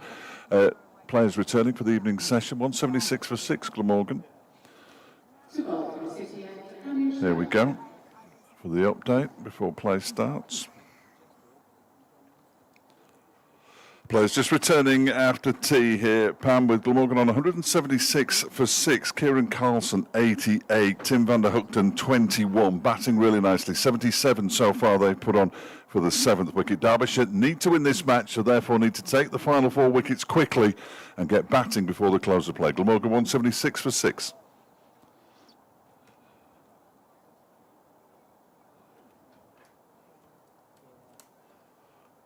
So now you're up to date with what's going on. Who's going to bowl the first over? Anuj Dal. We just saw Martin Anderson, first man out and warming up as though he was going to bowl after tea. He hasn't bowled yet, nor has Amrit Basra, who's currently standing on the mid-wicket boundary. One slip and a gully, a point, a cover, a mid-off, a mid-on, a mid-wicket, a long leg and a man on the mid-wicket boundary as the first ball from Anuj Dal is defended to Harry Kame. And there's no run. Derbyshire, as I said there in that update, need to win the game and therefore need to be batting sooner rather than later. They probably need to have been batting by tea given the forecast for tomorrow. I haven't checked it for a while, but I'm dreading looking at it in all honesty. Tomorrow it's going to be raining until 3 o'clock as Dal is in. That one is defended by Van der Hoogten. The rain is actually going to start at about 2 tomorrow morning, according to the Met Office. Get quite heavy between 3 and 10, so we won't start on time, I wouldn't have thought, and then raining until between 2 and 3, and then not starting again until 7, so there's a chance of a couple of hours play tomorrow, I suppose. I know Derbyshire can't take weather into consideration, but you sort of have to, as Van der Hoogten scores his first run after tea, Glamorgan's first run after tea, turning it out into the leg side for a single. 177 for 6. Van der Hoogten on to 22. We had Nick say just before tea that his average with about this season is around about the 20 mark, so he's achieved that. And he's got a partnership here of 78 with Kieran Carlson. 177 for 6 as Dal is in, and that goes past the edge of Carlson's bat and into the hands of Brooke Guest. Nicely bowled. Let's have a look at what's happening elsewhere as we wait for Nick Webb to return from telling the good people of Wales what's happening here at the Central Co-op County Ground. Leicestershire 310 for 5 against Kent at Grace Road, so in a strong position there. Already promoted, of course, but want to win the title as this next one is turned into the leg side by Carlson. They just jog through for a single. 2 fielders converging. Looks like Bin Naeem who's out there now. Fielding at long leg. Trying to work out who might be off. Can't see Zach Chappell out there at the moment. So it's almost certainly him. Hello, there we are. Nick coming back and me waving for no apparent reason. Here comes Dal again. Final ball of the first over after tea, defended by Van der Hoogten into the offside, and the over comes to an end. So 35 to go. 178 for 6. Carlson has 89. Van der Hoogten has 22. Middlesex against, or Lancashire against Middlesex. They're back on in Manchester. They're in the 13th over of the match, though. 66 for 3 Middlesex, so Lancashire with a bowling bonus point already. Lewis Rees just removing his sweater. He's going to be coming on shortly. Northumbridge 202 for 8 against Gloucestershire at Bristol. And I've just told you about Leicestershire, who are looking to ice the season, as they say, with a couple of wins and having already gained promotion of the title. Ice the season? Yeah, you've got to ice things. It's a bit American, I know. It's not a phrase with which I'm entirely familiar. or indeed at all familiar. If you ice something, you finish it off. Doesn't that put the icing on the cake? Yeah, I think it's that kind of thing. Or put the cherry on the icing? Put the cherry on the cake. I'm not sure. Here's Reese. Reese is in to bowl to Carlson on 89 not out, outside off stump, but punched straight to cover, no run. Put the cherry on the icing on the cake. I think baseball teams ice things. That's probably where I've got it from. I would have thought that icing means to put something on ice or put it on hold. Well, icing actually means hitting the ball from one end of the rink to the other without it touching anybody. Okay. In ice hockey. In ice hockey. As Reese bowls and Carlson drives it backward of square on the offside. Thought about two, but Basra thought otherwise. They'll settle for a single. Gone gloomy again, isn't it? It has. Yeah. You're still on the icing thing now. Yeah, I mean, in ice hockey, I would have thought to ice someone would mean a player the equivalent of taking to the field. We take to the ice, don't you? Yes, take to the ice. Yeah, an icing call, which takes the puck back to the attacking third. Okay. That probably shows you how little ice hockey I've watched. You have a good team in Cardiff. Yeah. That is angled away by Van der Hoogten through third man, and it's chased initially by Basra, but then he lopes after it, and they're through. Well, it doesn't matter how many they're through for because it's gone to the boundary. Just noodled away into a gap by Van der Hoogten, who moves on to 26 not out. Good position Glamorgan are getting themselves in now to make sure this game doesn't end in a defeat, certainly. Yes, it might seem a bit of a defensive mindset, and I'm sure they're not necessarily adopting that, as that one's through outside off stump, but with bad weather forecast for probably much of tomorrow. On at 3 tomorrow. Not losing the game is the priority for Glamorgan, and not allowing, well, Derbyshire are pretty likely to take 3 bowling points, and Glamorgan be struggling to get batting points, but on the other hand, Glamorgan will fancy their chances bowling on this wicket unless it changes dramatically. Reese in to bowl, Van der Hoogten defends on the leg side. Trickles out to mid-wicket, and there's no run. No Zach Chappell out there at the moment. Yusuf bin Naeem is wearing 25 at mid-off. Okay. Zach is often late on parade.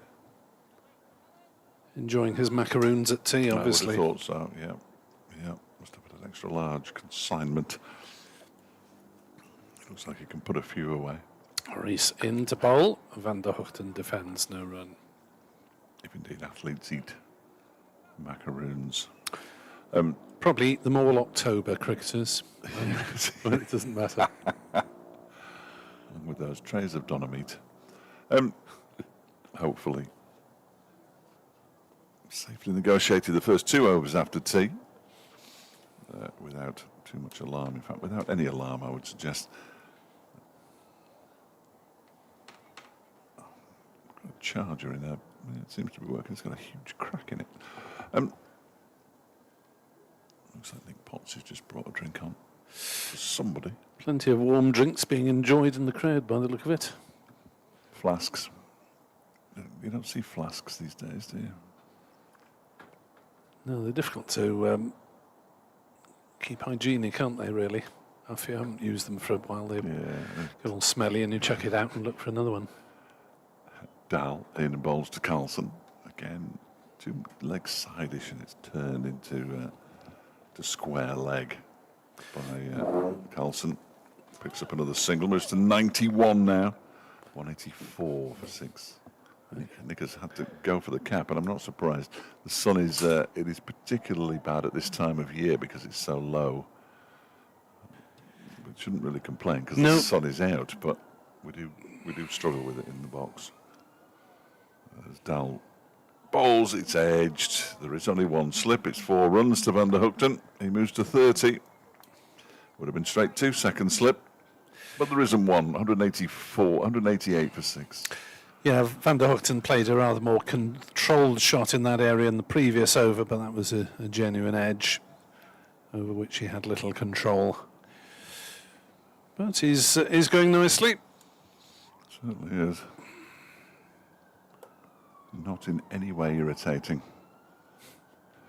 which is good.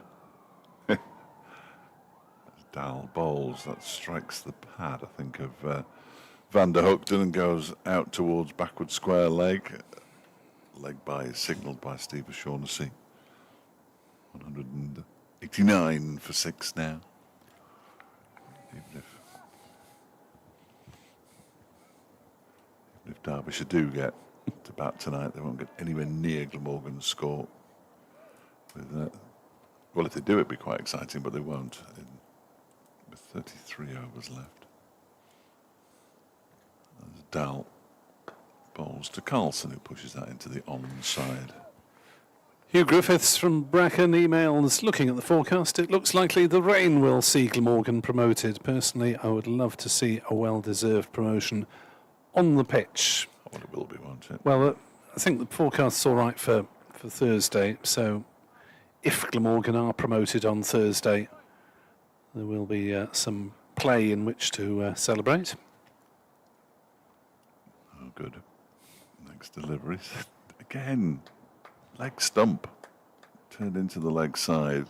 Partnership moves to 91. Carlson moves to 92. 191. 190. 4-6. How the over rate is +2 is entirely beyond me.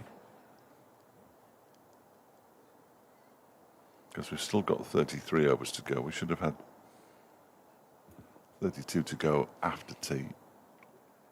Makes no sense. That's the wickets, isn't it? They count 2 or 2.5 overs for each wicket, 2.5 minutes for each wicket. Only cricket could add time on for something that happens in the game all the time. Only cricket could do so many things. Strike the pad now then. He likes that, Anujdal, but Steve O'Shaughnessy doesn't.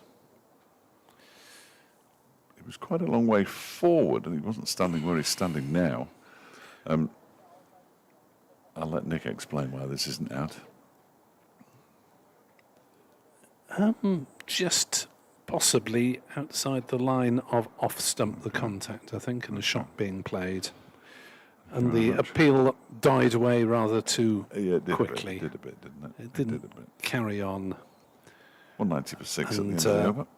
Give the impression that the players definitely thought that it was out, or it should be out. Don't forget, if you wish to email us, Glamorgan Cricket or Derbyshire Cricket at bbc.co.uk, as the hardcore faithful enjoy these closing stages of the season in Rod Stewart time. As Rees is in to bowl up in the block hole, driven by Carlson, straight to Anderson at short mid-wicket, no run. That one's gone over my head, but I'm sure it's... When I think of Maggie May, and we're in September. Late September, you really should be. Oh, it's part of that Back song, at of school. course it is. Yes, absolutely. Thank you very much. Yeah. Here's Rees in to bowl to Carlson, who defends on the offside, and there's no run. It's one of my 2 music-related phrases in commentary, the other one being Bon Jovi. Oh dear. Halfway there. Yes, you Living know. on a prayer. Yes. 190 for 6. They've started playing that song in about the 19th over in T20s now. It seems a bit pointless. I mean, it's pointless playing a Bon Jovi song anyway, but... Carlson finds a gap on the offside there because Point is somewhat pointlessly out on the boundary, and they're through for a single. They're quite defensive at the moment, Derbyshire. I'm not sure that I like it. Well, we've got, what is it, over an hour until the new ball, probably. By which time least there'll an be hour. 250, 260 possibly. They need to improve the scoring rate. I think they could get there. As Rees in to bowl, Van der Hoogten pushes gently on the onside. There's no run. More dark stuff arriving overhead. So far, it's not been dark stuff that has contained any rain. But we're in the stage of the season where you never know. And the light does fail. And the light does fail indeed, even with the floodlights on. Rees bowls, Van der Hoogten cuts, but doesn't time it, and it just runs to Darlot cover. The Met Office doesn't reckon there will be any real chance of precipitation in this neck of the woods until about 2 in the morning, when it might chuck it down. It doesn't look great at 2 o'clock in the morning, does it? Well, I hope to be firmly asleep at that point. Rees bowls and Van der Hoogten drives. Carlson lifts one leg so that the ball may run underneath his foot, but it doesn't run fast enough to trouble Harry Kame at mid-on. And it's 191 for 6 after 64 overs. The Met Office reckons it's probably going to be raining for most of the morning till around about lunchtime. So a couple of hours to dry out and 3 o'clock start, as you say. I think so. That's what it looks like to me. Tomorrow you might as well stay out a bit later tonight, take an umbrella, just getting back in when it starts raining. Sights of Derby. I'll take a note of them for half a year later. I fell out of a pub last Christmas. I can't tell you what it was called. Down some steps, like an old man. Had to be helped up. Had a fall. Yeah, terrible. Here's Anuj Dal bowling to Kieran Carlson. He's on 93 not out. And he's now on 94 not out. It's all very easy out there as he turns it around the corner. Down to Zach Chappell, who's back on the field of play in place of Yusuf Bin Naeem, who has retreated to the Players' Pavilion. 192 for 6. At the Oval, Notts 97 for 6 in their second innings, leading Surrey by 155 in that rapidly moving game. At the top of Div 1. We might be able to watch that tomorrow morning. Who to cheer? Dal bowls. Oh, goes past the edge of Van der Hoogten's bat. Not taken cleanly by Guest, standing up behind the stumps. There's never been any sort of lengthy period in which the ball hasn't beaten the batters. That's No. always looked as though a wicket could fall at any moment. Yeah, it's in the back of every batter's mind, isn't it? I'm not sure it was in the back of Chris Cook's mind. He wasn't there for long enough, but everybody else. He was caught by Ben Aitchison. There's Dal bowls. That one strikes the bat and pattern. Drops into the onside. Northants 206 all out against the Gloucesters. Northants starting the day in 7th place. Gloucestershire in 4th, wasn't it? 5th behind Middlesex. Yes, of course. Middlesex being 77 for 4 against Lancashire.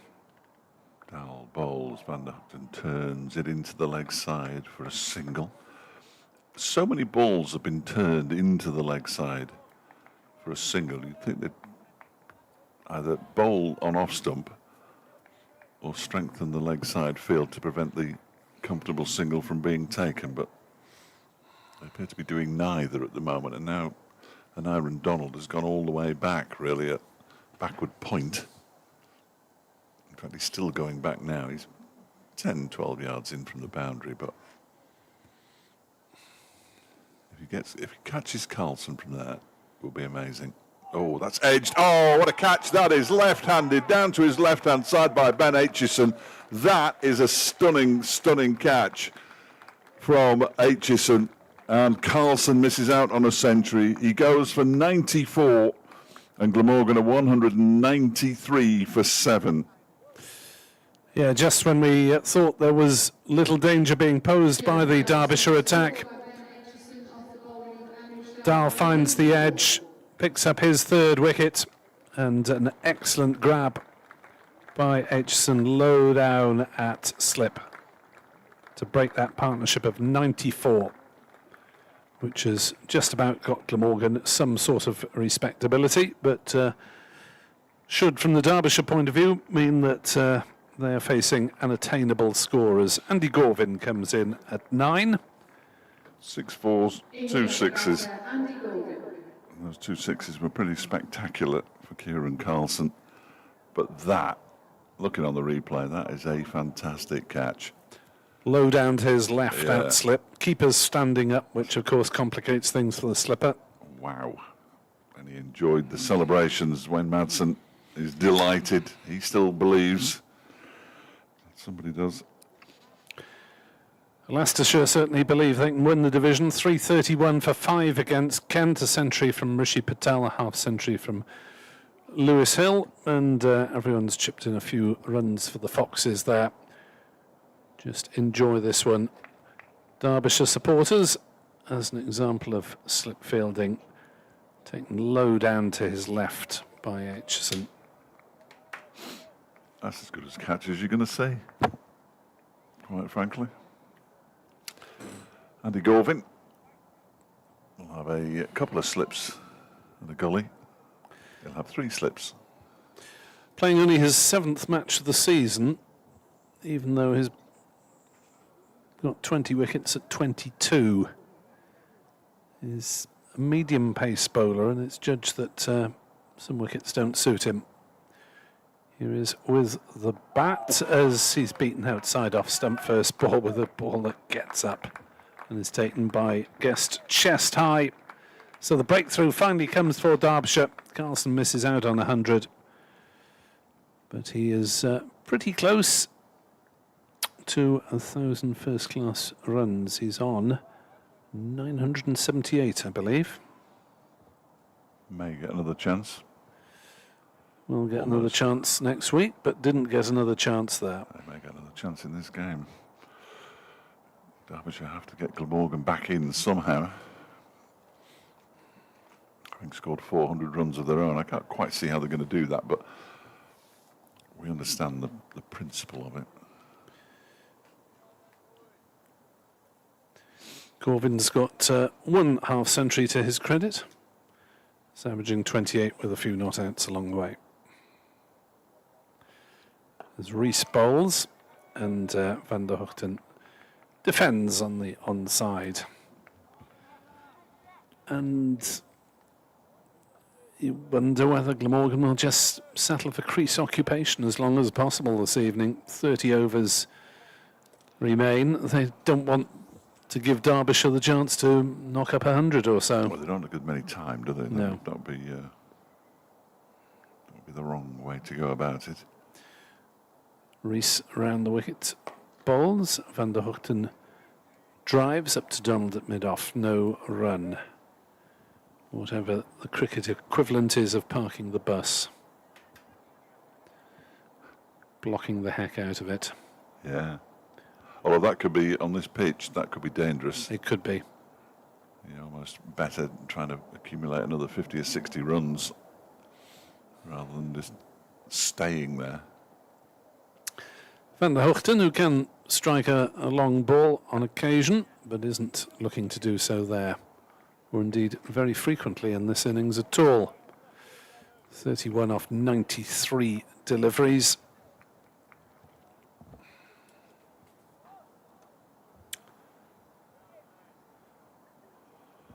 He's down there with 18 wickets at 30 for the season.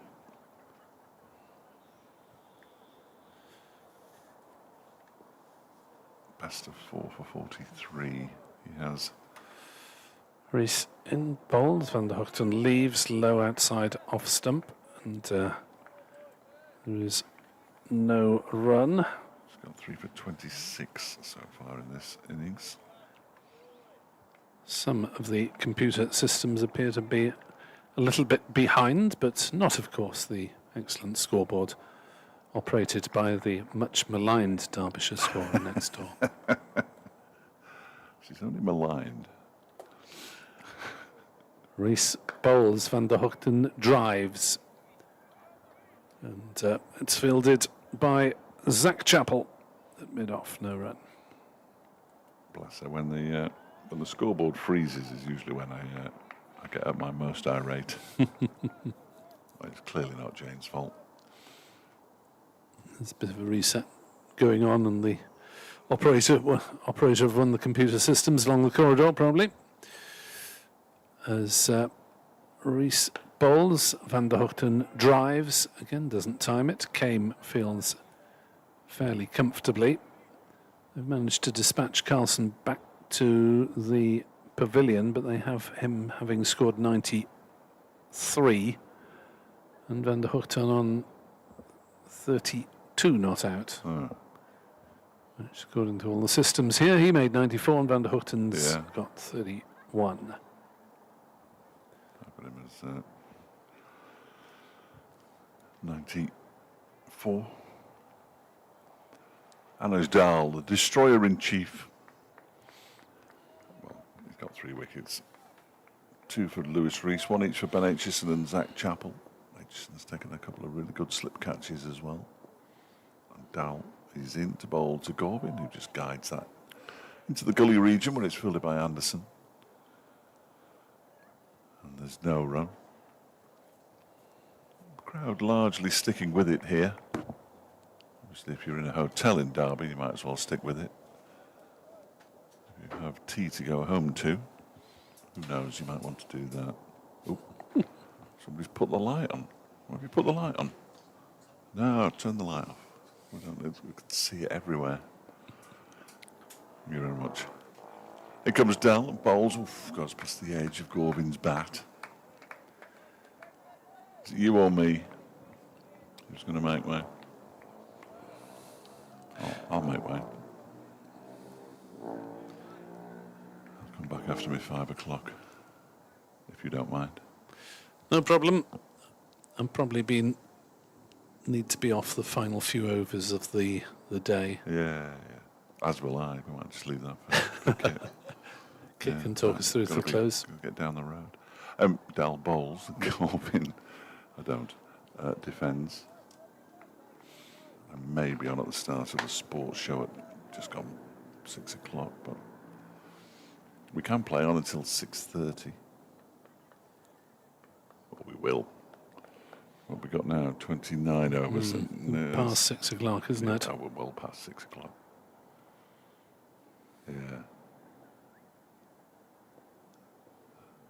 4 slips as Dahl bowls and Gorvin leaves.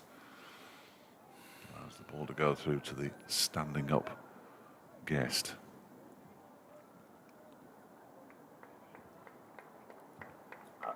So Ben Aitchison, who's applauding at every opportunity now. He just needed. I'm quite sure he's applauding a no ball. Oh, was it a no ball? There has just been a no ball. I think it was off that last delivery. 195 for 7. Derbyshire bowled a couple of no balls in this match. That one is defended by Gorvin, and it's not a no ball. Yeah, 3 for 28 now is figures Anuj Dal.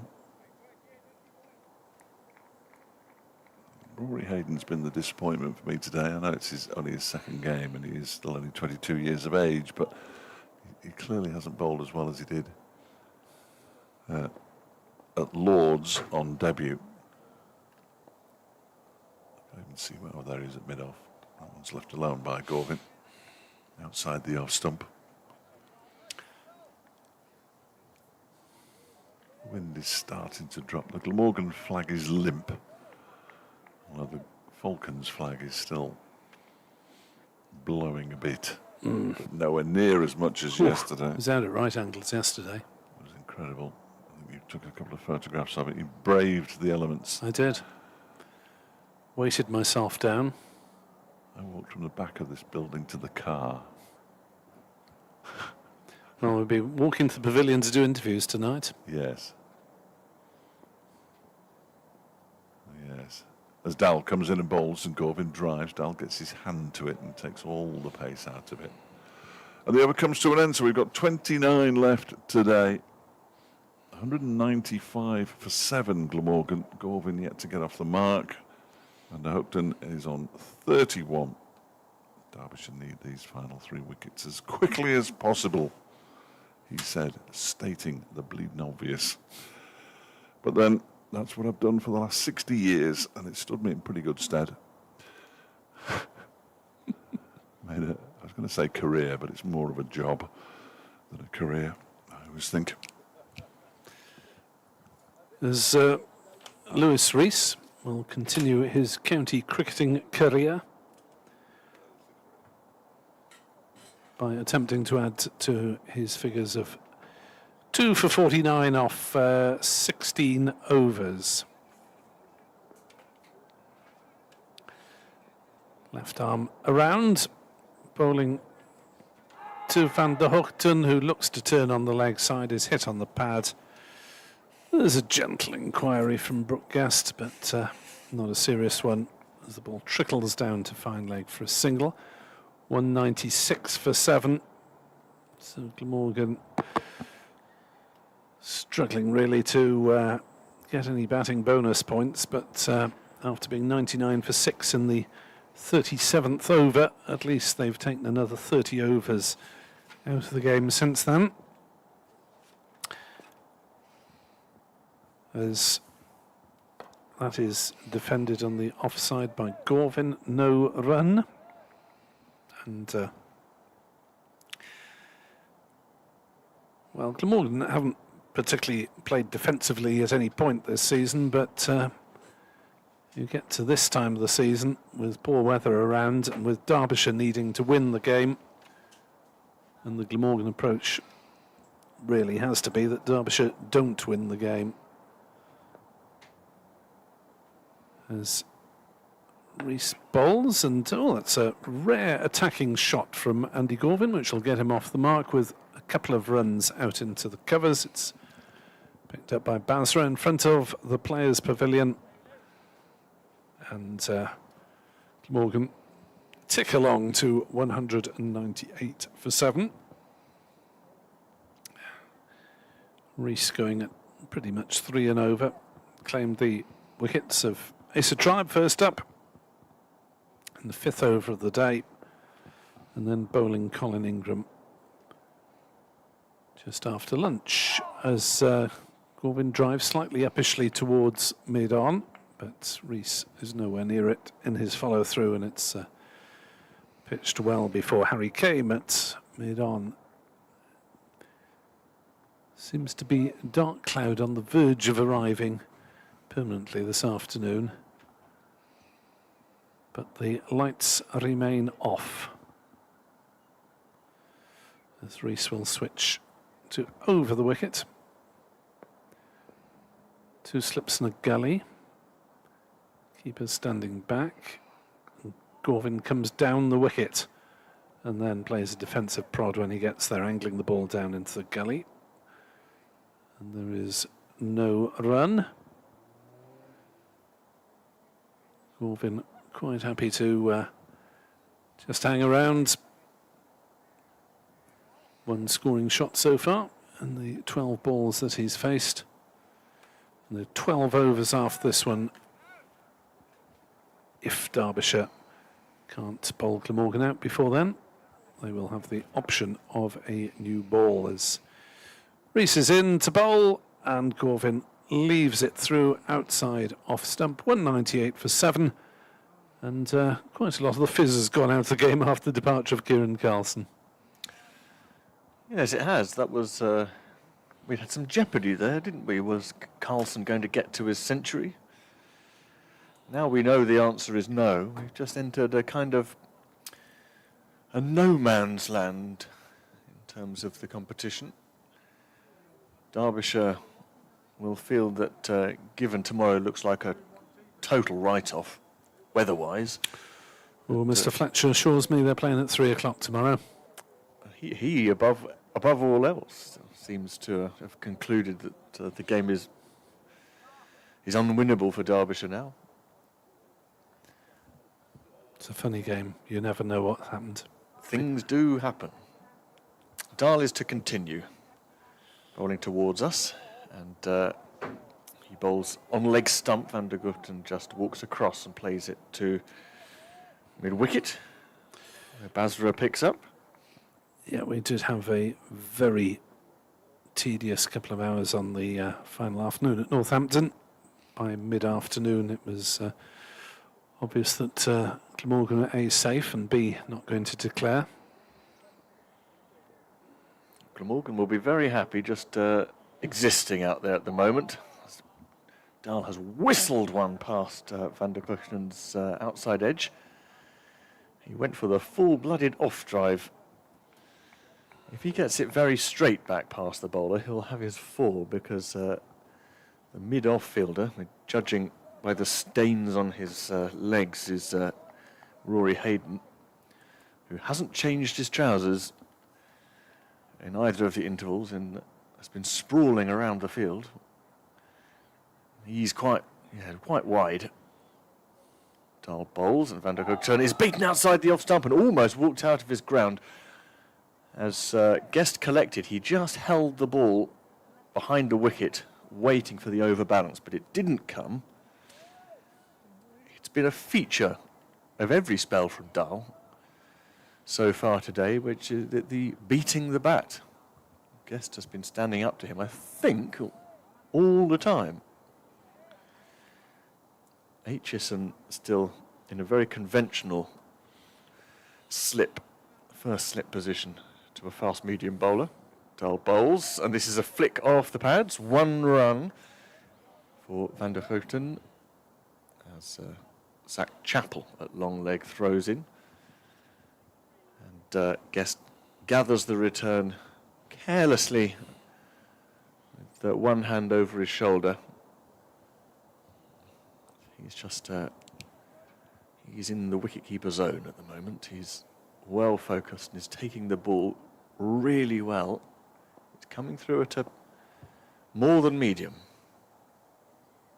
Dahl again, this time Gorvin is defending very tidily. Point in action, Nye Donald this time. The fielders are flinging the ball to and fro in the covers to try and keep themselves going. Between Donald at point and Hayden at mid-off, we've got Kame coming in a bit closer now, not quite in a catching position, but hands on knees at cover. And Gorvin is beaten again, this time back of a length, and Guest takes it high, and that concludes the over. 1 from it. Dahl now has 3 for 29 from 15. Van der Guchten 32, Gorvin 2, and Glamorgan are 1 short of the 200 and 7 down. Yes, it's a shame that we haven't been able to work it to get an Aaron Donald on commentary on BBC Wales programmes in this season. I don't think we had him last season as well, because he keeps getting picked for the 100, which rules out one-day cup commentaries, obviously. Is he a good voice to have on? Oh, he's an excellent commentator, yeah. Yes. Wouldn't be entirely surprised to see him taking it forward in some form or other once he packs up his playing career. 199 for 7, so Glamorgan have equalled their lowest score of the season, which was against Middlesex at Lords. In the dark days of April, when I was heard to opine to my better half, it's going to be a long asterisk deleted season. After Glamorgan started very slow out of the blocks. Rees round the wickets, bowls to Van der Guchten, defends on the leg side. Glamorgan lost the opening game of the season at home to Leicestershire, scrambled a draw, the losing side of a draw, if you like, at Bristol, and then got hammered at Lords. And It looked like being a long season at that point, 3 weeks in. But after that, they've got the balance of the side right. They've got their first innings runs, and they haven't lost since. As Van der Hoogten drives down into the ground, the ball bouncing up rather awkwardly for Harry Kame, who blocks it at mid-on. It is really just down to a battle for bonus points, isn't it? Glamorgan have got to try and stay in touch. Have we done the permutations for what they need to stay within 24? Well, or is it as good as gone? If this is a draw, then it may well be decided by Thursday evening. Reese bowls. Van der Hoogten flicks it down to fine leg for a single, and there is the 200 up for Glamorgan. They're 200 for 7, and we're in the 70th over. I see what you mean. Yes, the gap going into the game was 27. So Derbyshire could pull it back to 24 in this innings if they dismiss Glamorgan for under 250. But then, even if you go on victories, then Derbyshire, if points were to be level at the end of the season, and Glamorgan have got the more wins. Yeah, 24 is asking a lot of the other teams to be defeated. As that one is turned away on the leg side by Gorvin. He may pick up a couple of runs. No. Holds up a forbidding hand, like a traffic police officer. From the non-strikers end, they settle for a single. Are you mentally ready at BBC Wales for Division 1? Oh, I'd take what comes along, if selected. 201 for 7. As that beats Van der Hoogten as he prods at that outside off stump. Through to Guest. Well, of course, yeah, a new set of venues next season. Glamorgan prepared for Division 1 is the other question, really, that is of more interest to our listeners. We'll continue to make it up as we go along, if necessary, of course, on the airwaves, but can't do that when you're signing players. As that's cut aerially and past a leaping Basra at backward point, who flung himself at that one. But the ball's raced away for 4 as Van der Hoogten moves on to 37, and the total is 205 for 7. Well, at the moment, we've just got North East out and Dixon in terms of contract announcements. One would hope that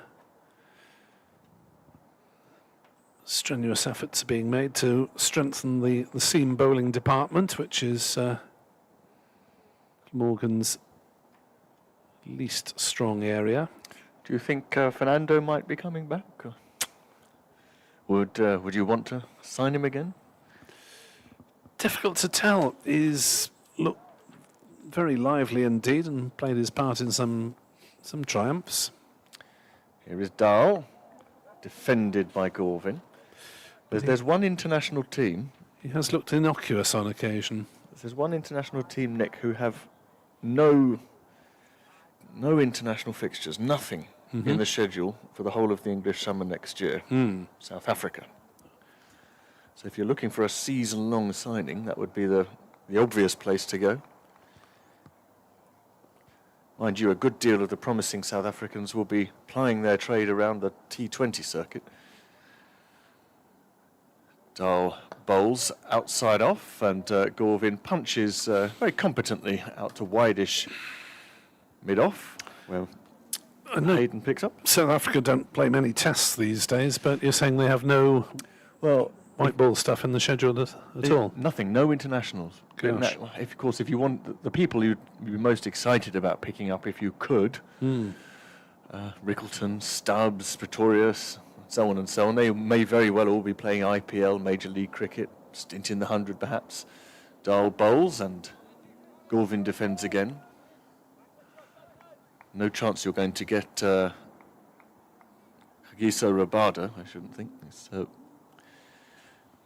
Probably doesn't benefit particularly from a county stint. Maybe one or two, but there are an awful lot of decent South African seamers around. those who are familiar to English cricket fans, Dwayne Olivier, for example, that you can always rely upon another half a dozen popping out of the woodwork. Dahl is defended by Gorvin again. I think most directors of cricket will be having a really good look through the first-class records, talking to the academy coaches and the opposite numbers around the regions of South Africa, see if there is anyone.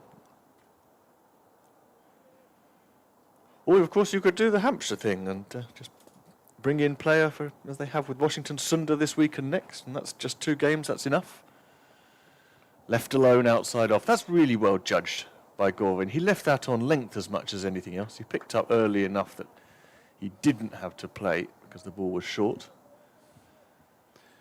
Graham Brill, via email, suggests the pitch is ideal for Andy Gorvin's bowling. Bowl at the stumps and let the pitch do the work. I'm glad I'm glad he's back in the side. He's an old-fashioned medium fast, isn't he? RMF, late 70s. Well, he'll wobble it around. It's just right for him, I agree. And when he's having no problems facing someone who's not totally dissimilar from him with the ball. He's just finished a maiden from Dahl. Yes, Graham, having watched all day, the pitch is only going downhill. That hasn't been great today, to be honest, and if you're a batter. It's been pretty useful if you're a Derbyshire seamer. As the weather continues to look moderately grumpy, but no rain is forecast. It's a question of whether the light holds out for a further 25 overs today. Aitchison takes over from Rees at the racecourse end of the ground. The only thing was, the ball flew a bit more. It's doing the keeping low bit quite often now, but it flew a bit more now and then when it was much harder. I don't know if this ball is 71 overs old. The innings is, but we changed it. Yes, presumably it's been used for approximately the same amount of overs, the replacement. It's past retirement age anyway. It's in the springtime of its senility. Aitchison is in to bowl, and it is defended by Van der Hoogten. Looking potentially for a third half century of the season. Scored 62 in round 4 against Derbyshire and Cardiff, and 61 in round 6 against Northants. Missed the 1 game through injury at Lancashire. So it's edged and caught, and there'll be no half century for Van der Hoogten today as Aitchison found the edge. And a reasonably simple catch. It's 205 for 8. Well, there was certainly life there. He did get a bit of bounce. The line was absolutely immaculate. This wasn't carelessness from Van der Hoogten. It drew him into the shot. Hands instinctively went up with the ball. It was just over 4th, 5th stump. He was got out there. That's a very patient innings from Van der Hoogten. 37, and he was out to his 109th ball, I think. Yes, so Van der Hoogten, who likes to put bat to ball on occasion, kept himself well in check there, but a valuable little knock, providing the support for Kieran Carlson, but an excellent delivery from Aitchison, and that would have got out many top-order batters, I'm sure. 205 for 8 as James Harris comes to the crease, and just looking to eke out a few more for these last couple of wickets, or for this wicket really, because number 11, Asitha Fernando, has so far blessed Glamorgan with 15 runs off the bat, and don't think he's scored in quite a while. Naught in his last game, a couple of naught not outs, didn't play in a couple mid-season, So he hasn't actually scored a run for Glamorgan since May. The number 11, James Harrison and Andy Gorville will try and delay his arrival to the wicket as much as they can. We're in the 72nd over of the innings, but it may well be that Derbyshire don't need a new ball as Harris turns that one to mid-wicket. Came Fields, no run. Well, assuming that Derbyshire get the third bonus point, that would take the gap between the teams to 24, as you say. So, again, assuming they get the ninth wicket and the game is drawn, if Glamorgan could get to 250, that pretty much locks down promotion. As Harris lunges forward, but then plays no shot when he gets there. If. Very much the operative word in this situation. Gorvin's been defending very, very adroitly, but he's going nowhere runs-wise. 3 off 22. Harris used to be a decent bat. He has slid down the order a bit in his second spell with Glamorgan. He was up at 6 at one point for Middlesex, occasionally, as he defends that one. Back to Aitchison, who has returned to the attack in very competent fashion. Good first over back. One of two really, really genuine Welshmen in the 11. I'm not going to get in trouble for saying that. But count Carlson and as Harris as the two. As that's turned away by Harris for a single down towards fine leg. They are the two Welsh-born players, indeed. I've had several more on occasion. Gorvin's half Welsh by parentage, born in Hampshire, but his dad's Welsh. They're also the two who've been bred through Welsh cricket, aren't they? That's where they did their youth work. Yeah, Tribe Cardiff University's product, as was Gorvin. But yeah, this particular 11 is rather fewer local products than some of the teams that were fielded in the One Day Cup, which is, as it should be really, giving younger players a chance to develop.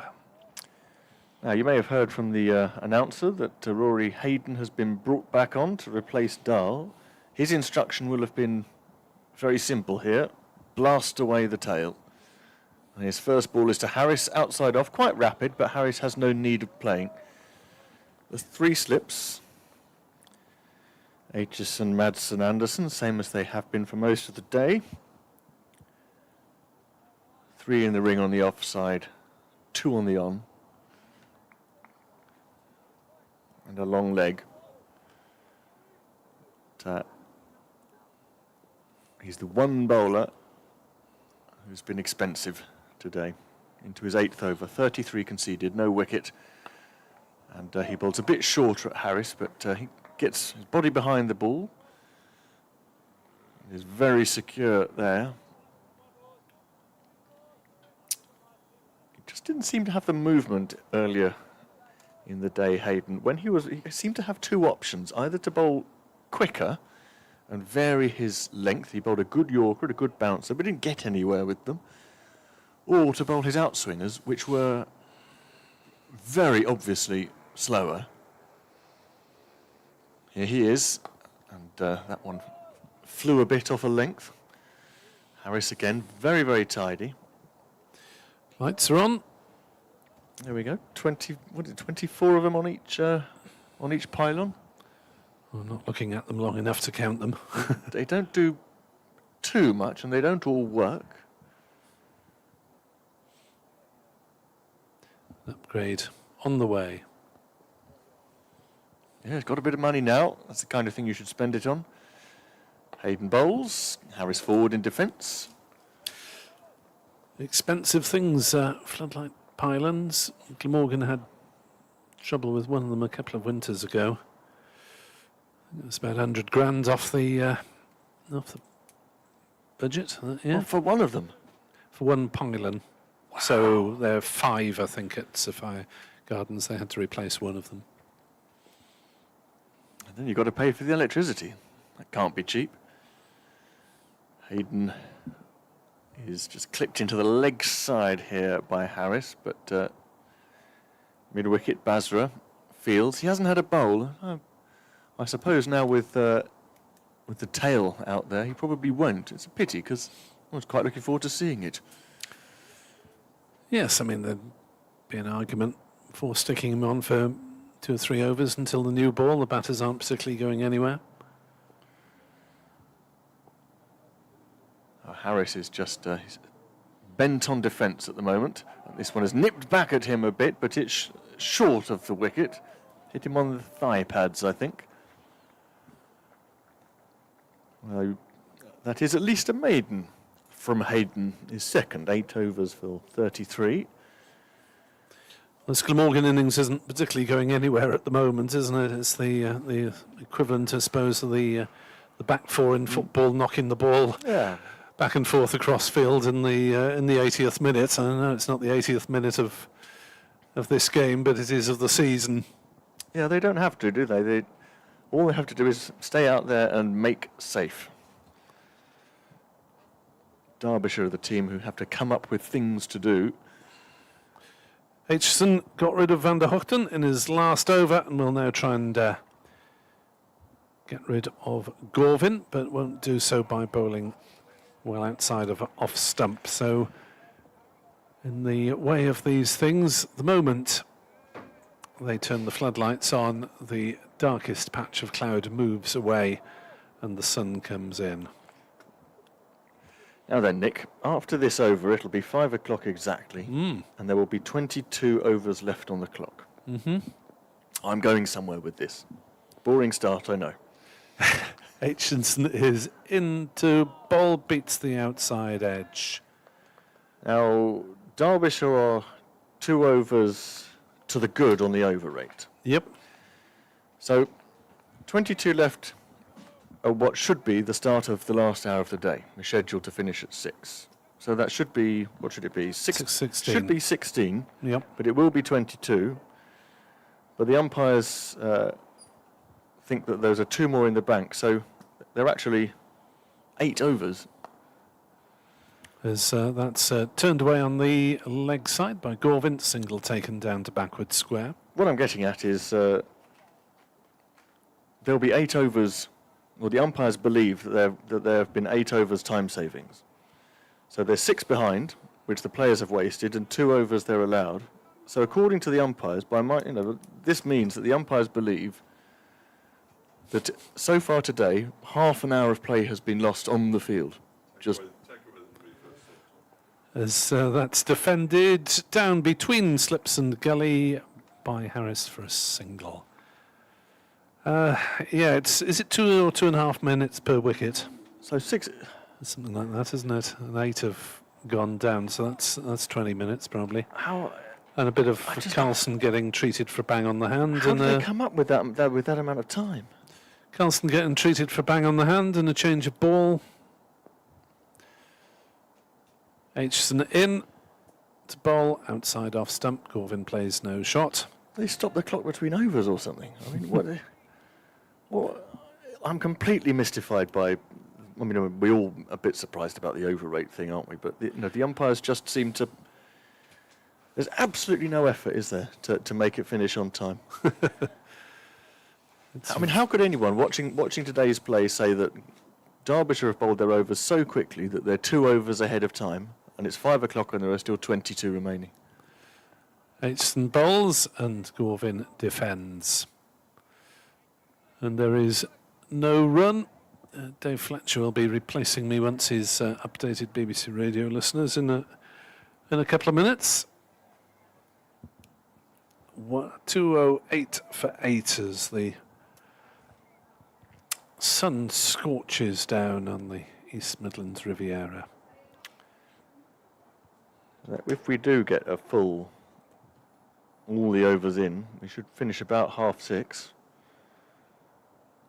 And as I say, according to the umpires, that 6:30 finish, half an hour after the scheduled close, the umpires' view is that Derbyshire are actually bowling their overs faster than they should. Riddle me that one, Championship fans. Right, I've done that bit now. Rant. Here is Hayden bowling again to Harris, and he's on the back foot in defence. He's very good. The ball has lost its shine and sharpness. Umpire O'Shaughnessy has dropped Hayden's cap and didn't look altogether inclined to pick it up, so Harry came, ran all the way over from cover to pick it up for him. Here is Hayden to Harris. Short. Harris has got a bit of bat on this round the corner, and we'll get a single out to Zach Chappell at long leg. Harris to... Was that a leg by? Oh, I missed that one. That was... Blink and you miss it, as indeed I did. It's the 15th extra. Harris stays on 2. 209 for 8. It's really been only Carlson in the afternoon that's brought any attacking intent to the party. Gorvin now to face. Fuller ball, but he's up to it. 28 balls he's now been out there for his 4 runs. This is what Monty Python might have called a Proustian display of modern existentialist cricket from Glamorgan. After tea they were there, and an hour later they were still there. But as we say, that Glamorgan over the season have done the needful. They don't need to do anything today. But here's a do. It's a short ball, hooked away. Gorvin has climbed into that one. Only 2 men on the leg side who could have stopped it. Mid-wicket and long leg, and it was nowhere near either of them, and he profits by 4. Well, Andy Gorvin isn't normally a man of very big shots, but he is technically a fairly correct batsman. Bats in the top order in club cricket. He's treated himself to that one. That was a pure indulgence from Gorvin. Perfectly safe, good shot. Slightly embarrassing to Hayden if he's trying to bounce out the tail. This one is Fuller, and he's driving, and he'll get runs here too. No, he won't. Yes, it has got through mid-off. Just for a moment I thought he'd stopped it. Mid-on. And there are 4 more. So, Andy Gorvin, the mid-on fielder. Is that Rees? Rees has dived for it. I thought he'd stopped it. He's staying down. He's holding his shoulder, and he's still there. For a moment, I just thought he was having a lie down, but it looked as though he'd got to it, doesn't it? And so it's the sort of dive that maybe you stay down to it for effect, sometimes to show you've made a blooming good effort, but now he's fallen awkwardly. All is not well. And he looks to have hurt his left shoulder. Left shoulder or collarbone. As we see... I mean, it was... yes, he's jarred it. As he was sliding, it was a great effort in the field. Well done him. But as his wrist slid along the ground, it just jarred his arm. I wonder whether he's dislocated it. He's in almost exactly the same position as when he went to ground, on his back, looking up into the sky, with his right arm across his chest, holding his left shoulder, almost like he's holding his breath as well. Don't even move me because it'll hurt. Now we really will get a delay, and a necessary one. I think it's about time we ran you through the scores elsewhere in Division 2. At Bristol, Gloucestershire at 23 for 1 after 10 overs in reply to Northants' modest 206 all out. Gloucestershire in 5th, Northants in 7th. At Old Trafford, Lancashire against Middlesex. Middlesex 124 for 5, a half century from Josh de Keres, but Middlesex not making much impression on the scoreboard. In 4th place in Division 2. And Leicestershire, well, they're enjoying clinching promotion in style, or the clinching, maybe the League One, the league title in style, as they're 395 for 5 against bottom side Kent with half centuries from Masood and Cox now. And, well, Lewis Rees is being led off the field. And obviously in some discomfort down that side, Dave Fletcher. Yeah, not ideal. Opening bat, opening bowler. And Rees doesn't look in particularly good health, it has to be said. Jack Morley will replace him on the field, but of course he can't be replaced either.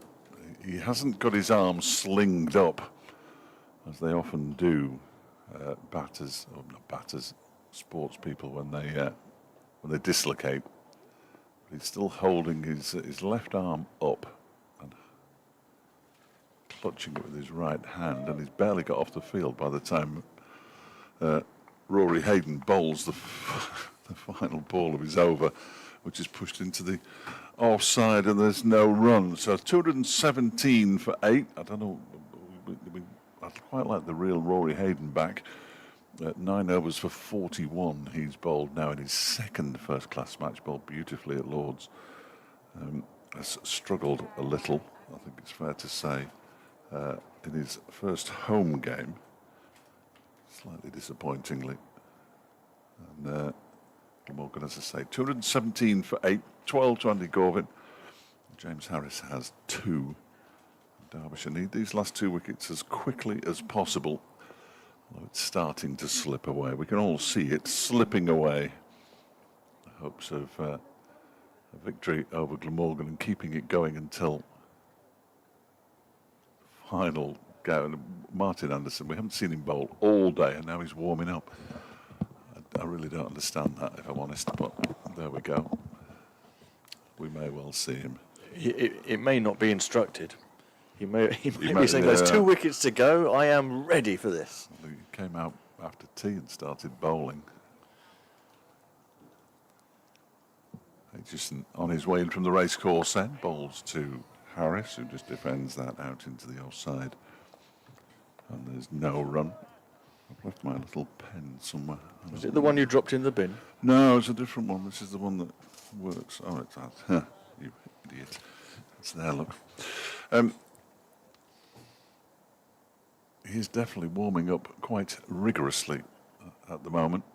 At third slip, Martin Anderson, as Aitchison bowls and Harris takes the bat away from that one, allows it to go through to Brooke Guest. It will alter Derbyshire's batting lineup as well. Rees has been opening the batting. He opened the batting last week with Caleb Jewell, who of course has been called back by Cricket Australia. Yeah, it could see two new openers. Well, Donald will definitely open, I think, and Harry Kame has opened this season. So I imagine he'd be pushed up as Aitchison bowls. That one's clipped away. Again, 2 straight down towards backward square leg, really, when it's fielded by Hayden. Harris moves on to 3, 218 for 8. We've still got 20 overs to go.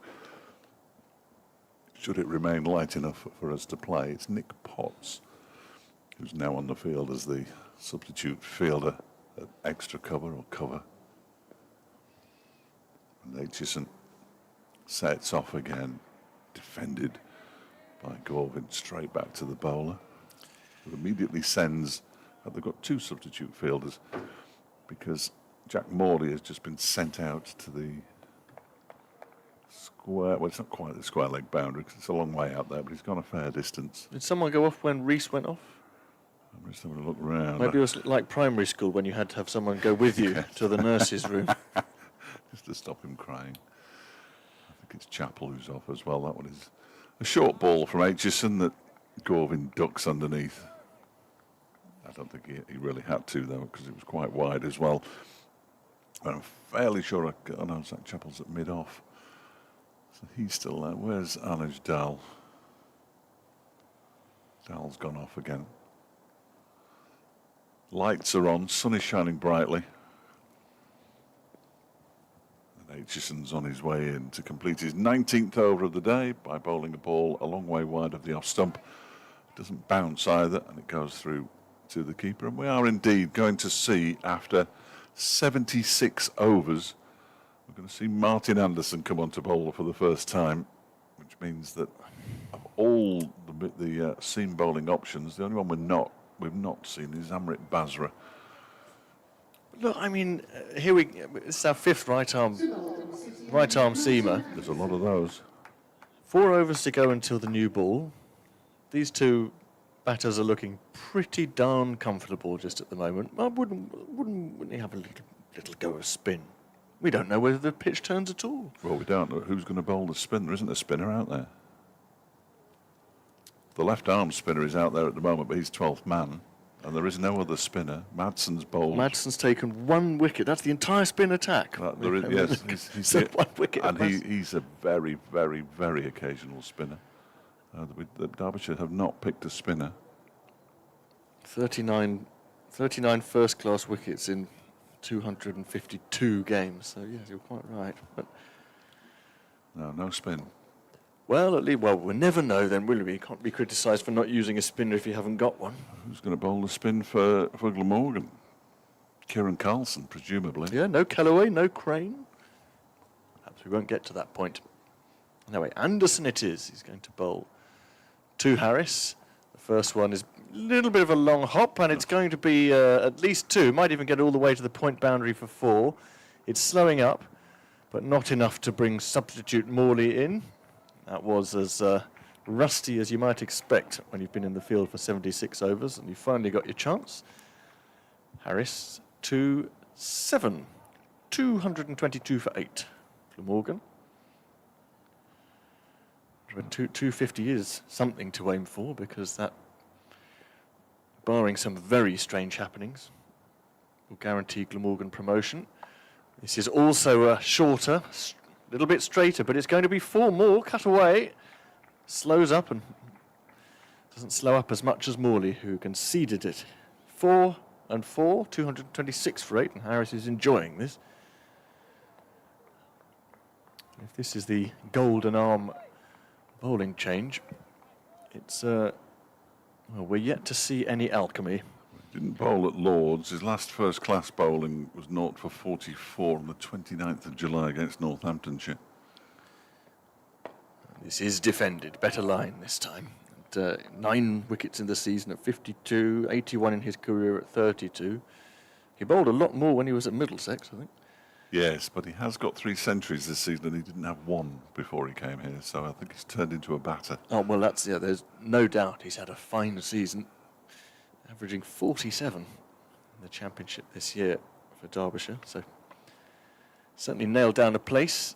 This is short again, and Harris rides the bounce. It was straighter this time.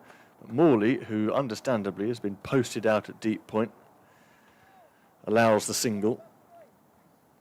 Well, that's well played by Harris. 4-4, get the fielder on the boundary, then milk the 1. Harris meets Gorvin at 12 apiece, and Gorvin takes strike. 2 balls left from Anderson. And very, very full, looking for the Yorker. Gorvin opens up his stance and crouchily defends to mid-wicket. And I felt that he was ready for that. Anderson isn't quick. No. So he doesn't hasten Gorvin into digging out the Yorker.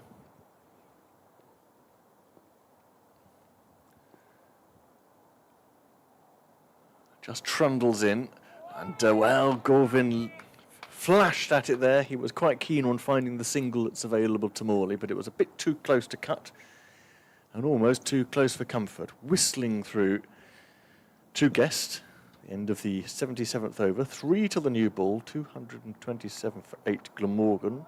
Well, it's a miracle. Lewis Rees is back on. Well, It didn't look like that does surprise me. It didn't look like he would play any further part in this match, and who knows? Yes, it looked that bad. The next 2 years.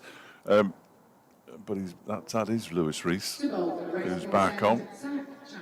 But he's not coming on in anticipation of taking the new ball in 10 minutes. I think he probably is. That would surprise me. Lion-hearted. It's not immediately obvious who'll share it with him, because Chappell has now come on. I think it'll be Aitchison. That's what my guess would be. Not a massive break for Aitchison, but then I suppose there's not too much time left in the day. No. Done a job of work, though, 19 overs. He's only bowled 3 overs in that last spell, though, didn't he? So 3 overs, 1 for 4. Martin Anderson hobbled away, by the way, at the end of that first over, which partially explains why he hasn't bowled much this season, because he does have one of his knees strapped. Chappell is in. That one is full. Harris pushes it out to Anderson, who's at cover. I think that's the approach. Full and fast. There's no pace in the pitch. Hasn't been from the start. No. But it has been bowler friendly in a soft and green sort of way. When the ball was hard, there was the occasional lifter too. But right now, to be 8 down and resisting, it's about the best time to bat. 227 for 8 is that next delivery from Chappell is guided down into the gully where Amrit Basra does the fielding. Harris 12 from 22, Gorvin 12 from 36. The partnership already worth an annoying 22 runs off 6 overs. So he's just testing out that left shoulder at mid-on. He looks okay. Tanaj Dalu stayed off. And he didn't fall over. Here comes Chappell. Oh, no, he loses his run-up, so aborts. That won't help. Let's finish any time soon. It's going to be 6:30 if the light holds. There's all kinds of fun at the Oval. Nottinghamshire were, in the second innings, 89 for 6 against Surrey. They're now 154 for 6, 212 ahead. Could be enough, couldn't it? Could be enough. Chappell bowls, left alone by Harris to go through to Guest. And another turnaround at Taunton. Somerset were 99 for 5 earlier. They're now 320 for 5. Can they still win the title? I don't think they can. Well, I don't look at the... I know they won't because they don't win titles, but... They're going to get a points deduction, I should think, which will scupper any chances. Abel and Aldridge, Durham's Casey Aldridge. Very proud with record. hundreds. This one is defended by Harris back towards Chappell. Somebody said to me who's coming down. I said, I've got no idea. I don't look at the First Division table, which is true. I don't. But Well, it's not enormously clear at the moment. Worcestershire definitely, but the other places up for grabs. There were 5 teams separated by 14 points between Essex's 140, Durham's 126. So I don't think anyone knows who's joining Worcestershire. Durham for preference if Derbyshire don't get promoted. As Chappell bowls, that's 2 straight, clipped away out towards backward square leg. Oh, that's poor fielding from Jack Morley. It goes straight through him on the boundary. That's not going to help anybody's mood. Harris moves on to 16, 231 for 8 at the end of the over. That was disappointing at best from Jack Morley out there in the distance. He's walking back suitably disgusted with himself. 231 for 8 with 18 overs to go. Why would your choice be Durham? It's a terrific night out, Durham. Spent a bit of time with Martin Emerson. He's good company in the commentary box. We spend no time with him outside the commentary box, certainly, because we do not go to Sunderland to stay. I've stayed a night in Sunderland last year. Yeah. The night after bits of it got burnt. He keeps telling us, why don't you come to the Roca Riviera? Well, one of us would have to drive, and why would we do that when we've got a perfectly fine city? No, not in Chester Street. We stay in Durham. So that's quite a nice trip.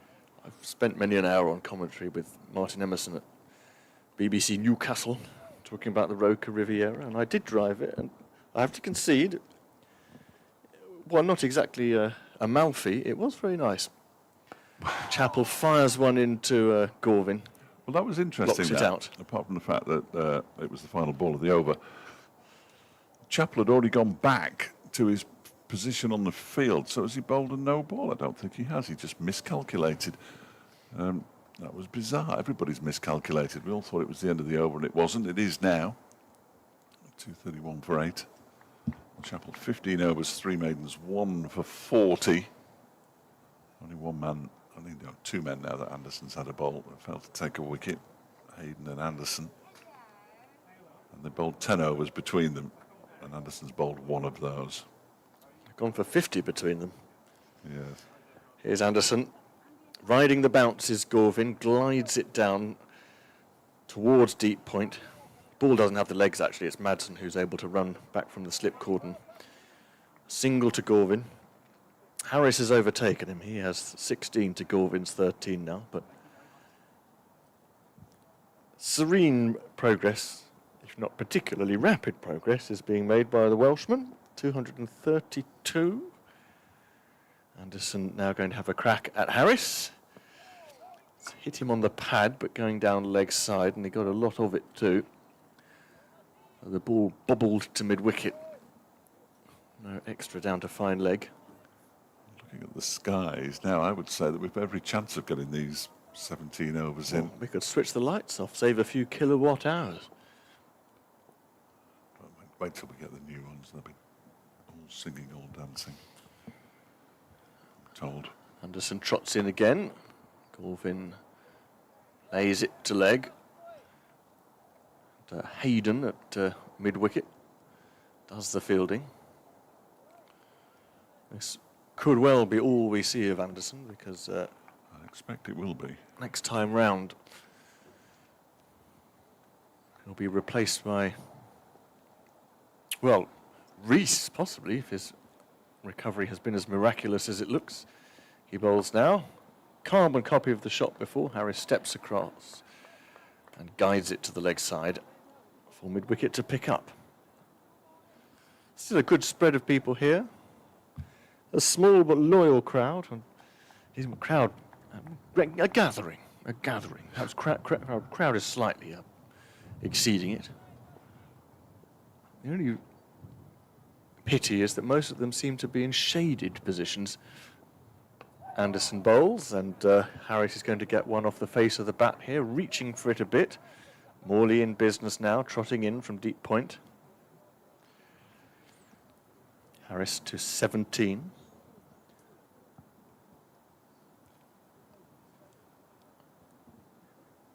I've got a message from Martin from Michigan I'm going to read out. A message from Martin from Michigan. Martin Mason from Michigan. Martin Mason. I hope its message is about M&Ms. Anderson bowls. Gorvin rides the bounce, and that concludes the over. The 79th. Glamorgan 233 for 8. Finally back on board, says Martin, enjoying 80-degree sunny weather here all week, sitting outside in the front garden yesterday morning, downloading the live stream only to see all the fixtures were either delayed or play had ended. Difficult to remember to factor in, he says, the English weather for his daily plan there. By the way, have the good folk of Derby taken the pledge? I noticed an alcohol-free zone with nobody in it. I'd have thought if they're giving it away, it would be packed. Yes, very good. Oh, that's the free alcohol zone. Yes. Quite another thing. Yes, it is. That's basically for T20 matches. Away to our left, there's an alcohol-free stand, slightly more family-friendly, possibly, than some. As Chappell is on his way in, and that one is played nicely by Harris, but beautifully fielded by Amrit Basra. And Anuj Dal, who is back on the field now, which is good to see, goes across and gives him a low 5. Quite right, too.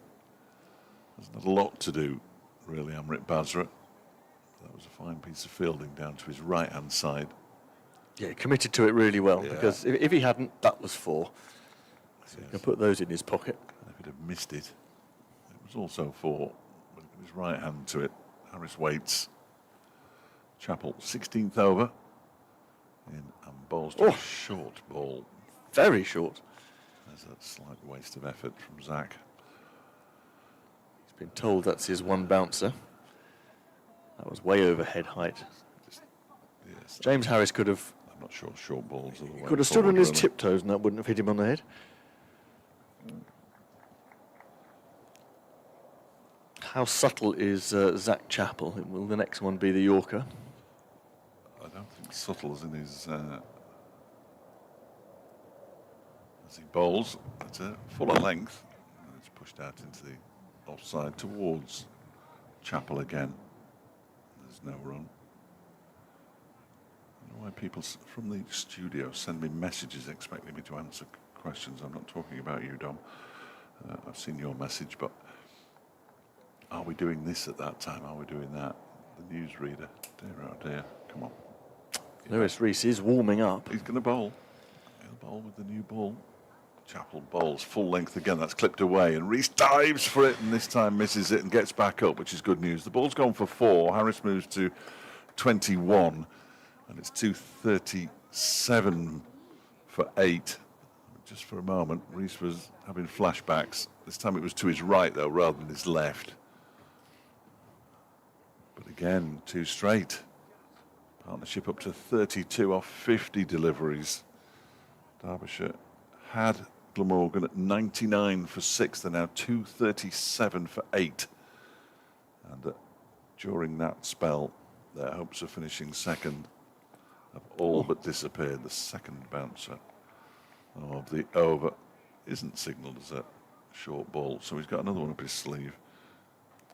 It is now. It is now rather late. Oh, he does signal it. There we go. O'Shaughnessy was frantically waving at square leg for Shanmugam to signal it. He only just manages to tell Chappell as he walked past him. That was the second one. Don't forget. 2 slips for Chappell, bowling to Harris on 21.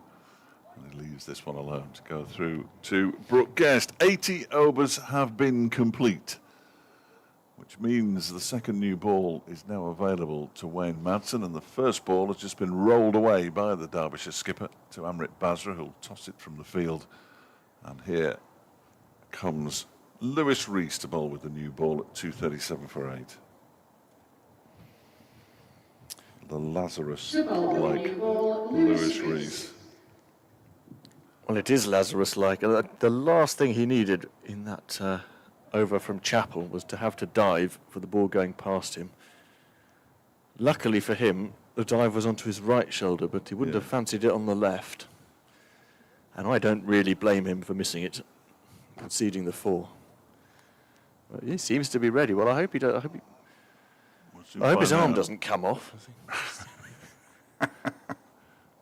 That would be a story. That bad bruising.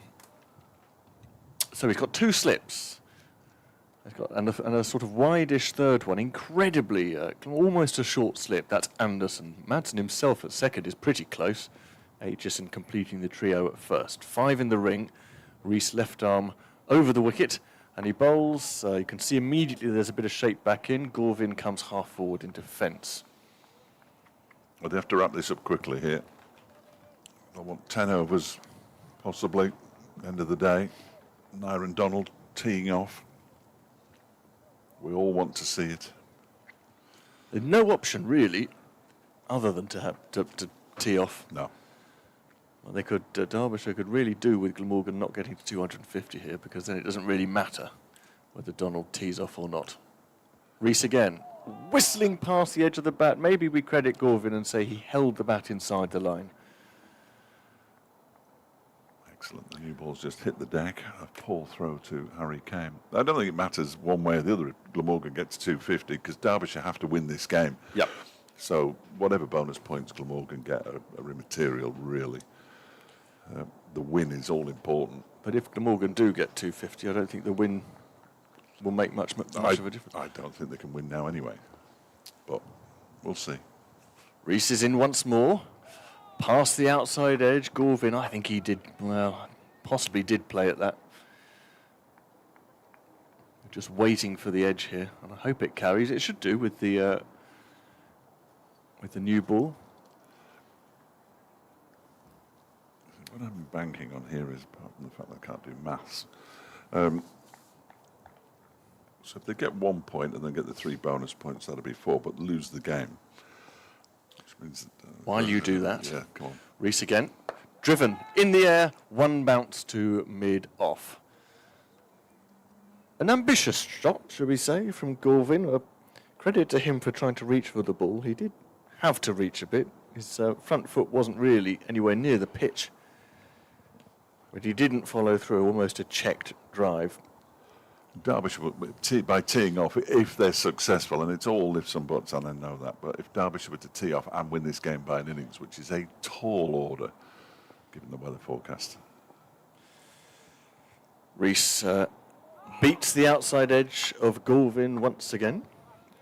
If they win by an innings. If they win by an innings, and Glamorgan get a point, but they also get 3 bowling bonus points, which seems probable because teams do. Derbyshire get, I don't know, 3 batting points to go with their 3 bowling points and end up with 22 points. That would be an 18-point differential. It's 27 at the moment. It will be down to 9. They'd still be relying on Glamorgan messing up next week. Rees bowls, Galvin advances, misses, and Guest thinks about having a shy, carey style at the stumps, decides against it. Decent over that from Rees, no ill effects from the knock he took when he landed on his left shoulder earlier on, about half an hour ago. Glamorgan are 237 for 8. I'll leave you for the time being. So after Dave Fletcher, you'll hear once again from Nick Webb. Thank you, Kit. I think the umpire has just been brought a light meter. A joy of joys. It's been brought on by Nick Potts and handed to Surrey Shanmugam. I can't imagine he's actually brought anything else out, so I'm assuming it's a light meter. And Zach Chappell's going to take the new ball and continue this current spell from the racecourse end. He's on his way in now. Ball to James Harris, who just goes back and guides it down to backward point. Yes, just talking about this 250. The 250 is problematic not because of the bonus point, it's problematic because of the number of runs, in my opinion. Yeah, basically, Derbyshire have got to win this Derbyshire week and next, and hope Glamorgan lose next week as well as this week. Well, they could draw next week. No, they couldn't. You're right, because they can only really reduce the arrears by 18 points or so. This next one's very wide of the off stump. Through to the keeper. Derbyshire will hope that Glamorgan have a nightmare against the Lankeys, but Lancashire not likely to have anything particular to play for other than professional pride in the final week of the season, so yeah, it's likely Glamorgan will inch over the line at some point, whether it's Thursday or at some point next week. Next week's Wednesday to Saturday, isn't it, the game? Yeah. Chappell bowls. Oh, that's a good delivery. Better delivery, certainly. Harris plays at that one and it goes through to the keeper. I've been sent another picture of my son's new dog. I haven't seen a picture of it awake yet. It's a beautiful thing, but Duncan in Kent reminds us that there might be some noises in Trebanos about the lack of a third man at stages today. Edward Bevan, a BBC colleague, is a particular fan of the third man. Yes, well, so am I, really. 50-odd runs the other week came through third man. That's a glorious drive from Harris out to the cover boundary. And they moved to 241 for 8, Glamorgan. Harris up to 25. That was beautiful. I mean, it's there to be hit, but when you think he's coming in at 10, that's a beautiful shot from a number 10. Yes, well, he's certainly had them in the past, James Harris, and no doubt knows how to play them. The execution may not be as good as it was, but under not much wrong with that. These cloudy skies. Still 3 slips though. Chappell comes in again and he just pushes that out into the offside. There's no run. That was a sumptuous shot from Harris. Genuinely sumptuous. Leicestershire rubbing Kent's noses in it, really. 439 for 6 at Grace Road. 2 days to bowl Kent out twice. And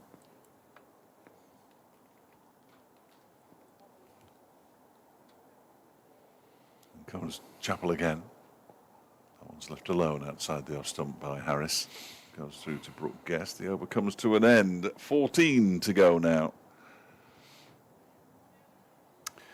Yeah, you mentioned you were looking forward to going to Cardiff City for the first time later this season. Wales are going to be moving some games away from the Cardiff City Stadium. Well, they played Playing a few at the Principality Stadium. Really? But, yeah. They played Canada at Swansea last week in a Yes. friendly, didn't they? Yeah, that was I noticed. very much had the air of a contractual obligation. Canada won 1-0 against Was it? a rather below strength Welsh side. As Rees, shoulder miraculously restored to health, is into bowl and beats Gorvin outside off stump with a lifting delivery. Yes, the Principality Stadium in Cardiff is staging 6 games in the Euros in 3 years' time. Nothing like planning ahead. And therefore, the FAW is going to use the stadium for some part of the build-up to that, Nice to see a Wales side win there. as that's through outside off stump, and there is no run. Apologies to everybody in Wales. It was a joke. Yeah, It was a joke. It's You know it was. it's an accurate joke. Well, it hasn't been the happiest of times, has it? Martin Mason, the man with the alliterative name, was mentioned how alliterative it was. He sent me another email. He's in Michigan. Martin Mason from Michigan. Well, he would be. And that's on Minnesota. Rees bowls and Gorvin pushes it to mid-wicket. Bazara comes racing in the manner of a man enjoying himself on a first-class cricket field for the first time. Absolutely. Well, he was a sub-fielder at Northampton, but I know what you mean. He's saying we've seen a duck by Cook, a maiden from Hayden. Has Chappell eaten anything to keep the doctor away? Might have to give Dal a call. It doesn't quite work, but I know where you're going, Martin. Nice try. Rees is in to bowl and beats Gorvin yet again outside off stump. It could go any time, this 9th wicket. The possibility of some more football being played in Wrexham, because the capacity there is going to be increased to 18,000. I saw Wales play New Zealand there many years ago. All right. It was Ryan Giggs' last match for the national side. Got a couple of free tickets. As Gorvin drives into covers, but it's well stopped by a diving Kame, and there is no run. Actually got them from the New Zealand striker who had played for Halifax Town, Shane Smelts, who played in that game. He scored 2 and Giggs scored 2, I think, in that one. People, no doubt, listening would be better placed to remember that kind of thing, but Yes, I worked on one Wales football international at Wrexham. I think it was against Norway. I'm fairly sure it was a 1-1 draw. As Gorvin drives and is stopped by the boots of Lewis Rees, who shows that he's capable of playing at the highest level of football, as he not only stopped a firm straight drive that was probably heading for the boundary, but managed to flick it up behind himself. Well, that was worth watching, footy fans. nicely done. The first touch wasn't bad, a little bit heavy, but he's recovered it well. And he's flicked it up behind and caught it. Well. 241 for 8. Yeah, I think it was a 1-1 draw against Norway, and I'm almost certain that Ian Rush scored the Welsh goal. That's a while ago then. Yeah, probably about 40 years ago. That was before my experience of the Welsh team. Here's Zach Chappell bowling to James Harris on 25, 241 for 8. That one surprises him a little bit. Pushes it straight back down the pitch to Zach Chappell. The lights are still on, I've no idea why. 3 slips, a backward point, a cover, a mid-off, a mid-on, a mid-wicket, and a long leg for Zach Chappell, all very standard. And Ben Aitchison likes it. As you can hear from his applause at first slip, Madsen at second, Anderson at third. Chappell bowls, defended by Harris into the onside. In rushes an Aaron Donald. That's as much Very good. That's as much of a rush from Nye as I've seen this season, I think. to field the ball. Gives it immediately to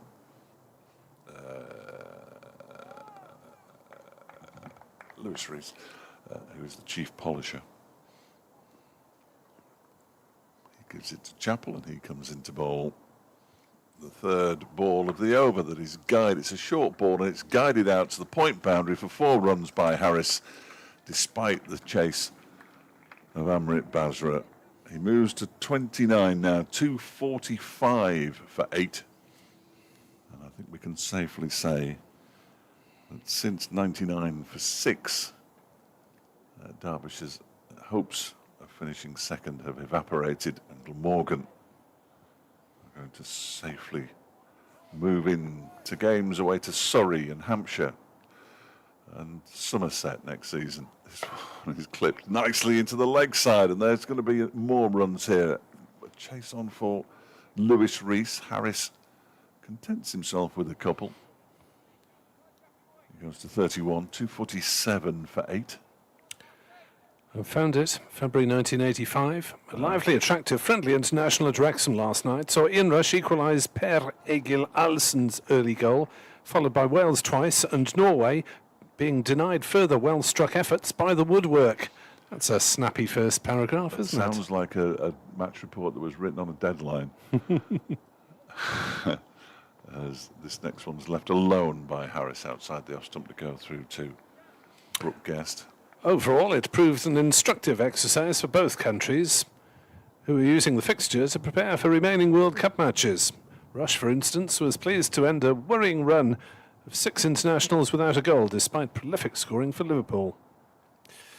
There we are, reading it in a sort of slightly posh voice, since it was in one of the broadsheets at the time, that report. Definitely sounds like it was a runner. He goes. This next delivery from Chappell, and it's defended immaculately by Harris out into the offside. It was the final ball of Chappell's 18th over, 1 for 54. His figures. Gorvin is on 13. Harris has 31. This partnership now worth 42. And Glamorgan 247 for 8. As they edge closer to the luxury of a batting bonus point that looked highly unlikely at 99 for 6. Well, I did hear you while I was off telling everybody that the previous low score in the first innings was 199 or something. 199 is Glamorgan's lowest. And at that point, Derbyshire were No, what's the word? Pedal to the metal. Probably not pedal. No, it wasn't pedal. I appreciate your affection, as that's through outside off stump from Rees, and Gorvin plays no shot. When Chris Cook was out, 99 for 6. That was probably when you were looking at it. But yes, since it's then, probably when you were in full Judas Priest mode then. Yeah, that standard 94 for the 7th wicket between Kieran Carlson and Tim van der Hoogten. Even then, Gorvin and Harris were just sort of poking about for quite a long time, weren't they? Yeah. Harris has taken things on, in particular, as Gorvin defends on the offside, and there's no run. And this is indeed the first time that James Harris has got more than 13 this season, I think. How many did he get last week? Which I haven't filled in yet. Oh, come on, Nick. He got exactly 13 last week as well, so that was his highest score on 2 previous occasions. So 31 by some way his best, as Gorvin is beaten once more outside the off stump. I mean, he may be playing inside some of these deliberately. We are at an angle, so it's moderately difficult to tell. But the longer this goes on, there's not going to be much time for Derbyshire to make any impact this evening. Or indeed any time. As that's through outside off stump. Gorvin plays no shot. Rees leads one to believe that it was fairly adjacent to the off stick. 247 for 8. Glamorgan 3 runs ahead from their first bonus point of the match. There's Aitchison at slip, who took a stunning catch in that position. Bounces up and down and does some stretches. And Reese bowls and Gorvin plays no shot, and Gorvin quite happy to see the time tick away. Hugh Griffiths suggests that Glamorgan will need 3 or 4 new additions for promotion, or once they are promoted.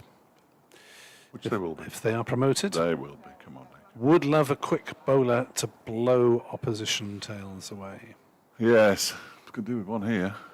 Reese bowls and Gorvin plays it rather oddly out on the leg side, takes a single to square leg, taking one hand off the bat in the manner that we saw Kieran Carlson play quite frequently this afternoon. 248 for 8, 2 runs for the batting bonus point that will increase the gap over Derbyshire again, which has been reduced from 27 to 25 as things stand.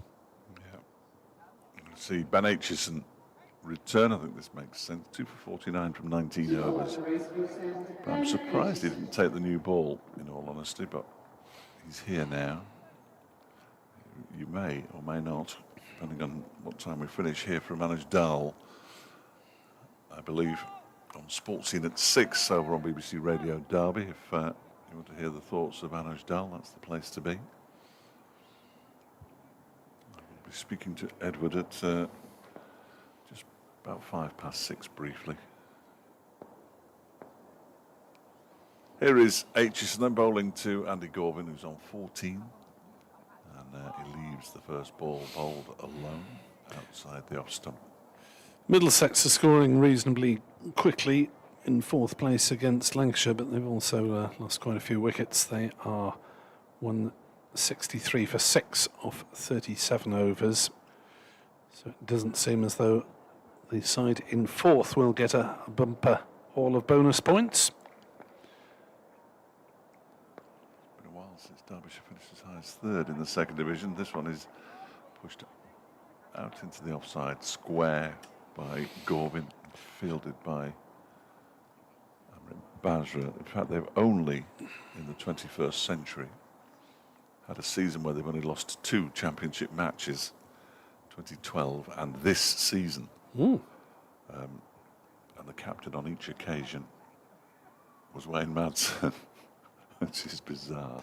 The king of not losing. Yeah. Fortunately, they've only won 2 matches as well this season. So they sort of don't deserve to go up, but they would still take it, of course, as this next delivery has gone past the edge of Gorvin's bat and through to Brooke Guest. Gloucestershire 46 for 3 in reply to Northants 206 all out at Bristol.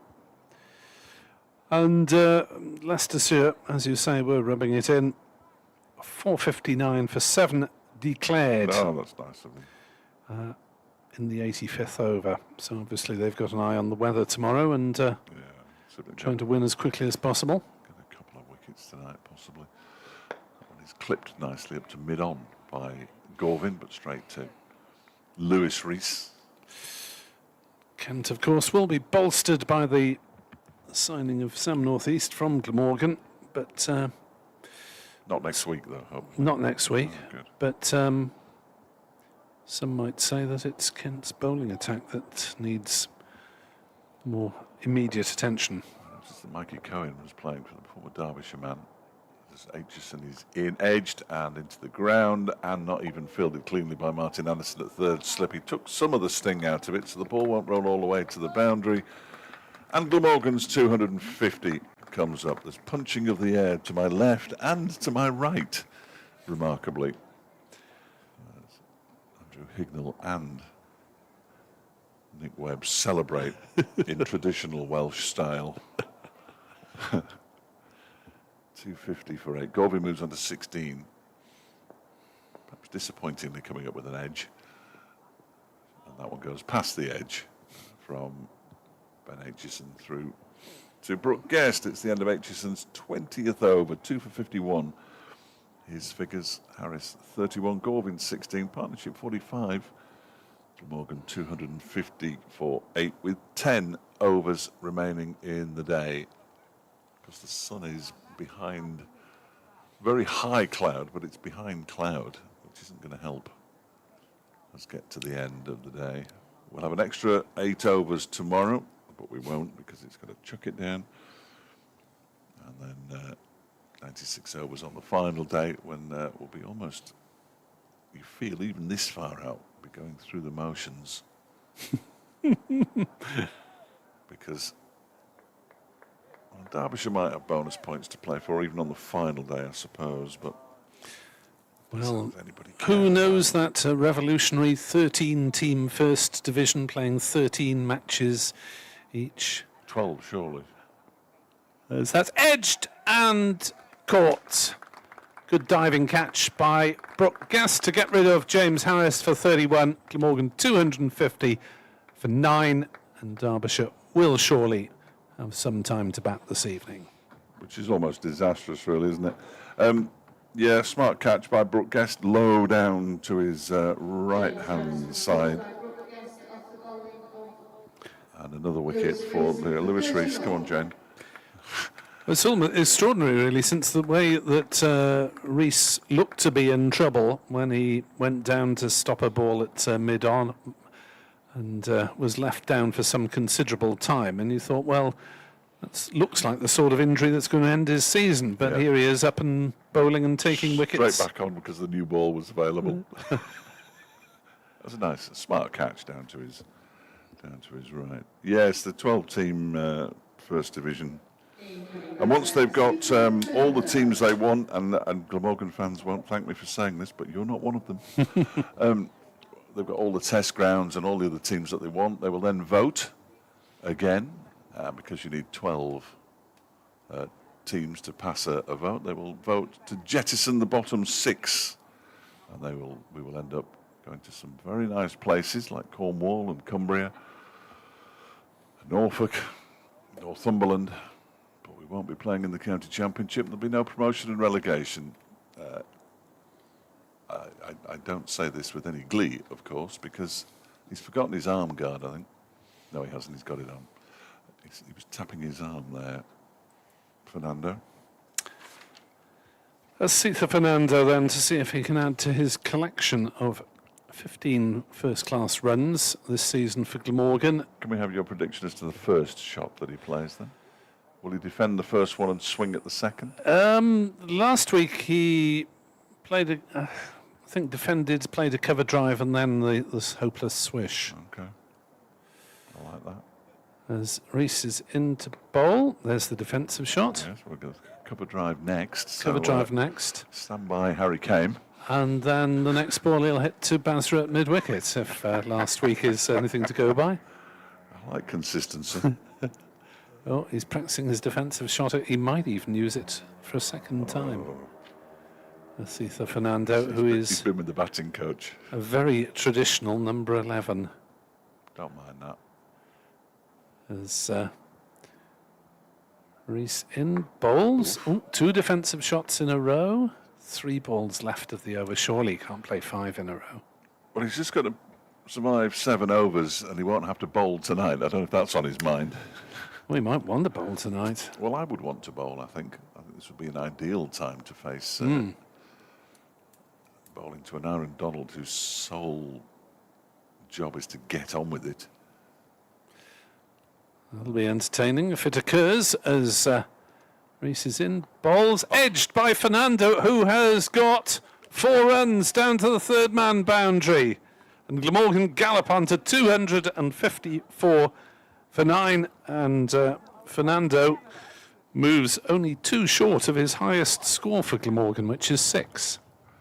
Straight down 4th slip's throat.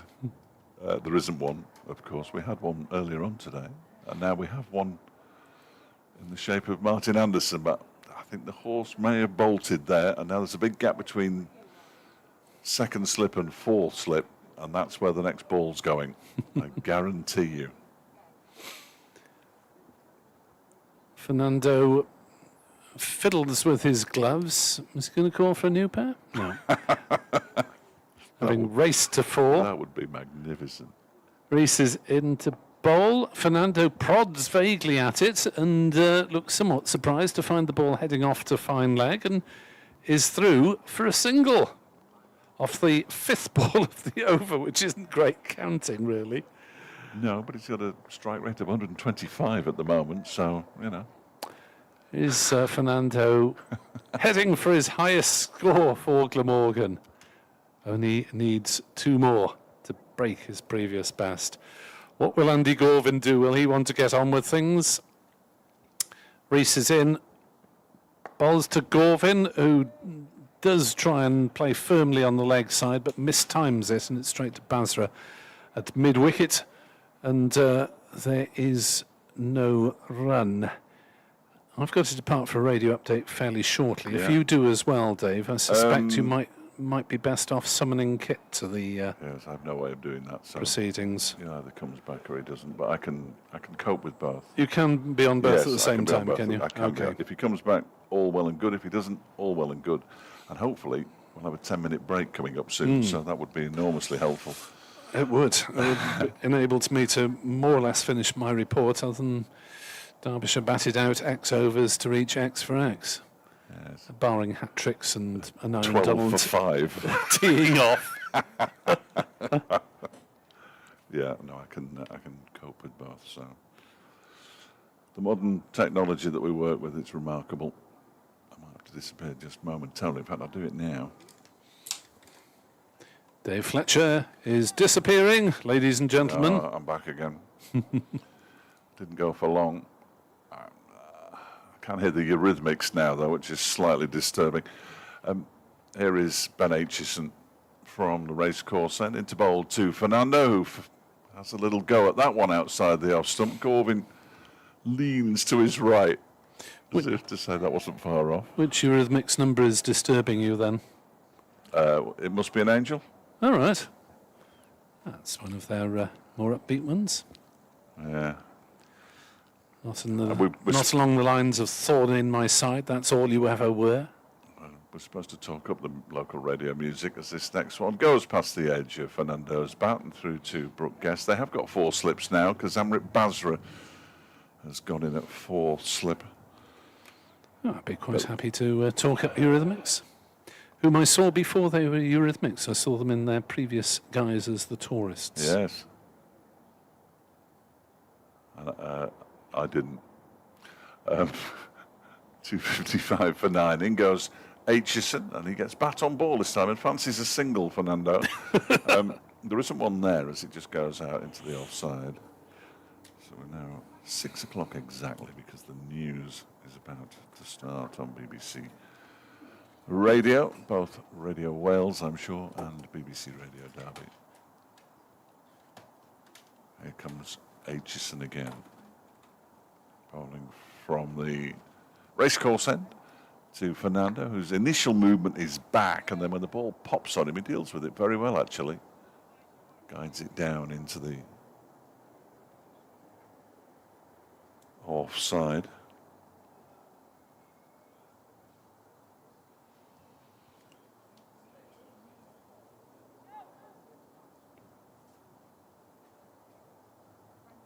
Now, Kit is back. This is going to be enormously helpful. Here is Aitchison on his way in. Bowls, ooh, big swish outside the off stump from Fernando. 255 for 9. It remains. I'm on the radio at the top of the sports show, Kit, so I will leave you briefly. Right, no problem. If we get to the end of the Glamorgan innings, which would it's 50-50 chance with Fernando, I would have thought. Just say goodbye for 10 minutes. Don't try and talk for 10 minutes about nothing. I won't. People don't anything silly like that. Switching on the kettle Yes, at home to prepare yourself for the brief burst of batting would be vastly preferable to listening to me Well, yes, I wouldn't attempt run it through either. my latest poetry. Yes, stay on. Aitchison bowls a Yorker and Fernando digs it out nicely. That's the end of the over. That's it. 2.55 for 9. Fernando sees out a maiden, possibly. Yes, he does. A maiden over for Ben Aitchison. 21 overs, 3 maidens, 2 for 51. Galvin will be on strike. He's on 16. Fernando is on 5. We have 8 overs remaining, which means the most that Derbyshire can face now is 5. And that's more than enough. So it's 1 minute past 6. That should be the official close of play on today's retimings. There are, in fact, 8 overs remaining. And I know I said this an hour ago, but I'll say it again. If you're thinking, goodness, that's a sluggish over rate, not according to the umpires, No, it isn't, it's because madness, isn't it? the umpires believe that we're not 8 overs behind where we should be, but that we're actually 2 overs ahead of where we should be. How about that? Answers on a postcard. Here is Rees in the air. Back down the ground goes Galvin. He's going to earn himself 4 runs here, I think. He's decided that Valour is best represented by attacking in this situation, especially with the Sitha Fernando at the other end. Yes, I think that's probably exactly right. So Galvin, the senior partner in a batting pair. That'll be an exciting situation he's not too used to, but he's got 20. Perfectly respectable innings. He's been there for a long time, 64 balls. Mid-off and mid-on, just drop back a touch as Rees bowls to him, and he defends. And if he can work the ball a little squarer on the leg side, so Galvin can't get to it, so that Rees can't get to it in his follow-through, the single will be on. And the other question is, will he want it? Where Anderson is now, he's a sort of half and half third man fly slip. It's a sort of short third man that you would see to an off spinner Yeah. in a limited overs game. Rees bowls high in the air. Now this is a skyer. It's Morley under it, I think, and it's held. So that is the end of the innings, That's good news for everybody. and we're all done. We are. Probably the right thing to do. Galvin looking Yes, for the I think runs. so. I think so. He's out for 20. 259 all out. They've batted very nearly all the day. It was indeed Hayden who was underneath it. I must admit I had no idea who it was. But we'll probably have a break here because that would help everybody. Is that all right, Kip? Absolutely. Well, we have 2.59 for 9. Derbyshire will have 5 overs. 5 left. 5 left, and we will be back with you in the fullness of time.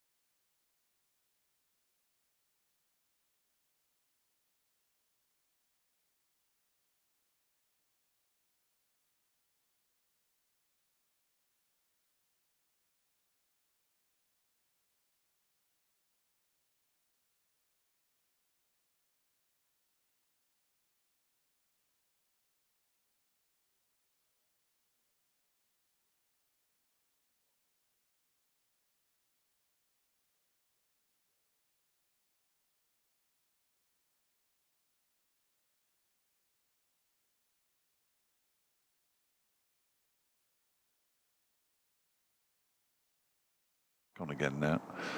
Wait and see who's going to open the bowling These are for the officials and Glamorgan led by Captain Sam. Glamorgan. Bonus points for those interested. Derbyshire 3, Glamorgan 1. Which doesn't do anybody any good either way. So To bowl for the City end, Tim van der Houten. and Tim van der Houten is going to bowl the first over from the City end. Thank you, Jane. He's going to have several slips. They're going to have an attacking field because they've got nothing to lose here, and Derbyshire have got everything to lose. One or both of the openers, or indeed Harry Kame, who's due in next, Wayne Madsen, Brooke Guest, Martin Anderson, then Amrit Basra, who bats a bit like an Aaron Donald, but very early in his career. Anuj Dal, Zach Chappell, Ben Aitchison and Rory Hayden, the Derbyshire team. Van der Houten, who is buoyed by his very impressive knock of 37 and that 94-run 7th wicket partnership with Kieran Carlson. He's ready. There are 4 slips or 3 slips and a gully. It's one or the other. Either way, they're all there and crouching down now as Van der Houten is in, and Rees is off the mark straight away with the ball down towards fine leg. Billy Root comes in to do the fielding, and Derbyshire are up and running and only trail by 258. And imagine that Van der Houten would bowl 3 overs. No real need to change him. Bring him back tomorrow morning with the ball still new. As I said to Ed Dawes during the break, it's pretty bright still. It's okay for seeing for the batters. Here's an Aaron Donald defending the first ball he faces from Tim van der Houten. Something that I ought to have done was check. When an Aaron Donald last played in a first-class match, I'm fairly sure he didn't open. He may have played at Northampton, of course. Sneaked past me. Let's have a look.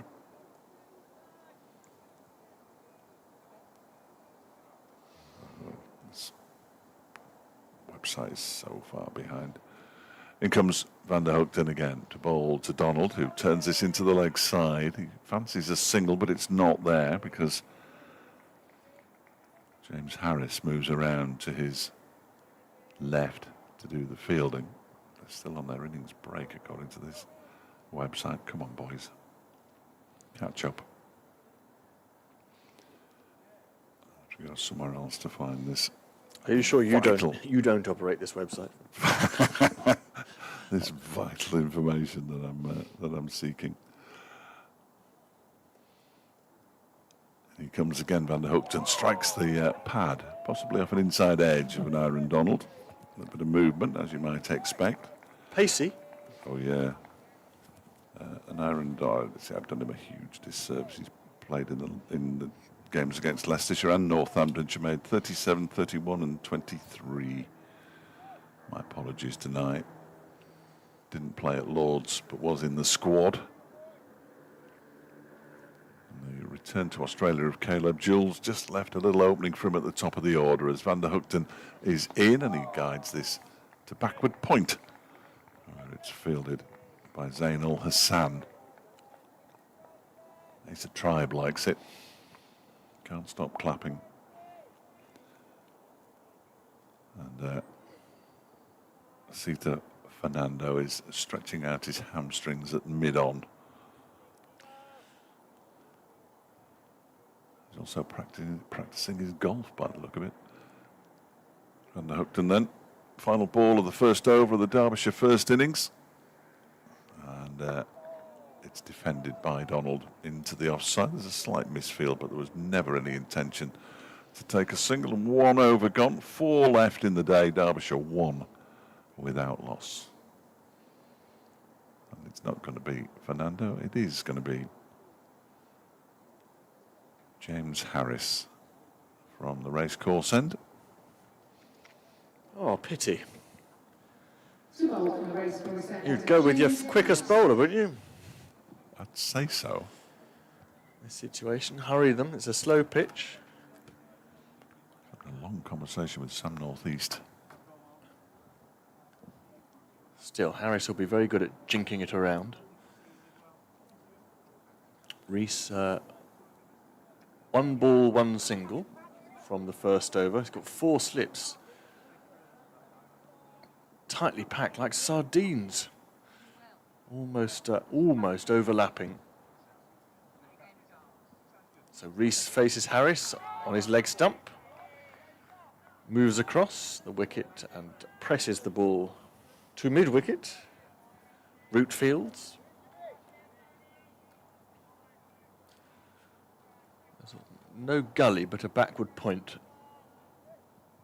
Well, a point, really. And 3 fielders in the ring in front of the bat. And a long leg under the committee room. This one is fired down the channel. Wide enough, and although I think it moved a little in the air, Rees very secure in letting it go through. Lots of noise. You can probably just about hear it coming from the slip cordon. Rees is an opening bat by trade, even though he hasn't been opening a huge amount this season. Opening bat, opening bowler, double match fee for him. This one is over the top of off stump, just outside. Rees delighted, I should think, at this point, not to be obliged to play. Harris is getting a teeny bit of shape back in to the left-hander, but only a little.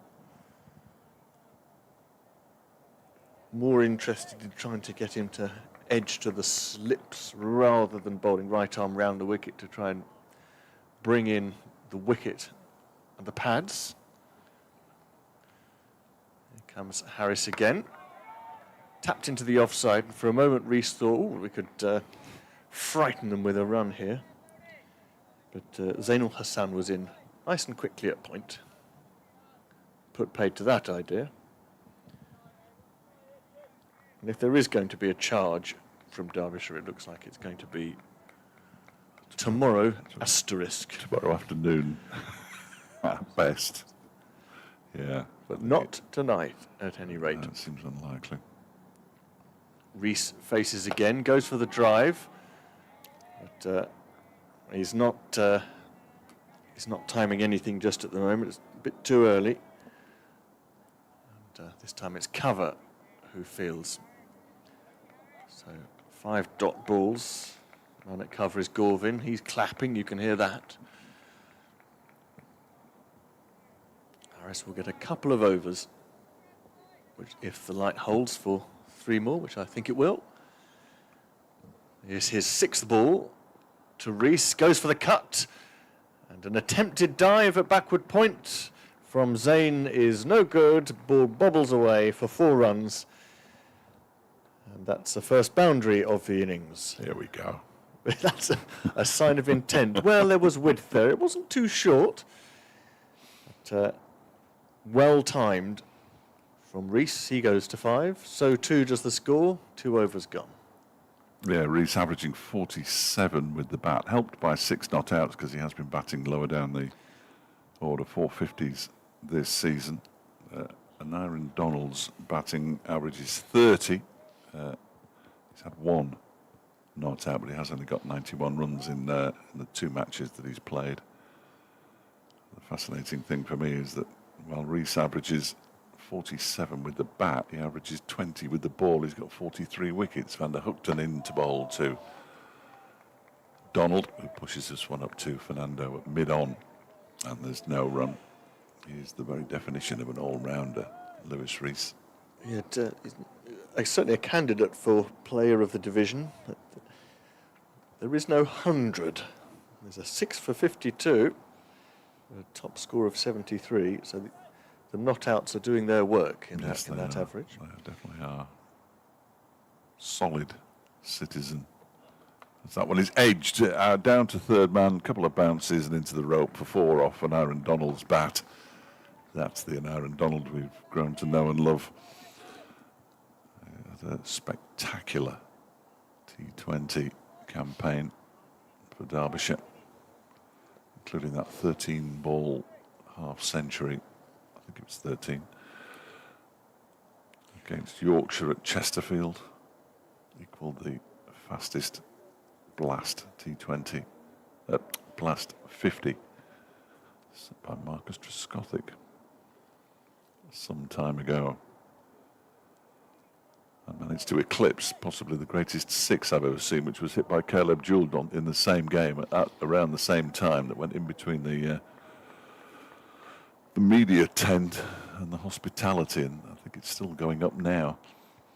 Van der Hoogten with a short leg in place. Now go inside edge, down to fine leg for 4 more. Here we go. Donald races on to 8. It's 13 for 1. Yeah, well, good. This is, it's a little reckless, but in the circumstances, it's necessary to go after the bowling here. It is. It'd be nice if he was there when they came back at whatever point they come back tomorrow, I think, but he's there for a good time. Not necessarily a long time, which is slightly unfair, but he leaves one alone outside the off stump to go through to Cook, the wicket keeper, who's got Colin Ingram standing alongside him, then Sam Northeast, and then Kieran Carlson in the 3-man slip cordon.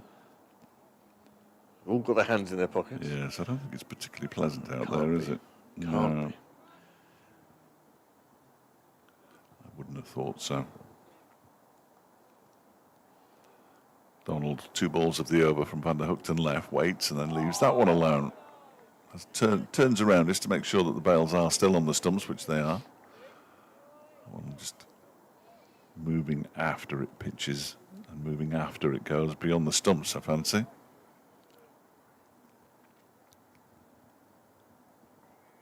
So no attempt to go too hard through the covers or over the top yet. They're waiting for width, both of them. Oh, that cunning little inside edge. Yes, that was very well played. Can't set a field for that. There's Van der Hoogten in and bowls, and it's pushed out to the offside. He sets off for a quick single. He still thinks he's playing T20. Rees says, I don't think so. And we have 2 overs left. And Derbyshire 13 without loss. Donald has 8.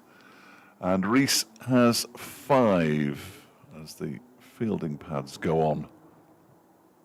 It used to be Billy Root. I don't know if he's still forced to wear the fielding pads or not. Well, it was Tribe under the lid in that over. Oh, okay. They we haven't seen short leg, have we, until It's definitely, this innings? no, it's definitely not Billy Root. You're absolutely right. It's Tribe who's got the fielding pads on now. And he'll go in at, well, he won't go in at short leg for Lewis Rees. He'll go in at slip, Okay, that's ready for the next over, perhaps. or even for an Aaron Donald. They've seen him plenty. Tribe's wearing red socks. I'm not sure about that before slips. Fired in outside off stump here. Rees lets it alone again. I think with the red numbers and the red letters and the general redness. They're not. It's not red socks. They're red pads. Oh, you can see the pads below his. Yeah, no, I'm not sure about that. You're right. You shouldn't be able to see the pads, should you? Are they Welsh fire pads? What with being red, do you think? You'd have the better of me on that. On so many fronts. Harris is in. And, well, there was a cry from the slips, but Rees just opened up his stance and defended chest on back down the pitch, rather like you would a spinner, thrusting out his back leg across the line, but all very tidy and secure. Umpire Shanmugam is doing a few stretches. He's seizing up for the day. He didn't do anything yesterday. Should be all right, shouldn't he? WD-40 after all that rain. This one is hit the pad, a big appeal. I reckon that's outside leg stump. Might have pitched outside leg, actually. Very convincing appeal. It was a good appeal, wasn't it? But the umpire made some sort of signal as if to say why it wasn't out. We'll have a look at the replay. Very difficult to win this. Yeah, well, Not a bad shout. not a bad shout, actually. Half the ball might have pitched outside leg stump. Certainly wasn't plumb, but it was close and worth a shout. Rees trying to clip off his legs that time. Wonder if he'll do it again. No, he just lets it go through, drops the hands on that, and it Still got a bit of zip from Harris. He's getting through his dots early in the over. He did that in his first over, and he got flayed away by Rees through point from the last ball of his first over. He's got 2 balls left now before his bowling work is done for the day, and if he's lucky, all his work. Rees faces him. Leading edge, out through the covers, 1 run. Just for a moment, Rees, who was trying to shape it to leg, didn't know much about that. And he also just fleetingly looked in the air as if to say, oh my, that hasn't popped up, has it? Well, it didn't. Rees now has 6, and Nye Donald will face Harris's final delivery. Although we're going to finish half an hour late, we will have got all the overs in today. Given the weather around the country, that's... Well, not quite. Donald lets this one alone outside, is off stump, so that's all done. Not quite. Well, we lost 8 at the start. But we've lost the ones we added. What were we supposed to We're get? supposed to have 104. Right. And we lost 8 overs between 10:30 and 11. But we had our 96. We had our ration. Yes. We just didn't have our extras. We should have had extra. No one's ever going to bowl 104 anymore, are they? Ever? Not in September, With certainly. no spinners. No, no. I'm just waiting for it to pop up and suggest that Glamorgan are -4 at the close. Last over of the day then, and much to the delight of Aneurin Donald, it's Lewis Rees on strike. 14 without loss. Van der Hookton comes in and Rees defends the first one back towards the bowler, and there is no run. So 5 to go. I don't know why Aneurin Donald is doing any gardening, because there can't be more than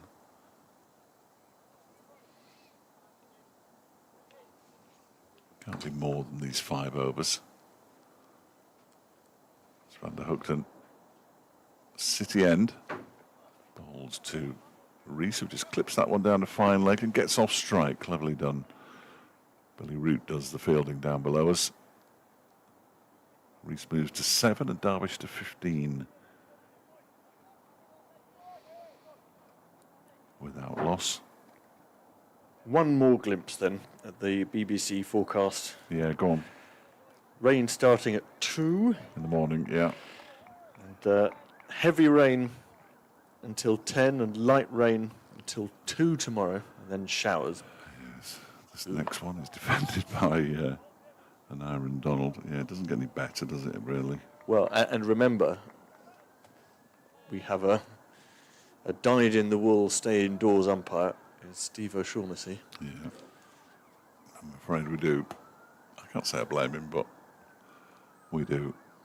The unfortunate thing is Thursday looks okay. 3 to go.